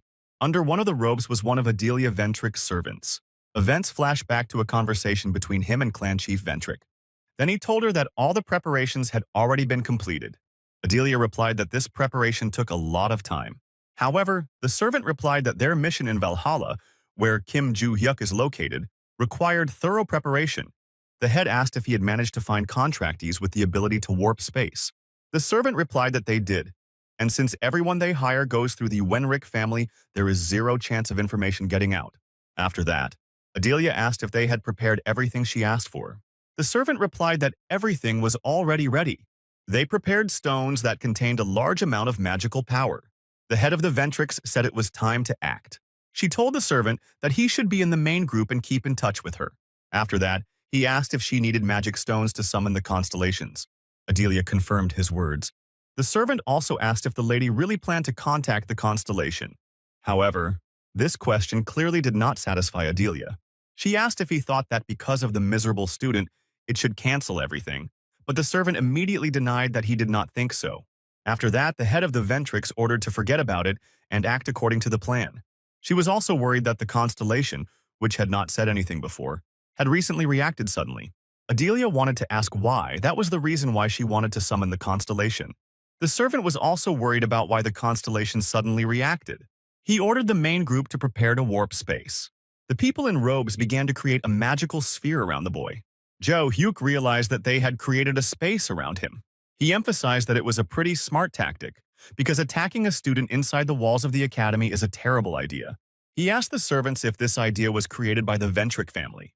The man was immediately alarmed after hearing his question. He asked the boy how he found out about it.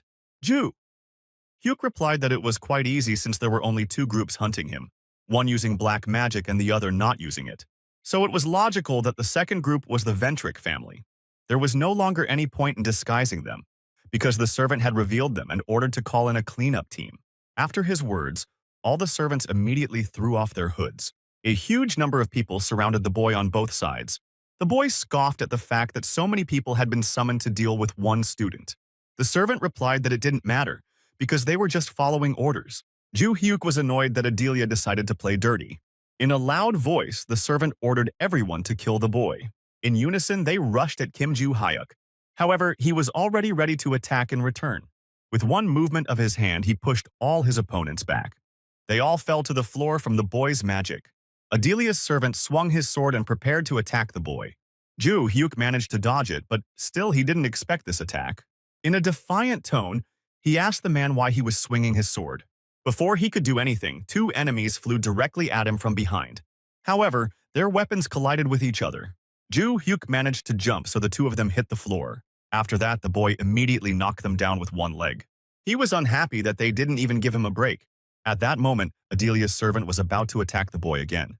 He flew at him with an attack directly from the back, but he failed again to hit Kim Joo-hyuk with his sword. The servant was shocked that an ordinary student had such fighting skills.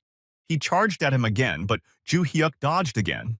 The boy was annoyed by these constant attacks from behind. The boy's next sword was headed straight for Adelia's servant's body.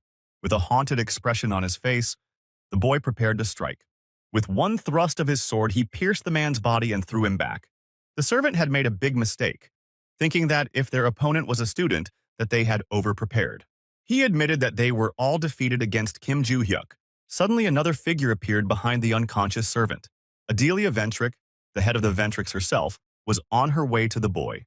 She looked at the unconscious bodies of the sweep team. Although they were stronger than many contractors, they still could not defeat the boy. So Adelia decided to deal with Do Hyuk herself. She told the boy to be proud that he would be able to see their family's holy relic that even ordinary people had never seen. It was he who smiled at her. She wanted him to be proud just to see that dagger while it brought a crowd of people here to deal with it. These words made Adelia angry and she pointed the dagger at the boy. Suddenly, a magical stone appeared near the servant's body. In the hands of the entire cleaning team appeared magical stones that sparkled with gold. Adelia was surprised that the magic stones appeared. Suddenly, a stream of magic flowed from the relic in her hands. With a frightened face, she guessed what would happen next. A huge amount of mana flew in all directions. All members of the cleaning group froze in place. It was as if the passage of time itself froze around the boy. Adelia Wenrick could not return, but she was still conscious. But her entire group was completely immobilized. However, among all of them, only Kim Joo-hyuk could move. A golden translucent screen appeared in front of him. There was only one message on it with the word teacher. Joo-hyuk didn't understand what that could mean. A figure appeared in front of Adelia, from which golden magic emanated. The guardian constellation, mask with a beak of the Ventric family appeared. In the next moment, the constellation took off its mask. The girl with blue glasses addressed the boy, calling him a teacher. The guy was shocked to see this girl, and she was surprisingly very happy to meet him. The events are transferred to the memories of Kim Hyun-oh in a past life. The guy looked into the eyes of the girl sitting on the chain. He told her that in her eyes he saw hatred for the whole world. However, the girl said not to pretend that he understands her because he does not know anything about her. Although the boy knew little, there was something in common between them. Kim Hyun-oh told the girl that he too was once a slave. When he was young, he was kidnapped by a slave trader. After that, he spent his life in slavery because of the chain and taboo imposed on him. He asked the girl if she wanted to become free. She reminded him that he had just said that he was also a slave. She shouted that then he should already know the answer, but because of the taboo, she cannot even dream of freedom. She told him to stop provoking her. She didn't know how the boy got here, but the slave trader would be coming soon. The taboo rules were that it can only be removed when the person to whom it belongs either removes it or dies. However, there were cases in which it could not disappear even if its owner died, and this situation was one of them. The girl asked if the slave trader was really dead. She assumed that now she had no other choice. But Kim Hyun-oh said there was another way. He grabbed the taboo charm around the girl's neck. Using the magical components of the taboo, he could remove it. Although this was not his specialty, he expected that there would be no problems. He added that this was the only way he could end his unbearable slave life. Our girl's engagement ring began to crack from the boy's magic. And in the next moment, the spell shattered into fragments. The girl cried because the taboo that tormented her was finally broken. Kim Hyun-oh said, since he got rid of the spell, everything else now depends on the girl. He asked her what she would do next after getting her freedom, suggesting that she might return to her family. However, the girl replied that the slave trader killed her entire family and burned her house when he kidnapped her, so she had nowhere to go. Kim Hyun-oh said he is going on a trip. His goal was to kill every slave trader because they did not deserve to live. So he invited the girl to go with him. She thought about it for a while and then accepted his offer. The boy was extremely happy with the words he heard. He said that now the girl should consider him as her teacher.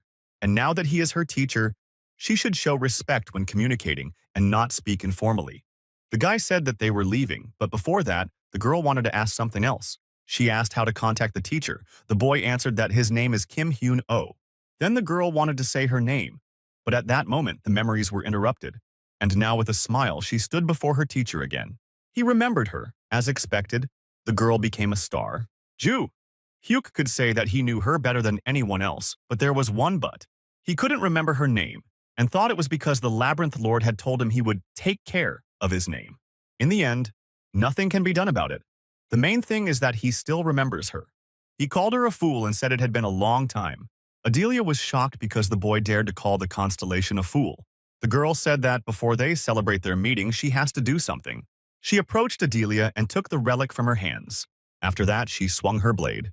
At that moment, the head of the Ventrix began to lose consciousness. She and everyone in her group fell to the floor at the same time. The girl asked Ju Haig if she should kill all those fools. However, the boy replied that he had another idea. It was the next sunny day that enlightened Valhalla Academy. On the face of the instructor, Kim Legan appeared a huge surprise. The teacher was surprised by the fact that the Ventric family became a personal sponsor of Kim Ju-hyuk and deposited 5 billion won into his account. It didn't cross his mind that the Ventric family would personally sponsor Kim Ju-hyuk. The senior instructor approached Kim Legan and noticed that the teacher had already seen it. Lee Sanchul said that it was really strange that the donation came now. Kim Leung suggested that it might be because of Rodkill sending the 3 assassins last time, but the instructor said that it was stupid if they wanted to cover it up with money. He added that when Desera attacked the boy, they sent sponsorship to keep him quiet. So they wanted to preserve the image of the Ventric family, but they had already given up on Rodkill. Had they not done so, they would have made a noise to exonerate Rodkill, but nothing of the sort was observed. The same question as to why the Ventric family sent sponsorship for Kim Ji-hyuk remained unanswered. Moreover, they assumed that the boy could refuse this sponsorship. The senior instructor said they could find out the answers to these questions if they asked him personally. They gathered in the room for negotiations and the guy immediately replied that he would accept sponsorship. Kim Lee-gong was extremely surprised by the boy's answer, but he said that he meant that it makes no sense to give up 5 billion won. He also asked if he could go already because he answered the question, but the instructor told him to wait. Due to the fact that the academy also received sponsorship, he was allowed to move into the premium dormitory. So the teacher asked him what he thought about it. Ju Hyuk replied that he is fine with everything now, but maybe he will contact him later. After that, the boy left the interrogation room and the instructor was left alone with his thoughts. He did not understand the boy's answer, because he had already refused sponsorship when Adelia came in person. But he decided that if the academy does not lose anything, then it is not worth paying attention to it. Kim Ju-hyuk was contentedly pacing the grounds of the academy. He remembered yesterday's conversation with the student. The girl asked if she should just kill these fools. But the boy had another idea how to use them. Adelia was sitting on her knees right in front of the boy. At that moment, the boy turned to the frightened head of the Ventric family. He said that her constellation would not care if the boy did something to her, and asked her opinion on what he should do to her. His student confirmed that she created the Ventric family primarily to serve him so he could do whatever he wanted with Adelia. Adelia asked the constellation about the phrase all for one, which was passed down from generation to generation in their family. In an aggressive tone, the girl replied that this phrase was intended for her teacher and scolded that the woman was so stupid that she only now understood it. Adelia asked the constellation if this student was really her teacher. The girl replied that his appearance had changed, but she was able to recognize the magical power of her teacher. The guy told Adele to stop asking questions about him because, first of all, she needs to worry about herself. Jo Hyuk was very annoyed by all these people, but he also understood that they possessed power and authority. The guy decided that he would fully use them for his comfortable life. He asked Adelia if she was managing the Ventric family well. The woman replied that although she is only the vice president, it has been 4 years since she assumed the position of the head of the family. They managed to restore the strength of the family and become one of the strongest families in 4 years. After these words, Kim Ju-hyuk told the girl to continue running the family, also adding that they should support him and told her not to ask why. He threatened that if something went wrong, she knew what could happen and pointed to the constellations. The girl replied that she would personally make sure that this never happened. The figure of the constellation began to dissolve in the air. The girl told the teacher that it was time to go. The boy asked where. She explained that the space in which the constellation can be located requires a large amount of magical power. For this, a dozen stones filled with magical power were needed. Since the magic power is fading and the girl has also used her abilities, she needs to rest. The guy was surprised that even though she is a constellation, she faces such restrictions. But the girl replied that everything is fine. Just being able to see her teacher's reincarnation in person was enough for her. Kim Ju-hyuk was embarrassed by these words and told the girl to go rest.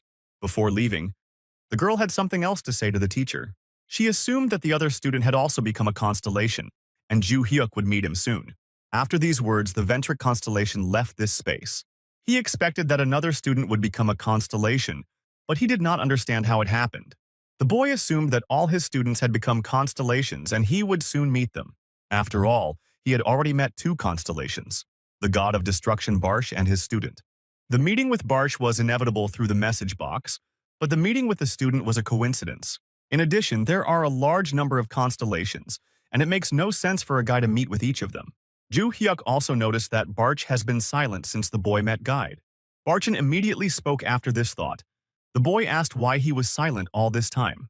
The god of destruction replied that he was sorting through his thoughts, his consciousness shutting down as the boy entered the secret room.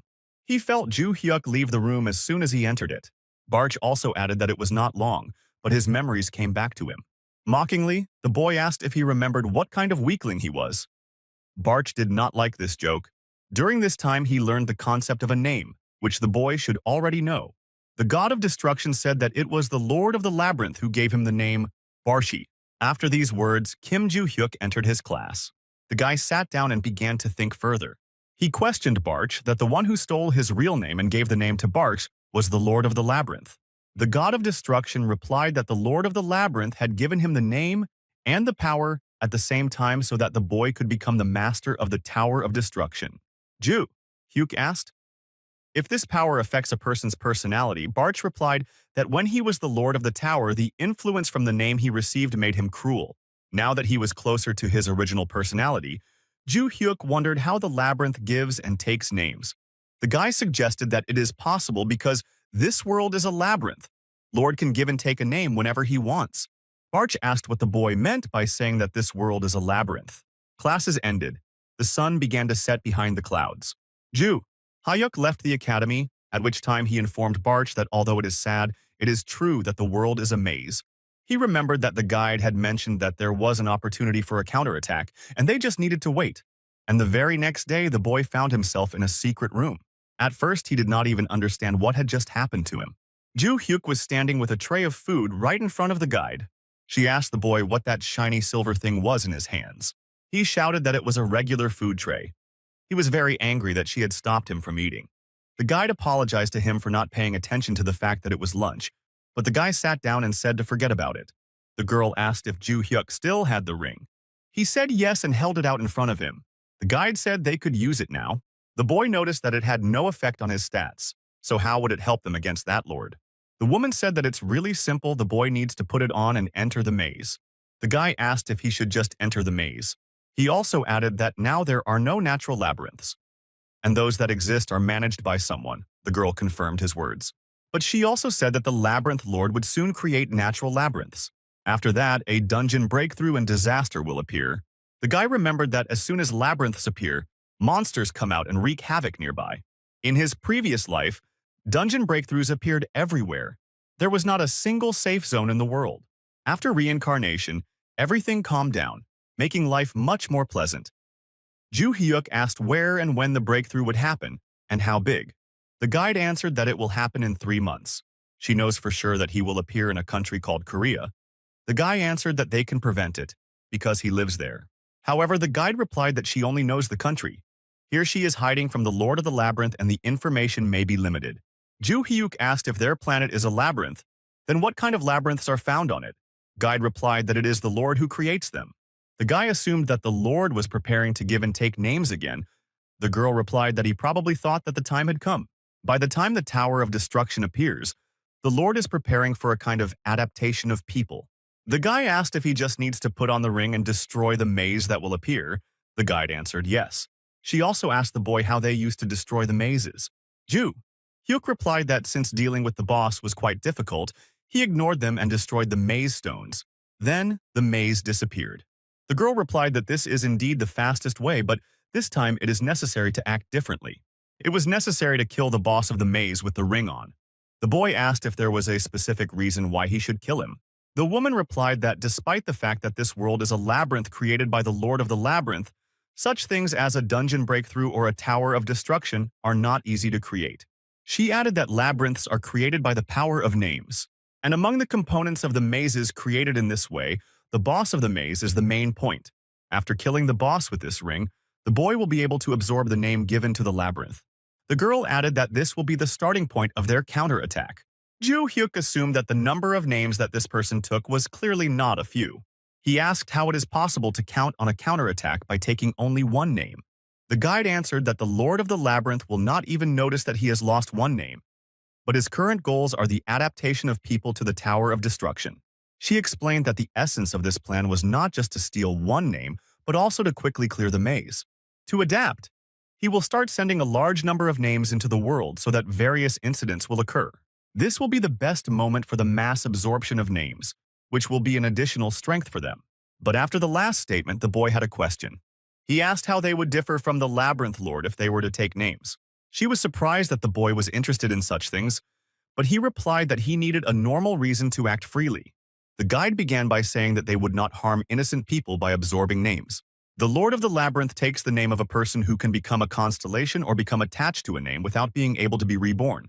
So no matter what happens, the body will be trapped. And what's more, if they use the power of absorbed names, the restrictions that were imposed on the people whose names were taken away will fall from them. The guide told the boy that if he was concerned, he could do his own thing, because in any case, he would be the only one who knew who owned the name at the time of the takeover. Ju Hyuk agreed and asked if they just need to wait for the dungeon to break. The girl replied that she would tell him the exact place and date when the time came. The guy also asked if it would be enough to destroy the boss in the maze, and she said that when the maze is destroyed, the monsters inside it die, but the ones that got outside stay alive, so the boy might need a team to see to it all. That was the end of their conversation, and the girl clicked her finger like last time. At that moment, Ju Hyo turned back, and the people around him looked at him in surprise. Outside at that time, the sun was about to set again. The boy, saved, went home with the thought that the girl could have warned him before turning him back. He remembered what the guide had also said about the team. Before his reincarnation, the guy always went with his students because doing the work on his own takes a lot of time. Ju Hyuk was thinking about having to train his students again when he suddenly saw a familiar figure in front of him. Right in front of him stood Yen Lan with her arms crossed. Ju Hyuk asked the girl why she came here.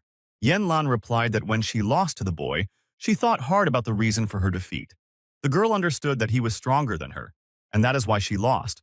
The boy was not impressed that it took her so long to understand this. After that, she added that she thought she looked a lot like a boy, which made him wince.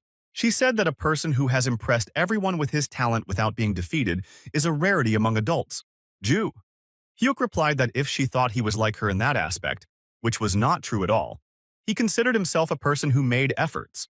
Against Yenlan replied that she used to think she was right, but now she isn't. His breaths weren't just attacks, they were the movements of a person who had come through numerous training sessions. She was furious when she lost, but when she calmed down, she realized that she had been defeated due to a lack of experience.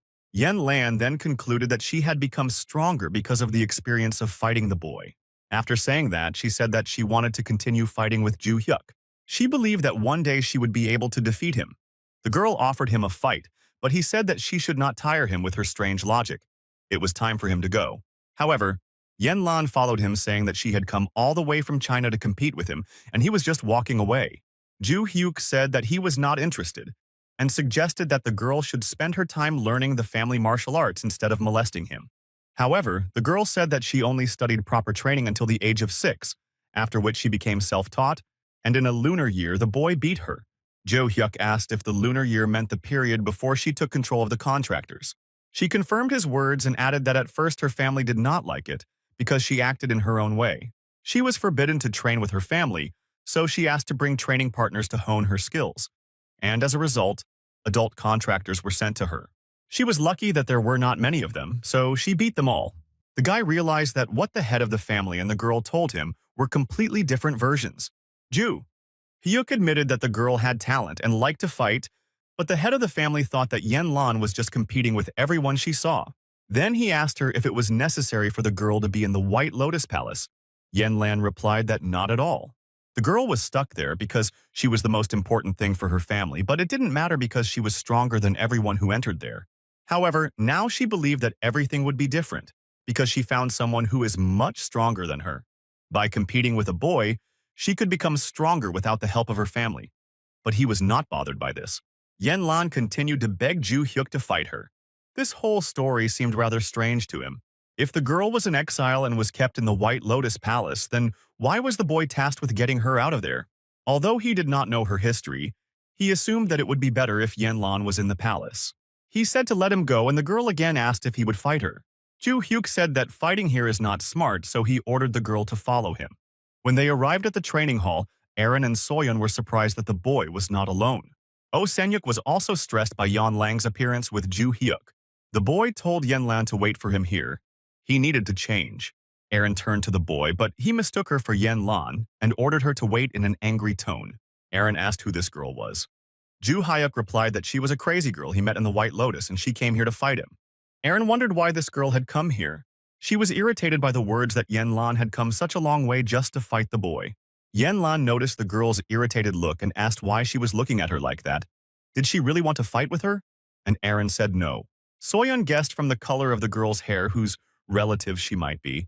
The girl was surprised that Yan Lan came all the way from China to compete with Ju Hyuk. The guy changed his clothes and they stood facing each other.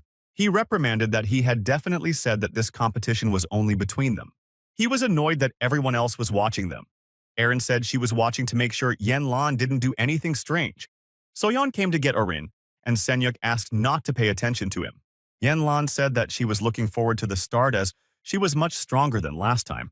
To these words, the boy replied that now he can fight in full force. He remembered the guide's words that he would need a team. Ju Hyuk asked her if she said she wanted to become stronger. Yan Lan said yes. So he set a condition that if he wins, the girl will become his student. But she denied that the reason she wants to become stronger is to defeat him. The boy replied that she could achieve this after becoming his student and offered to start. Yan Lan said that she hated having teachers, so she had to win. At the start, she immediately elbowed her opponent. He restrained her blow with his hand and agreed that she had indeed become stronger. Hearing the words, Yan Lan was only filled with enthusiasm. She was sure the boy had blocked her attack, but this time he wasn't going to stop her. Soyeon and Aaron were shocked by the magical power that came from Yan Lan. Oh Seung-yuk admitted that the girl's mana concentration was higher than Ju Hyuk's when they were at the competition. Yan Lan rushed straight at Ju Hyuk with lightning speed. She understood that even if she only threw one punch, she had to use maximum force. Even if the boy blocked it, she would take damage. However, she was surprised by the boy's actions in front of her. Jo Hyuk also adopted a fighting stance like Yan Lan. The guy said that he likes to confront face to face. And now, the girl has already approached Ju Hyuk. In the next moment, their fists clashed. Yan Lan worried that she had put in the maximum amount of effort. But the boy still pushed her away. It seemed that he did not have much magical power. She realized that the boy had become stronger than when they fought. Yan Lan did not understand if she was standing in front of the same boy as before. After the girl's attack, Ju Hyuk said that he only defends himself once, and added that after that he starts to attack. With one swing of his leg, he dealt a strong blow to the girl's body. The girl was in such a state that she could not strike again. The next moment, Yan Lan lay exhausted in front of Ju Hyuk's figure. He was pleased because he had a new student. Yan Lan was lying unconscious on the floor. However, after a moment, she suddenly opened her eyes. The girl got up and immediately recovered. Yan Lan was upset that she lost again. However, the boy replied that she was quite strong. He thought she would be unconscious by tomorrow morning. Yan Lan didn't understand if it was a compliment or if he was laughing at her. However, Ju Hyuk replied that it didn't matter since she was his student now. The girl wanted to offer to compete only with physical strength without the use of magic. But she understood that the result would not change. She solemnly rose and said that she would become his student. Yan Lan asked Ju Hyuk if she was now officially his first student. The guy countered that she was wrong. She was unhappy that she was not the first and asked if he recruited students when he was at school. But this was also not true. Choi Aaron joined their conversation. She said that the boy started teaching her before Yan Lan. So Aaron is Ju Hyuk's first student and named Yenlin Nya. However, Aaron wasn't Ju Hyuk's first student either, but he didn't talk about it. Yan Lan got angry because Aaron gave her a nickname. She asked if you were annoying her on purpose. However, Aaron asked why the girl was angry after calling her Niav again. Yan Lan was told not to give her weird nicknames, but Aaron replied that it was a pretty cute nickname. Yan Lan was even more annoyed that Aaron called the nickname cute. But Aaron said that it was time for Nya to go home. The girls continued to argue and Ju Hyuk looked at them thoughtfully. This view reminded him of something from his past life. Looking at them, he felt nostalgic. Even before his reincarnation, when he saw the students, he already felt this way. He also called Yan Lan a cat and told them to stop arguing. Ju Hyuk added that Choi Aaron started training earlier. Then she was her senpai and told her not to be rude to her Sajo. He also told Aaron to show respect to her Samai. The girl was happy that he recognized her as the first student, Sajo. She agreed and said that she is now a friend of Yan Lan. After that, he said that considering that they had sparred, they should go home and rest. But Yen Lan asked where she should spend the night now, because she came from China. The guy was surprised that she did not find a place for herself and came only to fight with him. She asked Solian what she should do to compete with the boy again, and she answered that she needed to go to Valhalla Academy in Korea. Ju Hyuk was disappointed that the girl immediately came here after hearing this without thinking about anything else. He said that the academy had given him a room in the dormitory so the girl could live there. Aaron asked Kasichka if she was sure she would like it. Yenlan was confused again that she called her that. After training, the boy returned to the dormitory. He was annoyed that he couldn't finish his training properly because of Yenlan and Choi Erin. He now had two female students. Yu Soyeon is focused on physical training, and she is still far from learning swordsmanship. Oh Senyuk generally trains by himself. So at this time, he only had two people who could help prevent the disaster. During these thoughts, Adelia Ventrick called the boy's phone. He picked up the phone and asked what she needed. She was calling to inform about the funds that the boy requested, and Adelia decided to inform him that they had charged the funds. Jo Hyuk tells you that he checked the donation this morning and everything is fine. He also told the girl to contact the contractors. After that, he added that in 3 months there will be a disaster. Adelia was shocked by these words. She asked how he knew about it. The guy said not to ask about the source. He knew for sure that something was going to happen. The woman asked if the disaster would happen in Korea. Ju Hyuk confirmed her guess. Then Adelia said that she would contact all the useful contractors from the Ventrick family and guilds in Korea. The boy asked to keep everything a secret. After these words, Adelia turned to the boy with a request. She asked if he would be able to respond positively to her efforts when the constellation awakened. Ju Hyuk asked if Constellation was still asleep. Adelia replied that she tried to contact her, but she didn't answer. Ju Hyuk assumed that one day of rest was not enough to restore the Constellation's strength. So he said he would pass on Adelia's efforts and said his goodbyes. The next day, Ju Hyuk went to the training hall after studying. He started his training with running. Choi Erin was also at the gym and trained with him.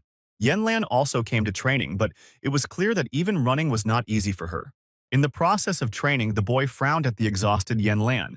After running, she collapsed on the floor tired. The girl asked to let her rest. She felt that she was going to die. But the boy emphasized that the girl was fine, but she screamed that she almost died. However, he noticed that the girl behaved better than he expected. Yenlan replied that she was very serious about training. Ju Hyuk understood that the girl's stamina was fine, but he thought about slowing down a bit. However, he heard a woman's voice greeting him. A woman entered the training hall and asked if Yenlan had come here. Ju Hyuk didn't know who this woman was, but she looked a lot like Yenlan and Solian. After her words, the woman saw Yenlan and turned to her. She reproached the girl for coming here without telling her mother. Yonlang aggressively spoke the name of Solian Hua. The boy asked the woman if she was her mother. He thought Solian was Yenlan's mother.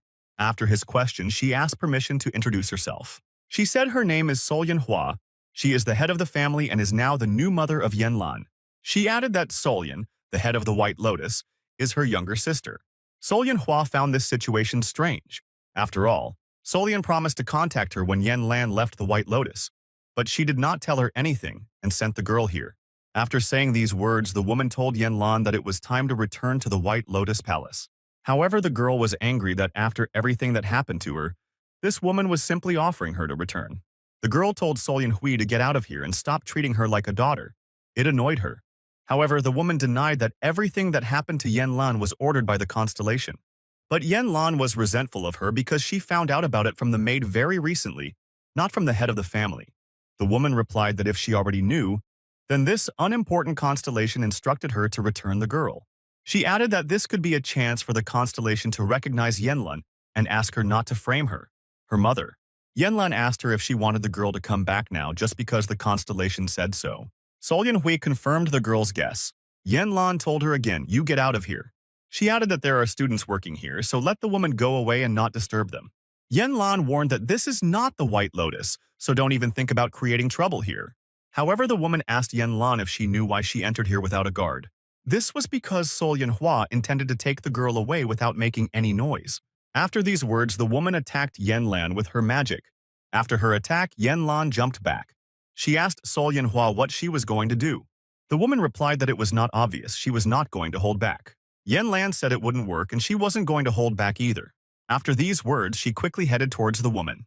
She asked her if she had not forgotten that she had never been able to defeat a girl. Immediately after that, she attacked Sol Yanhua with a punch. That woman stopped her attack and said that Yanlan had indeed become stronger, and she wasn't just having fun in the White Lotus. Yanlan replied that she had been training really hard all this time. However, Sol Yanhua said that the girl should go back and train normally. Holding the girl's hand, the woman pushed her aside. Yanlan was surprised. She didn't remember Sol Yanhua's skills always being this good. The girl braked with her feet on the floor and immediately launched a kick attack on Sol Yanhua, but she leaned back and said that it was a mindless attack. Yanlan told her to shut up and added that all she needed was to win. Choi Aran asked Ju Hyuk if they should call the instructors to stop the fight. However, the boy asked Aaron what she thought would happen if they told the instructor that the head of the family had caused a commotion to take her daughter away. Aaron replied that it would be an even bigger mess, and Ju Hyuk added that he didn't like this woman. Aaron agreed with him, because Sol Yanhua abandoned her daughter and is now going to take her away due to some necessity. Aaron thought that this had greatly disappointed the cat. Sol Yanhua told the girls to stop resisting and just follow her. However, Yen Lan told the woman to forget her intentions. Sol Yanhua flinched back from the girl's attack. Yen Lan put a lot of power into this strike, so she expected that even if the woman blocked it, she would still take damage. However, the next moment, the girl felt that something was wrong with her. She looked down and saw that her leg was encased in ice. Sol Yanhua guessed that Yen Lan was seeing this for the first time. She said that this is the power of their constellation, King of the Snowy Depths. The woman also added that after Yen Lan returned to the family, she would have the opportunity to obtain this ability through the constellation contract. Yen Lan surmised that the woman seemed stronger than last time because she thoughtlessly used the power of the constellation. However, the head of the family replied that there is nothing thoughtless here. If you are a member of a family in which there is a constellation, then you can do whatever you want with the power you have received. She then asked if Yen Lan thought that the woman would only fight her with physical strength. One last time she asked Yen Lan if she was going to come back, but the girl angrily shouted that she wasn't going to come back. Then Sol Yanhua told the girl not to even think about a happy return. Yen Lan was unable to react to the woman coming so close because of her frozen leg. The head of the family said that she would freeze and chop off her hand so that she would not resist further. However, at this moment, Kim Ju Hyuk repelled the woman's attack. He hoped that the constellation families would no longer interfere with him. Yen Lan was surprised that the boy decided to come to her defense. I asked the woman what she was doing at all, whether she was seriously going to cut off her daughter's hand. She replied that it was not his business to interfere in their family affairs. He remembered Jinyeon telling him the same thing when they were fighting over Choyerin. Sol Yanhua didn't understand how the boy was able to block the attack without being frozen. She also felt that the kickback was severe. Then it turned out that he deflected her blow with magic that was stronger than the magic of her constellation. The boy told Choyerin to take Yen Lan away from here. However, that girl denied that she could also fight, especially since the matter concerned her family. But Ju Hyuk knew that she couldn't fight anymore because she couldn't feel her leg. He told her that even though he hadn't taught her anything yet, as her master he couldn't stand by and watch his student get hurt. The girl was glad that he called himself her master and listened to his words. She asked the boy if he decided to pretend to be her teacher because the woman decided to take Yen Lan with her. However, he said that he did not care, and their interests simply coincided. The woman did not consider this a reason for the master-apprentice relationship. Then she said that she would check how good a master he was.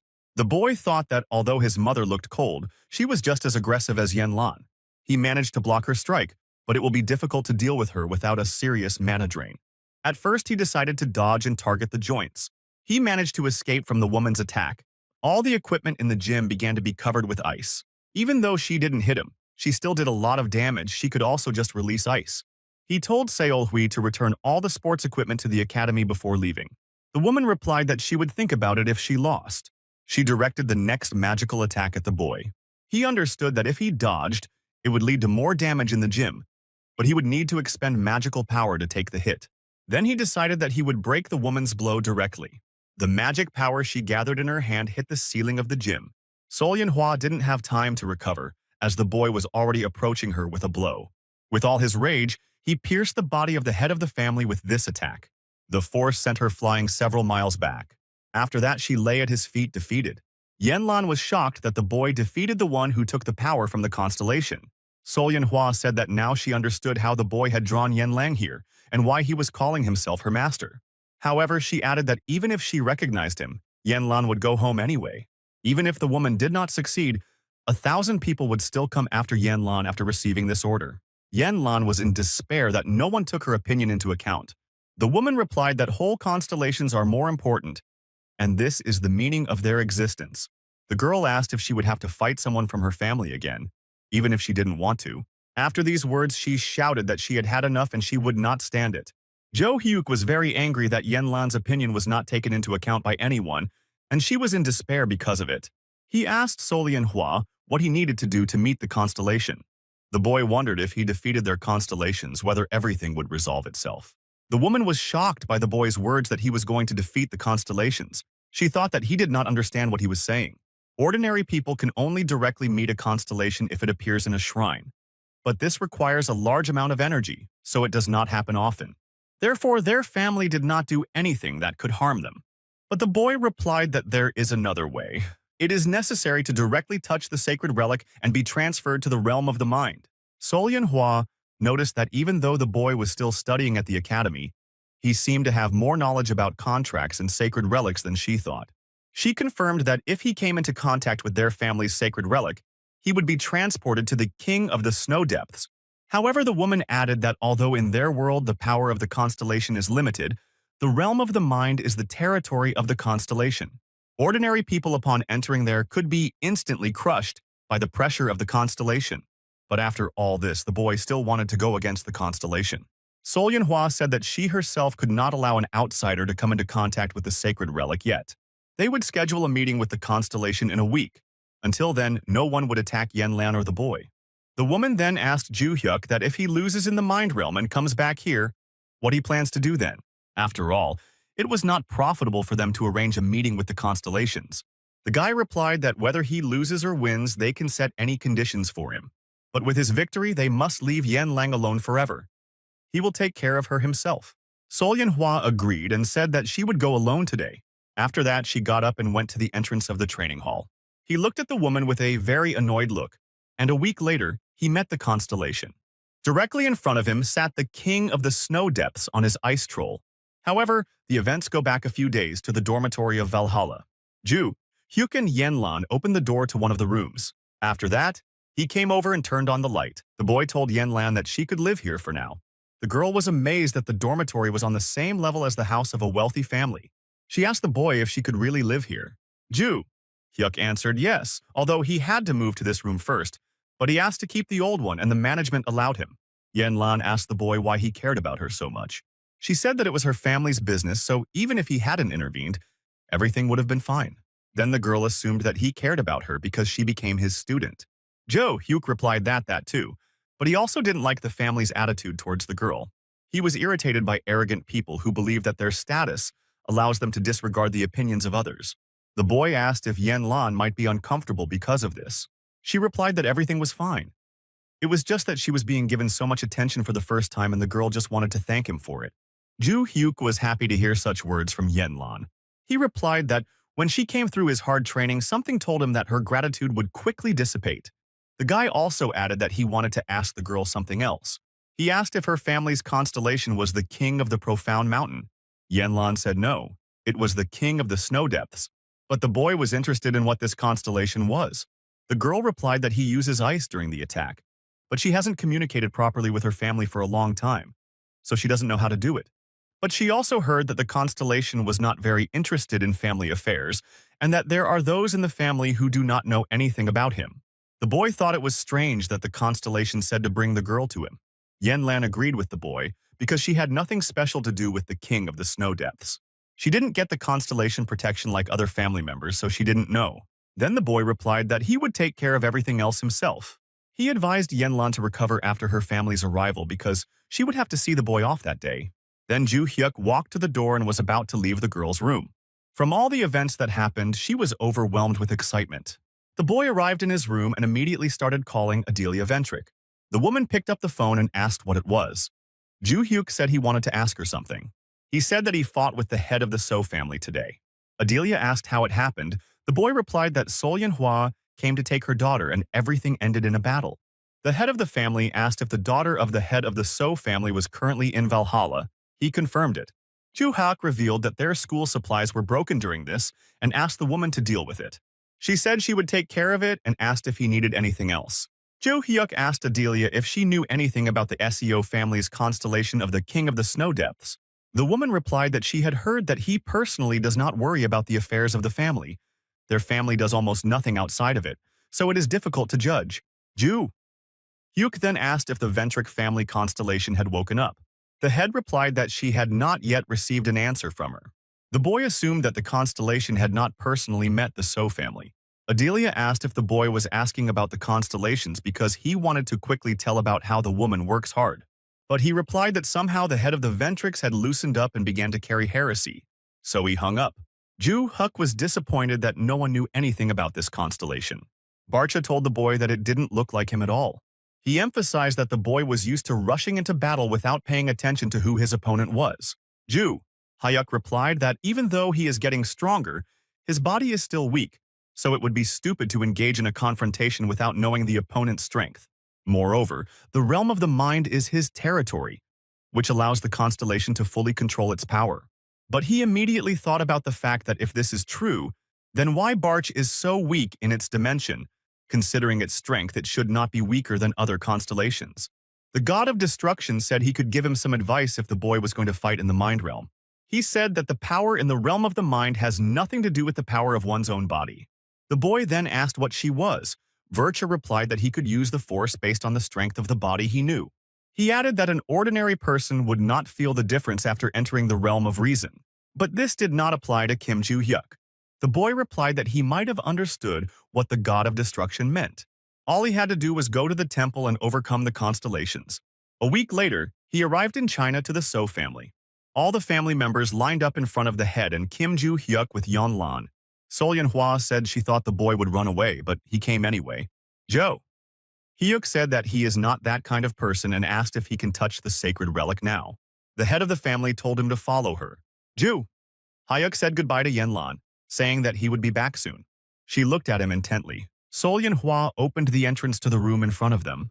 In this room, there were huge mountains of cold snow. Ju Hyuk didn't understand why the room looked like that. The head of the family that pulled out a small box from under a pile of snow. She said that after she returned from Seoul, she thought for a long time about what to do with the boy if he lost.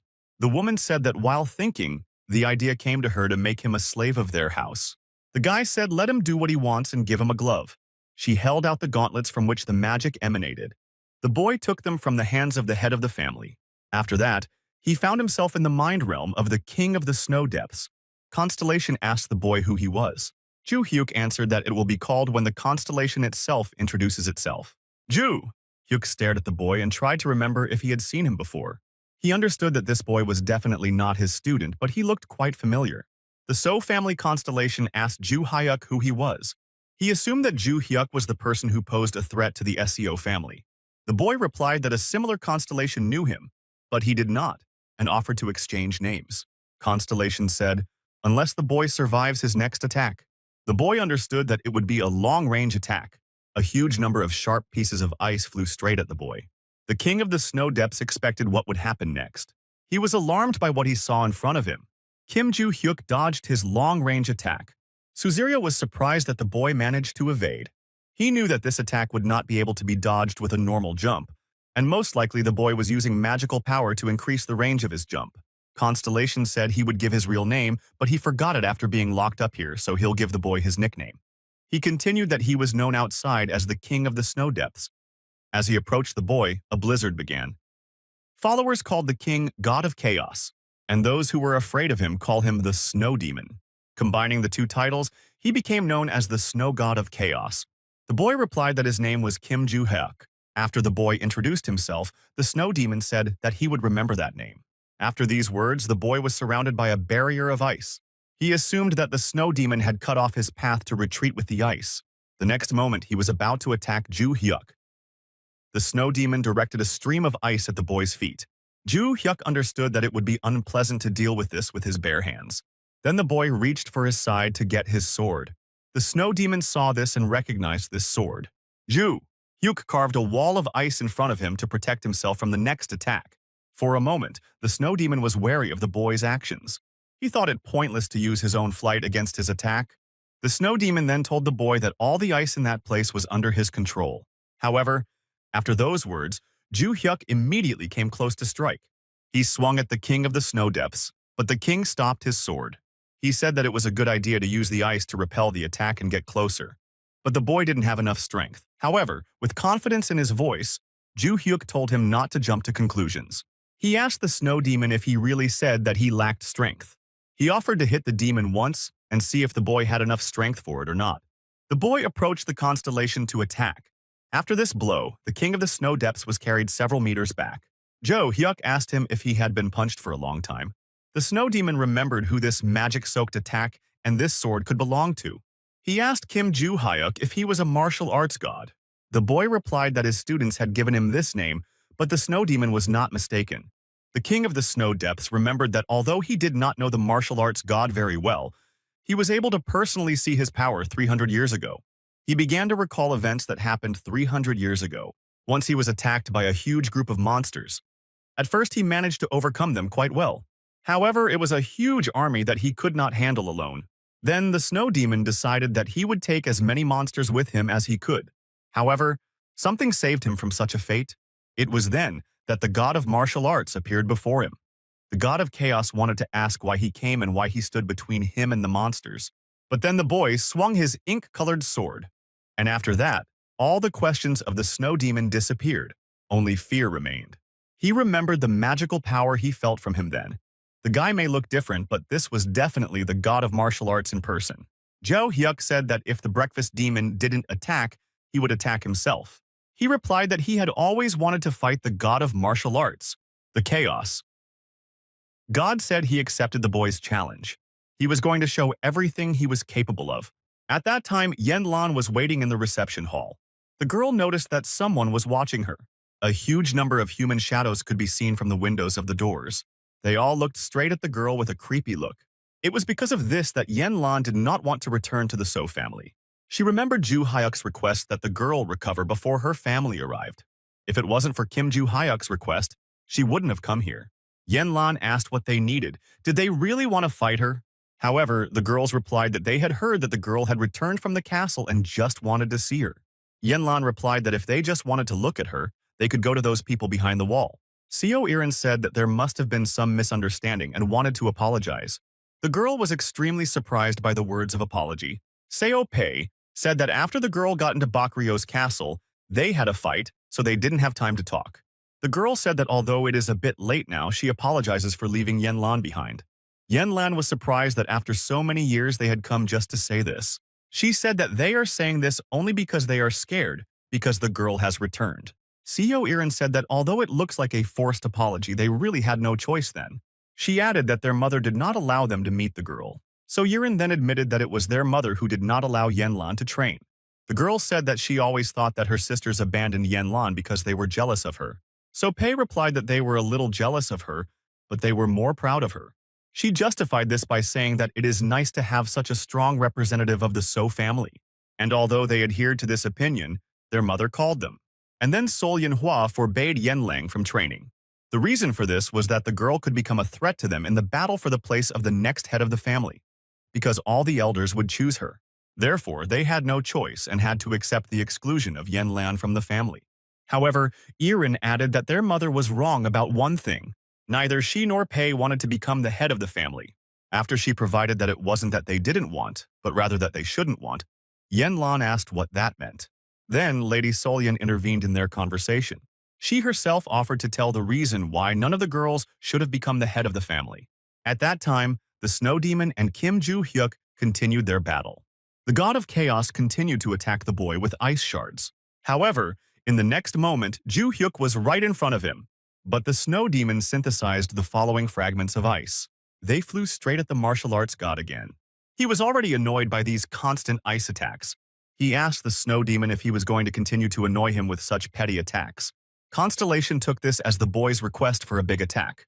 Then a stream of icy air poured out of the magical snowflake. Jo Hyuk was surprised that his opponent had such attacks in his arsenal. The Snow Demon said that he was going to completely freeze the boy, but he was able to evade it. He did not expect another from the god of martial arts. The guy said that he was embarrassed by this praise. He understood that this boy is already different. If he was so strong in his past life, then Ju Hyuk would definitely remember him. Ju Hyuk assumed that this boy had crossed his limit in the realm of mind. And because of this, he became much stronger than in his past life. Ju Hyuk said he wished he had met the boy sooner. The snow demon asked what he meant by these words. The god of martial arts replied that this is how he praises him. The snow demon was satisfied with his opponent's answer. However, he said that only one compliment is not enough for him. Then a magical ice fist gripped his hand. The god of chaos said that he intended to defeat the boy. Then, with all his might, he directed an attack at Kim Ju Hyuk. The boy was also preparing to deliver a corresponding blow. Attacks reached opponents lightning fast. After her, the snow demon said to take away his words.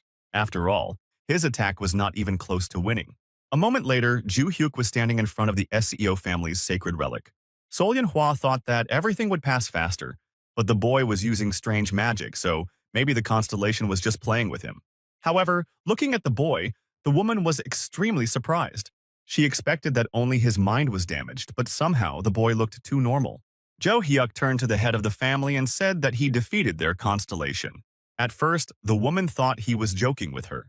However, a screen appeared in front of her with a message that the king of the snow depths was expressing his sincere respect to Kim Ju Hyuk. She couldn't believe that this boy had really conquered the constellations. The woman thought it was impossible that some student could defeat the guardian constellation. Jo Hyuk said that if she doesn't believe, she can ask her constellation again. He approached her and reminded her that they would stop touching Yenlan if he defeated their constellation. With an ominous expression on his face, he added that they would have to change this condition. He entered the room and told Yen Lang that they could go now. Ju Hyuk saw the girls near her and asked why they were all gathered here. Solian said that she did not expect the boy to come here. Ju Hyuk replied that he didn't expect to meet her here either. Yen Lan asked if everything came well.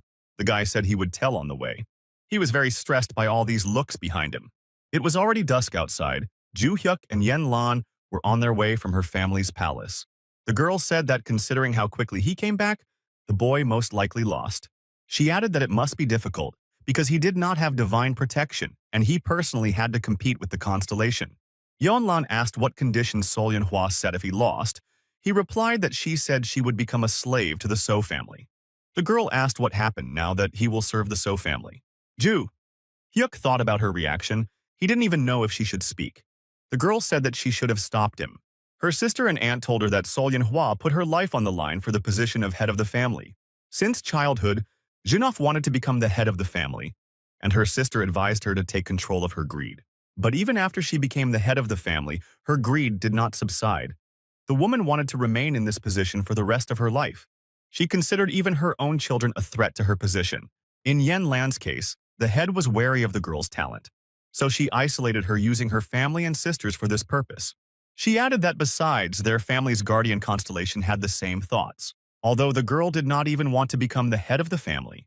After these words, the boy replied that he wanted to hear what the girl's thoughts would lead to, but he still decided to say that he had defeated their constellation. Yan Lan asked if he was joking, but Ju Hyuk replied that he doesn't joke about such things. He asked if this all started because their constellation ordered the girl to return to the Blue Lotus.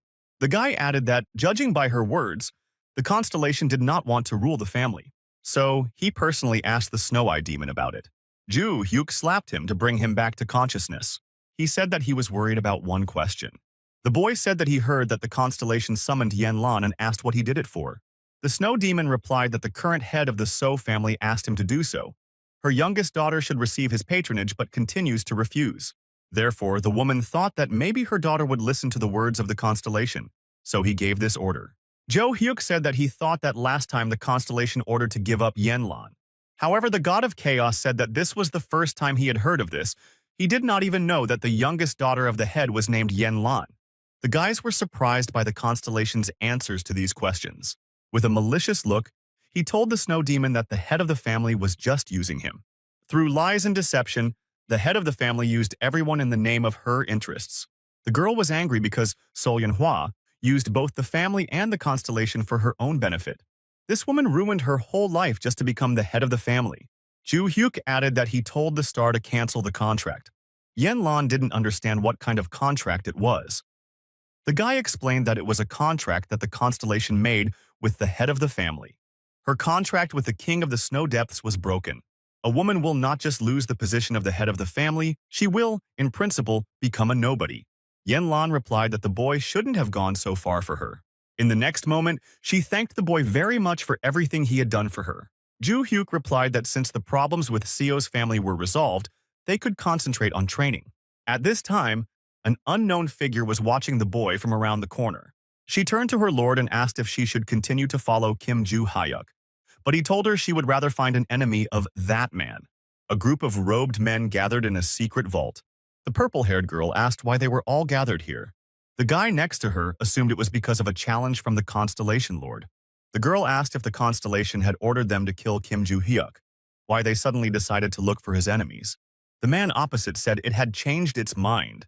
Then she asked who was the first to receive the order and begin to carry it out. The man with the skeleton mask replied that he was. She didn't understand what kind of person this Kim Ju Hyuk was and who was their target now. The man with the skeleton mask replied that he was Ju Hyuk, a very strange guy. He had been following him and learning him little by little. However, he didn't manage to get any useful information. The only thing he managed to find out was that the boy grew up in an asylum and doesn't know who his parents are. The man could not find anything more about the boy. This information was provided to him by a search firm that he trusted, so it is definitely reliable. The man added that, after that, he continued to watch and wait for the Constellation's orders. Then, Ju Hyuk defeated the strongest member of the So family and the head of the family. After Kim Ju Hyuk defeated the So family's guardian constellation, the order was changed to search for his enemies. Then a semi-shameful purple screen appeared in front of the man. On it was the question of whether the sacred stone was ready. The man replied that he was ready. Then the members of the organization took a bright purple stone in their hands. A handful of such stones lay on their table. Constellation asked if they managed to find Kim Ju Hyuk's enemy. The man in the skeleton mask said that there are 3 organizations that have some form of animosity towards Kim Ju Hyuk, namely the Wenrik, the Samsol Alliance, and the Devotee Organization. The Samsol Alliance and the Devoted are sinister organizations, and the Ventrix are a prestigious English family, and in their case, they had an unexpected relationship with the boy. It seems like there was some kind of agreement between them after the Ventric attack, so it's impossible to tell if they're enemies right now. The girl added that although no steps have been taken yet, there is news that the Baekjeon Thief Group has also targeted Ju Hyuk. Constellation said she would give them a new order. It ordered all of Kim Ju Hyuk's enemies to be killed. A new day came and the boy immediately went to the gym. Erin texted her boyfriend that she needed to get home to pick up something, so she would miss today's practice. Ju Hyuk thought that if it was important, it would be nice if the girl brought something like a sacred relic, since it is possible that the Choijin constellation could be his student. After he conquered the constellations in the So family, he checked to see what relics they had, but he didn't find anything special. Considering that the Tower of Destruction was coming soon, every student was important, and the delay was serious. Remembering that the White Lotus community also had sacred relics, he thought that perhaps he should go there as well. However, at that moment, someone's voice addressed him. Black Cat was standing at the entrance to the gym, addressing the boy. The boy guessed who it could be, but still asked the man who he was. Black Cat asked if they could talk alone. He agreed to the offer and approached him. He told the girls to spar with each other until he returned, and they were clearly not happy with this request. They began to argue among themselves, but the boy only liked it. He went out into the corridor and stood opposite the Black Cat. The man informed Ju Hyuk that he had arrived from the market. The guy replied that it was quite obvious, but isn't anonymity guaranteed in the market? He added that if he started coming to the academy so freely, wouldn't it hurt the reputation of the market? However, the man replied that he had only come to deliver a message to the boy. After that, Black Cat handed Ju Hyuk an envelope. He asked if this letter was for him. Black Cat confirmed this. After that, the man added that this letter was sent by the real owner of the market. Ju Hyuk asked if the constellation behind-the-scenes ruler was the true ruler of the market, and the man said yes. Black Cat asked the boy to read the letter and come to the market if he could answer it. He also reported that, in addition to the boy, the letter was delivered to several other people, and the star needed someone who could read the letter. He didn't know the content and meaning of the letter. So if Ju Hyuk understood what was written in the letter and wanted to answer, let him come to the market. The man said that the constellation was waiting and said goodbye. Barch asked the boy if it was really a letter from the constellation, and the boy began to unfold it. The god of destruction asked what it said. He didn't know such signs. Kim Ju Hyuk replied that he needed to get to the market. The characters used to write this letter were invented by him.